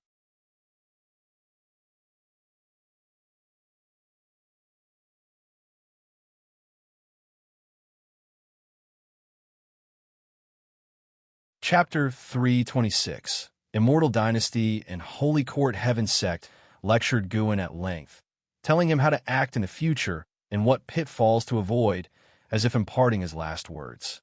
Despite thinking to himself, "I, a divine thought true immortal, will not acknowledge you as my master," Guan considered retaining Heaven Sect's legacy, since Heaven Sect was determined to abdicate his position and had decided to search for a successor on his behalf. Before leaving, Heaven Sect said, "Though there are many secrets about you that puzzle me, I have no desire to understand them anymore. Your disciple, named Xianxia, let him leave when he wishes to. Do not stop him, for he will bring you great trouble." Guan nodded, planning to dismiss him first. Heaven Sect raised his right hand. A chi sphere formed in his palm, and he threw it at Guan. With no time to dodge, Guan could only watch as the chi sphere entered his body, causing him to stiffen. Heaven Sect looked at Guan, a smile appearing as he said, "It's a pity I didn't formally accept you as my disciple. It's better this way, to avoid my karma affecting you." With that, he turned and left, his figure passing directly through the door. Feeling his presence disappear, the color of panic finally vanished from Guan's face. "Accept me as a disciple? Sorry, I am more afraid of getting involved in your karma." Guan touched his chest, extracting the chi sphere. He could feel the powerful force inside, no weaker than Heaven Sect's, and its chi fortune was something he currently couldn't fathom. Precisely because of this, he couldn't merge with the chi sphere. Let's call it Heaven Sect's chi fortune. Guan took out the 7 stars mirror and channeled the Heaven Sect's chi fortune into it. When he first obtained the 7 stars mirror, Guan had erased all the chi fortune, karma, and related restriction inside it. He treated not only Immortal Path's supreme treasures with such thoroughness, but also any magic artifact. To avoid any accidents, he checked it again. Once sure there were no issues, he tucked the 7 stars mirror into his pocket and then sat down to continue reading. The grand ranking competition was still ongoing. As of today, the combatants were all immortal beings, unlike Leah, who relied on Immortal Path's supreme treasures from lower realms. Thus, each combat was a testament to cultivation levels. When Heaven Sect broke into the top 10, he announced his withdrawal from the competition and then left. His departure destined to leave a lingering question in the grand ranking competition. No matter who won first place, they could not be considered the true victor of the competition in the minds of the people below. Heaven Sect was the most dominant presence in this grand ranking competition. Unequivocally, Guan and Xianxia tacitly did not mention Heaven Sect and continued their cultivation as usual. Guan trained Xianxia, not hoping he would serve him for life. When he saw through the karma of Xianxia's past life, he was already prepared to let Xianxia go. He even looked forward to seeing what impact Xianxia would make on the world after he emerged magnificently. By the end of summer, the grand ranking competition concluded, and Nine-Finger Divine Lord, representing the Supreme Sect, won the first place seat. Carefree primordial immortal Xianxia from the Immortal Spirit Dynasty did not participate. He lingered in the Supreme Sect, searching for Sword Venerable Fudao. Clearly wary of Holy Court, he acted very cautiously and dared not reveal his identity. After the grand ranking competition ended, Xianxia still did not leave. Until one night in early autumn, Xianxia was reading in his room, with more than a dozen books about Sword Venerable Fudao spread out on the table. A cold breeze stirred the oil lamp on the table. Zhang Xianwang's eyes flickered, instinctively looking to the side. Immediately after, his pupils contracted sharply as he abruptly stood up. He saw a figure shrouded in purple demonic qi. His face's shock quickly turning to joy. The newcomer was Guan. His 9 extremes yin-yang body had advanced to the extreme path transforming form, allowing him to change into various forms. And even without transformation, he could avoid karma calculation by using the extreme path transforming form. However, the image of Sword Venerable Fudao was too deeply ingrained, and he had to meet people in this guise. "Why are you looking for me?" Guan spoke, his voice hoarse, prompting Zhang Xianwang to imagine a face weathered by the vicissitudes of life. Zhang Xianwang promptly bowed, then introduced himself. He came from the Immortal Dynasty, sent by the master of the Immortal Dynasty, Xianxia Emperor, to request Sword Venerable Fudao to take action on a matter. He did not immediately mention what it was, but instead asked Gu An's impression of the Holy Court. It upholds the great righteousness of protecting the mortals, yet shows disdain for mortal spirits with its pride. It has its good and bad sides. Are the Immortal Dynasty and Holy Court at odds? Guan asked nonchalantly. Zhang Xianwang took a deep breath and said, "It's not that we are at odds with the Holy Court, but rather that the Holy Court has always wanted to eliminate us, to make the great heavenly spirit land entirely theirs. The master of Holy Court, Xianxia, comes from outer heaven and established the Holy Court in this land.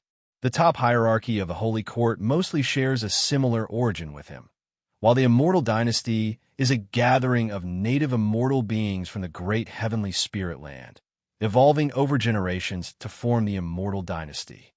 This was the first Guan had heard of such matters. If that's the case, wouldn't I who don't belong to the Immortal Dynasty be deemed an enemy? Guan asked. It was important to consider right and wrong based on one stance.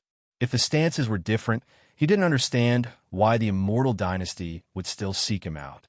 Zhang Xianwang hurriedly explained, "It's not just the Immortal Dynasty that belongs to native beings of the great heavenly spirit land. All beings below heaven are so. It's just that the current beings only recognize the Holy Court." "So what then? You guys wouldn't want me to go against Holy Court, right?" Guan countered. "Senior, you refuse to accept chi, fortune, and status, and you conceal your real identity. The only thing you could fear is the Holy Court. If you cooperate with the Immortal Dynasty, we will fulfill any needs you have. However, before that, we hope you can infiltrate Holy Court to rescue someone for us, someone who is not from the Immortal Dynasty but has been beneficial to us," Zhang Xianwang earnestly said. He was about to introduce this person when Guan suddenly interrupted. "No need to continue. I refuse. It does not matter who rules the world, nor do I wish to get involved in your grievances. If that's the matter, then please leave. I'd have to be full to do the Immortal Dynasty's bidding." Not to mention whether Zhang Xianwang's words were true.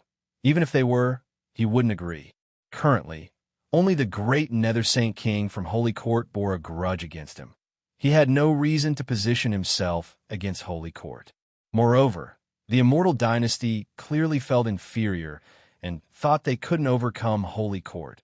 He had no desire to be their pawn.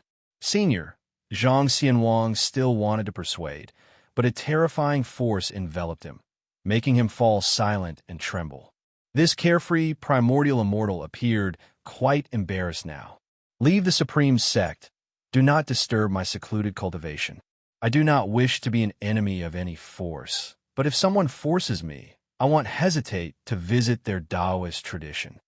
Before his words fully faded, Guan disappeared from the spot, leaving Zhang Xianwang in the room, his face changing expressions. He originally thought Sword Venerable Fudao was concealing his name because he feared Holy Court. He didn't expect that what Sword Venerable Fudao feared was the entire world. Are there really such ascetic cultivators in the world with such a temperament? Meanwhile, Guan returned to the 8 scenic caves. Had he not been favorably impressed by Xianxia, Guan wouldn't have met him at all. Had Zhang persisted unreasoningly and kept pushing, Guan wouldn't hesitate to annihilate him. He continued his artifact refining, which had been delayed for several months due to the grand ranking competition. Now, he needed to pick it back up. His goal was to create his own Immortal Path Supreme Treasure when he reached the 9th level of Immortal. What kind of Immortal Path Supreme Treasure would be worthy of him? He constantly pondered this question.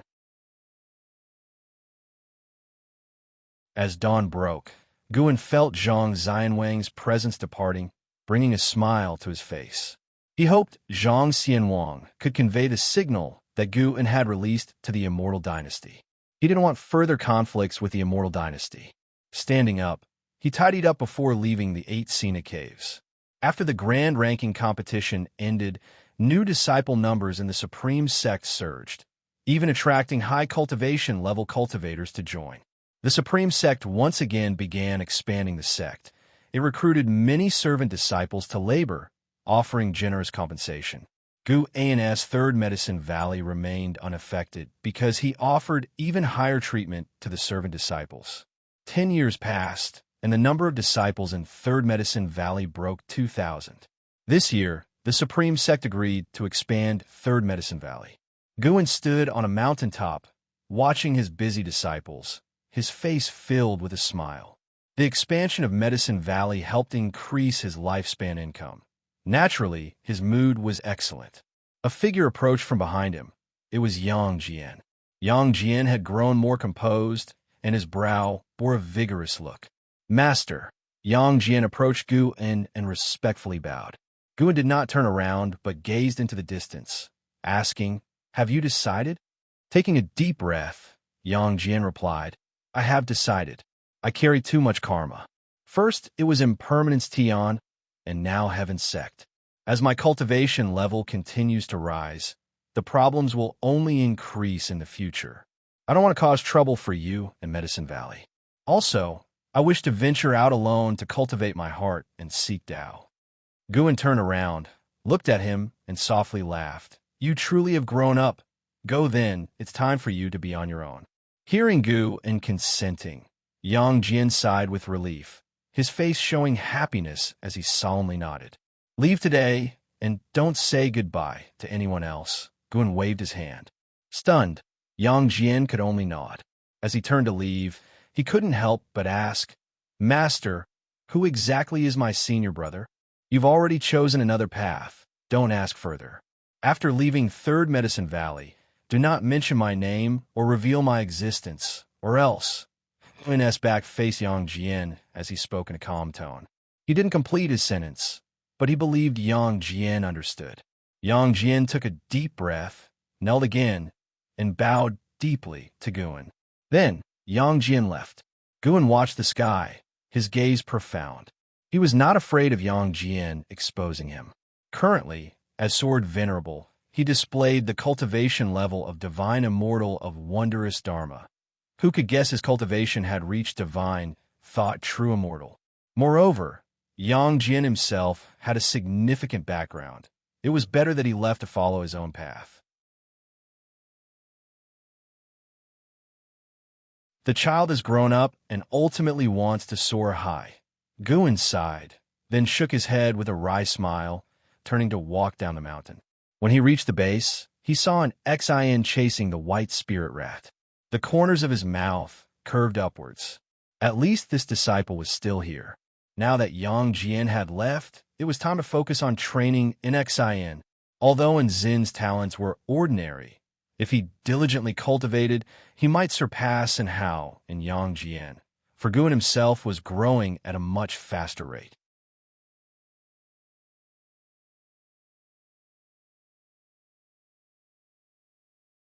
Chapter 327. Zen surprised late at night. An Xian knocked on Gu An's room door, and with a wave of his sleeve, the door opened directly. An Xian stepped inside and closed the door behind her. She approached Gu An's desk, curiously looking at her master. Guan seldom called for her at this time alone, and she couldn't help but be curious. Guan caught the disrupted cultivation aura from downstairs and spoke, Yang Jian has left to gain experience. How about I teach you cultivation techniques myself from now on? An Xian was taken aback and asked, "Haven't you always been teaching me?" Guan chuckled. "Previously, I only assisted you in energy absorption, but now I will truly help you become stronger." After hearing this, an Xian smiled brightly. "If Master is willing to teach, naturally I have no objections, as long as you don't despise me for my lack of insight." "Don't worry," Guan offered reassurance, then began to talk about affairs within Medicine Valley. The cultivation aura downstairs returned to normal and remained undisturbed throughout. After chit-chatting for a while, Guan let an Xian leave. Then, he left the third Medicine Valley, heading towards Mystic Valley. Arriving in Mystic Valley, he stepped into the Ninshu cave, preparing to spend the night with Tian Yaoer and her 3 demons. In a bright and magnificent hall, rows of figures stood, forming 4 long lines, neat and orderly, with the 2 middle rows spaced wide apart to create a broad aisle. A rainbow light flew into the hall, swiftly condensing into the form of Zhang Xianwang. Zhang Xianwang quickly strode forward, reaching the steps, where he bowed in greeting and looked up to see a towering figure seated on a golden throne, the back of which was made of overlapping golden weapons, like an unfurled fan. The towering figure donned a red dragon robe and a dragon crown with hanging beads, surrounded by whirling blood-colored dragon chi, as if encircled by dragons. His visage was majestic, eyes seemingly containing a sea of stars, piercing and profound. This person was none other than the ruler of the Immortal Dynasty, the Yangxian Emperor. After Zhang Xianwang recounted his mission's details, the hall erupted with discussion among the immortal spirits. "This sword venerable Fudao dares to show no respect to us, arrogant. He indeed has that right. After all, he dared to refuse the divine position offered by the Holy Court.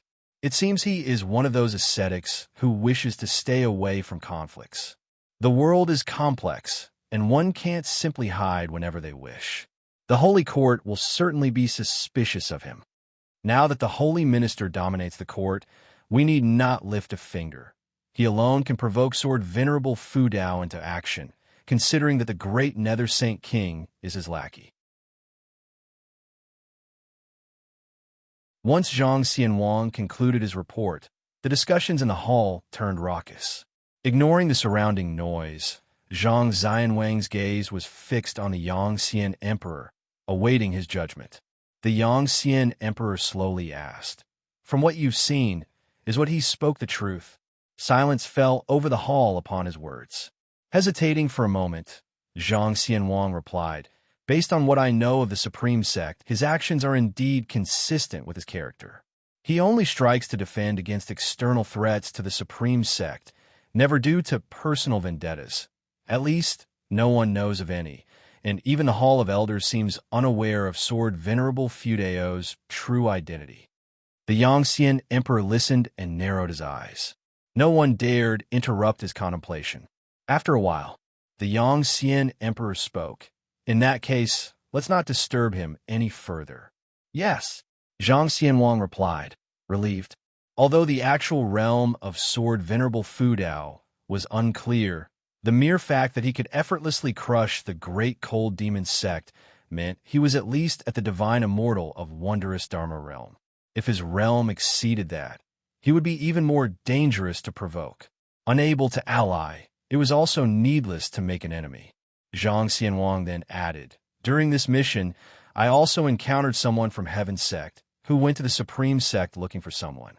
It's likely that the reincarnation of the great Nether Saint King is hidden within the Supreme Sect." "Heaven's Sect? Seems like the Holy Court is in for more trouble," commented the Yangxian Emperor, his tone playful. Zhang Xianwang shared this sentiment. He asked, "If trouble does break out, do we need to intervene?" The Yangxian Emperor snorted. "Intervene in what?" With the arrogant nature of Heaven's Sect and the great Nether Saint King, they didn't need our help in the past. Naturally, we should not offer it now. They underestimated Xianxia's benevolence. Without Xianxian, the Holy Court would only become the greatest terror in the world. Zhang Xianwang fell silent, reflecting on the majesty of heaven's sect, and sighed. The other immortal spirits in the hall began reminiscing about the past, and regarding the fortunes of heaven's sect and the great Nether Saint King. They were mostly schadenfreude. The autumn wind blew through the woods as the blood prison great saint lay on the ground, pondering deeply as he watched an Xian practice. Guan sat nearby, reading a book, occasionally shifting his position. The blood prison great saint turned to Guan and asked, "Master, she has been meditating for 5 ancient hours. Does she have a talent that I am unable to see through?"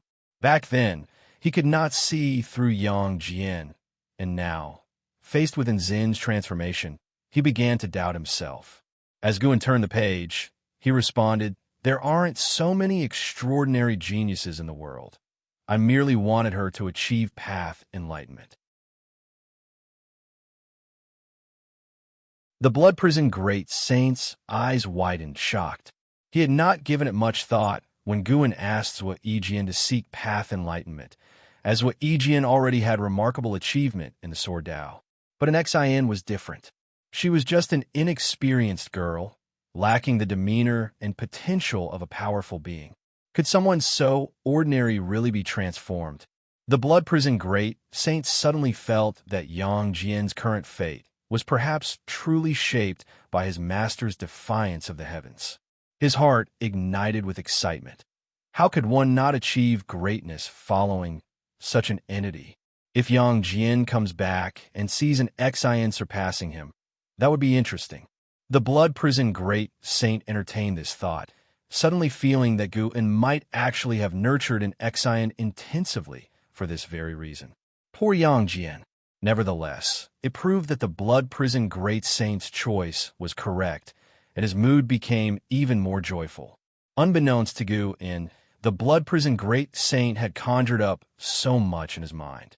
While he appeared to be reading, he was actually watching over Yangjian as he ventured to the sea. He saw Heaven's sect tracking Yangjian, and apart from them, no one else was watching him, which meant that the great Nether Saint King had not yet realized Yangjian's identity. This indicated that no trouble would come his way for the time being. After a while, Guan's divine sense traveled to outer heaven, where a carefree, primordial immortal was engaged in combat. Quite a rare sight. The adversaries were clearly mortal enemies, striking fiercely, shaking the void. Guan sensed many great cultivators secretly watching the battle, with various divine senses weaving through each other, making him muse that great heaven and earth was indeed full of hidden dragons and crouching tigers. As evening approached, Guan finally withdrew the divine sense that had been focused on an Xian, bringing her back to awareness. An Xian slowly opened her eyes to find 2 new cultivation techniques in her mind: Heaven and Earth primordial skill and all things form and energy art. Though these techniques were already enhanced by Guan, they were enough for an Xian to ponder for a lifetime. Heaven and Earth primordial skill was the foundation of her cultivation, while all things form and energy art could conceal her cultivation level, both complementing the primordial reincarnation skill. Once she regained her composure, a look of shock flashed across her face. So profound, instinctively, an Xian looked towards Guan, her eyes filled with surprise, confusion, unease, and joy. She cautiously asked, "Master, was it because of you last time, too?" Guan, with a book in hand, nodded lightly. "How does it feel?" "Good," but an Xian stopped mid-sentence, hesitant to ask a lingering question, afraid of offending Guan. How could Master be so powerful? Could Master be an immortal? Guan calmly said, "From now on, I will teach you cultivation in private, and you mustn't tell anyone." For some reason, upon hearing these words, Zin's heart quivered. It sounded so familiar. A figure from deep within her memory emerged, coincidentally overlapping with Guan at this moment. Could it be? Impossible. Wasn't Master just a little over 300 years old? How could he be so formidable? Guan put away his book, looking at an Xian. The identity of Supreme Sect Guan is indeed my disguise. You guessed it right. I am him. From the very beginning, you've only had me as your master. With these words, And Xian immediately stood up, her eyes welling up and her body trembling uncontrollably. Master, overwhelmed by emotions, and Xian burst into Guan's arms and began to sob uncontrollably. Guan, helpless, said, "Why are you crying? You're making it seem like we haven't seen each other in ages, and I haven't mistreated you these years, have I?" And Xian buried her head in his chest, sobbing, "I haven't been mistreated. It's just, I never expected that. After all these years, what I've wanted most is actually happening. I'm so foolish. How could there be two people in this world who are so good to me? Master, I've missed you so much." The blood prison great saint was utterly confused. Weren't these two just master and disciple? Why the emotional reunion? Guan patted Zin's back. "Let go of your master. You're grown up now. Don't let others see this." And Xian released Guan and then knelt on the ground to wipe her tears, her face radiating with a smile. "So, master, you tricked us. If my senior brother knew you were our master, he would probably be devastated. Wait, does that mean you knew him because you were looking out for him back then?" And Xian asked wide-eyed, her shift from formality to familiarity not out of disrespect, but because the master who saved her and led her on the immortal cultivation path was like a father to her. In front of her father, she had no apprehensions. Guan said, "You could say that. However, our relationship should stay as it appears on the surface, and don't tell your senior brother." And Xian immediately nodded, her eyes still red, but now she was excited. Suddenly, she glanced at the blood prison great saint, hesitated, and said, "Master, but he heard us." The blood prison great saint bristled. "What do you mean, behind my back? I am a master's most trusted mount, even closer than you disciples." Guan smiled. "Don't underestimate him. Bull Demon King, feel free to share your story with her." With that, the blood prison great saint stood tall, filled with pride, and began to reveal his true identity. Ascender, Mayana realm. Just those two aspects were enough to shock an Xian. Her mouth agape, and as for the long list of titles that followed, she had already tuned out. She turned back to Guan and asked, "Master, does that mean Yang is really my junior brother? What is his cultivation level now?"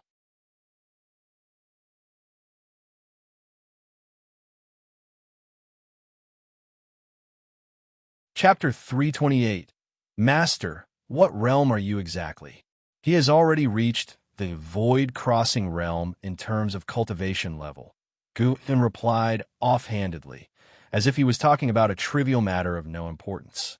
And Xian was shocked once again, her mouth agape and hands involuntarily covering her face, seemingly unable to accept this reality. She and how it started cultivating on the same day and knew all too well how extraordinary and Hao's pace of cultivation was. Precisely because of this, she was very clear that Yang progress was no less sensational than in Hao's. She had watched Yang enter the valley, watched him grow up. In the beginning, how mediocre Yang had been, yet he had grown so rapidly right under her nose. It was simply outrageous. Suddenly, and Xian didn't know what to say. Guan looked at her and smiled. "Keep cultivating well, strive to surpass those who came before you." And Xian hesitated. "But my talent." After all, she had trained under Guan, and, seeing the vast gap between her and Hao, her confidence had long since been worn away. What was in the past was in the past. Had I not let you settle in, how could you have today's temperament? Do you think your senior brother could have had it all smooth sailing? I've intervened for him countless times over the years. He always loves to cause me trouble, Guan huffed. And Xian was astonished. The master had helped the senior brother before? Why hadn't the senior brother mentioned it? Damn it, he actually kept it hidden from me. And Xian gritted her teeth. She looked at Guan and asked, "Then, do I have a chance to surpass my senior brother?" Guan spoke earnestly. "That depends on how much determination you're willing to put forth. No one is predestined to be stronger than another." These words completely ignited in Zin's aspirations, as if flames were blazing in her eyes. Blood Prison Great Saint was somewhat displeased. "I haven't finished bragging yet." After returning to Third Medicine Valley, and Xian was in an exceptionally good mood, wandering around and greeting everyone she saw. For this senior disciple of the Medicine Valley, all the disciples held great respect. Passing by, Xianxia asked with a cheerful smile, "Senior sister, why are you so happy?"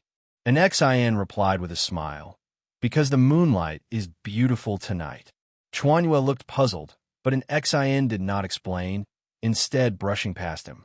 On the other side, in a loft, Guan picked up Green Hero Travelogue and had only been reading for a short while when Xiaoyu came up the stairs and entered the room. "Where did you two go during the day?" Xiaoyu stared at Guan and asked. Guan answered, "We went out for cultivation." "Really? What can you teach her?" "Well, I managed to teach Xianxia, didn't I? Just wait. Maybe he'll make a name for himself and shake the world someday."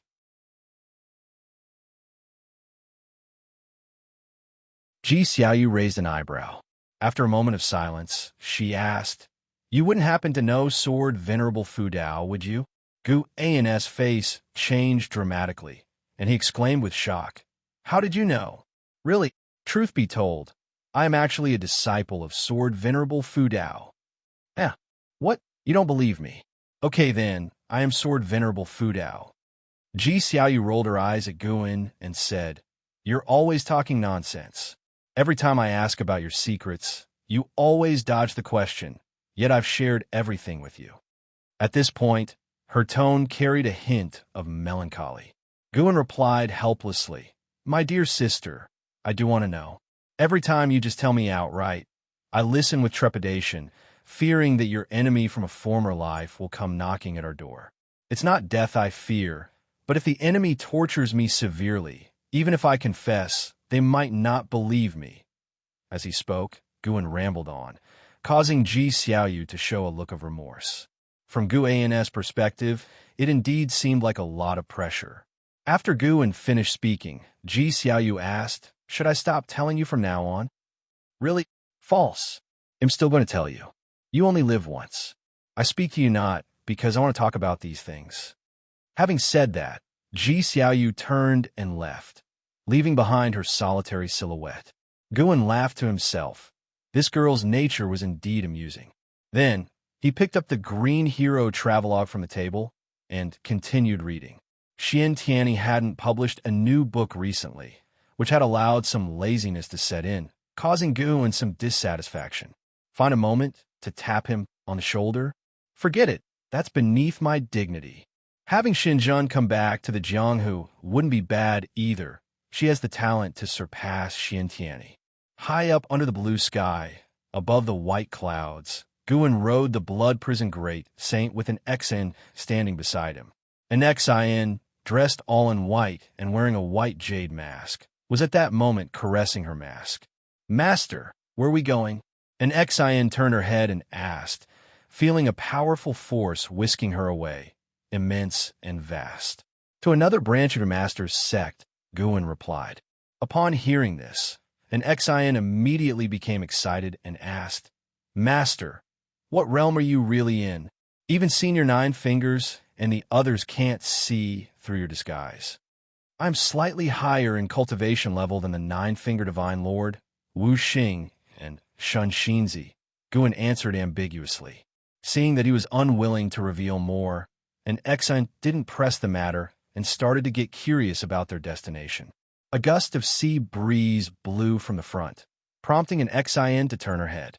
Immediately, her complexion changed drastically. One by one, towering and majestic peaks entered her vision, shocking her very eyes. Guan glanced at her, feeling a sense of emotion. Since they had recognized each other, an Xian seemed to have become a different person, lively as if returning to her youthful days. This indicated that she truly saw Gu and as family. With parents present, a child can afford to be willful. Without parents to accompany, one must learn to behave properly. An Xian was like this, which made Guan quite happy. After all, he had watched an Xian grow up, and she had been with him for so many years. In his heart, wasn't an Xian like a daughter? "Look at you, acting like you've never seen anything. This is mortal world peak, and a master here is the Peak Master of Dingtian Peak. Blood Prison Great Saint said proudly, as if he himself were the Peak Master of Dingtian Peak. An Xian exclaimed in astonishment. Dingtian Peak? I've heard of it. Senior Lu came to attend the Millennial Peak Conference before. So that's how it is. No wonder. Master, if Senior Lu knew it was you taking care of her in secret, with her affection for you, she would probably wish to pledge herself to you right there and then.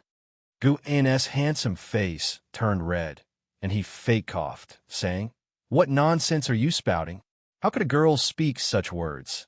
Your master would never become Taoist friends with her. Just so. She isn't worthy? Blood Prison Great Saint chimed in, feeling annoyed with Lu Lingjun, also an ascender, ever since she had called him a stupid cow. An Xen giggled behind her hand and said, I finally understand why the master refuses to accept those female companions. Indeed, there's no need. They would only drag you down. She admired Guan greatly. The master truly gave without expecting anything in return. What woman could resist his charisma? And who would have thought that sword Venerable Fu Dao would be a valley master at the Supreme Sect? Such a waste of talent. The master really has patience. An Xen silently vowed to herself to become a great cultivator like her master, hidden amidst the mortal coil, watching over the swirling winds of the world with a smile. If she could truly surpass her senior brother and junior brothers, she would also conceal her cultivation level, watching the two of them vie against each other with a smile. Just by thinking about it, an Xian felt a surge of excitement. At that moment, a vast aura descended, dispersing the sea of clouds and fluttering in Zin's long hair and gown. She looked up, and her eyes instinctively widened. There before her was a green mountain reflection stretching across the sky, larger than all the massive peaks in front of them. Guan remained expressionless. His reason for coming today was for this very item. It was an Immortal Path's supreme treasure belonging to Mortal World Peak. You're tuning in to the Eternal Immortal Ballad YouTube channel. Don't forget to subscribe and join us on this journey to catch the most captivating stories.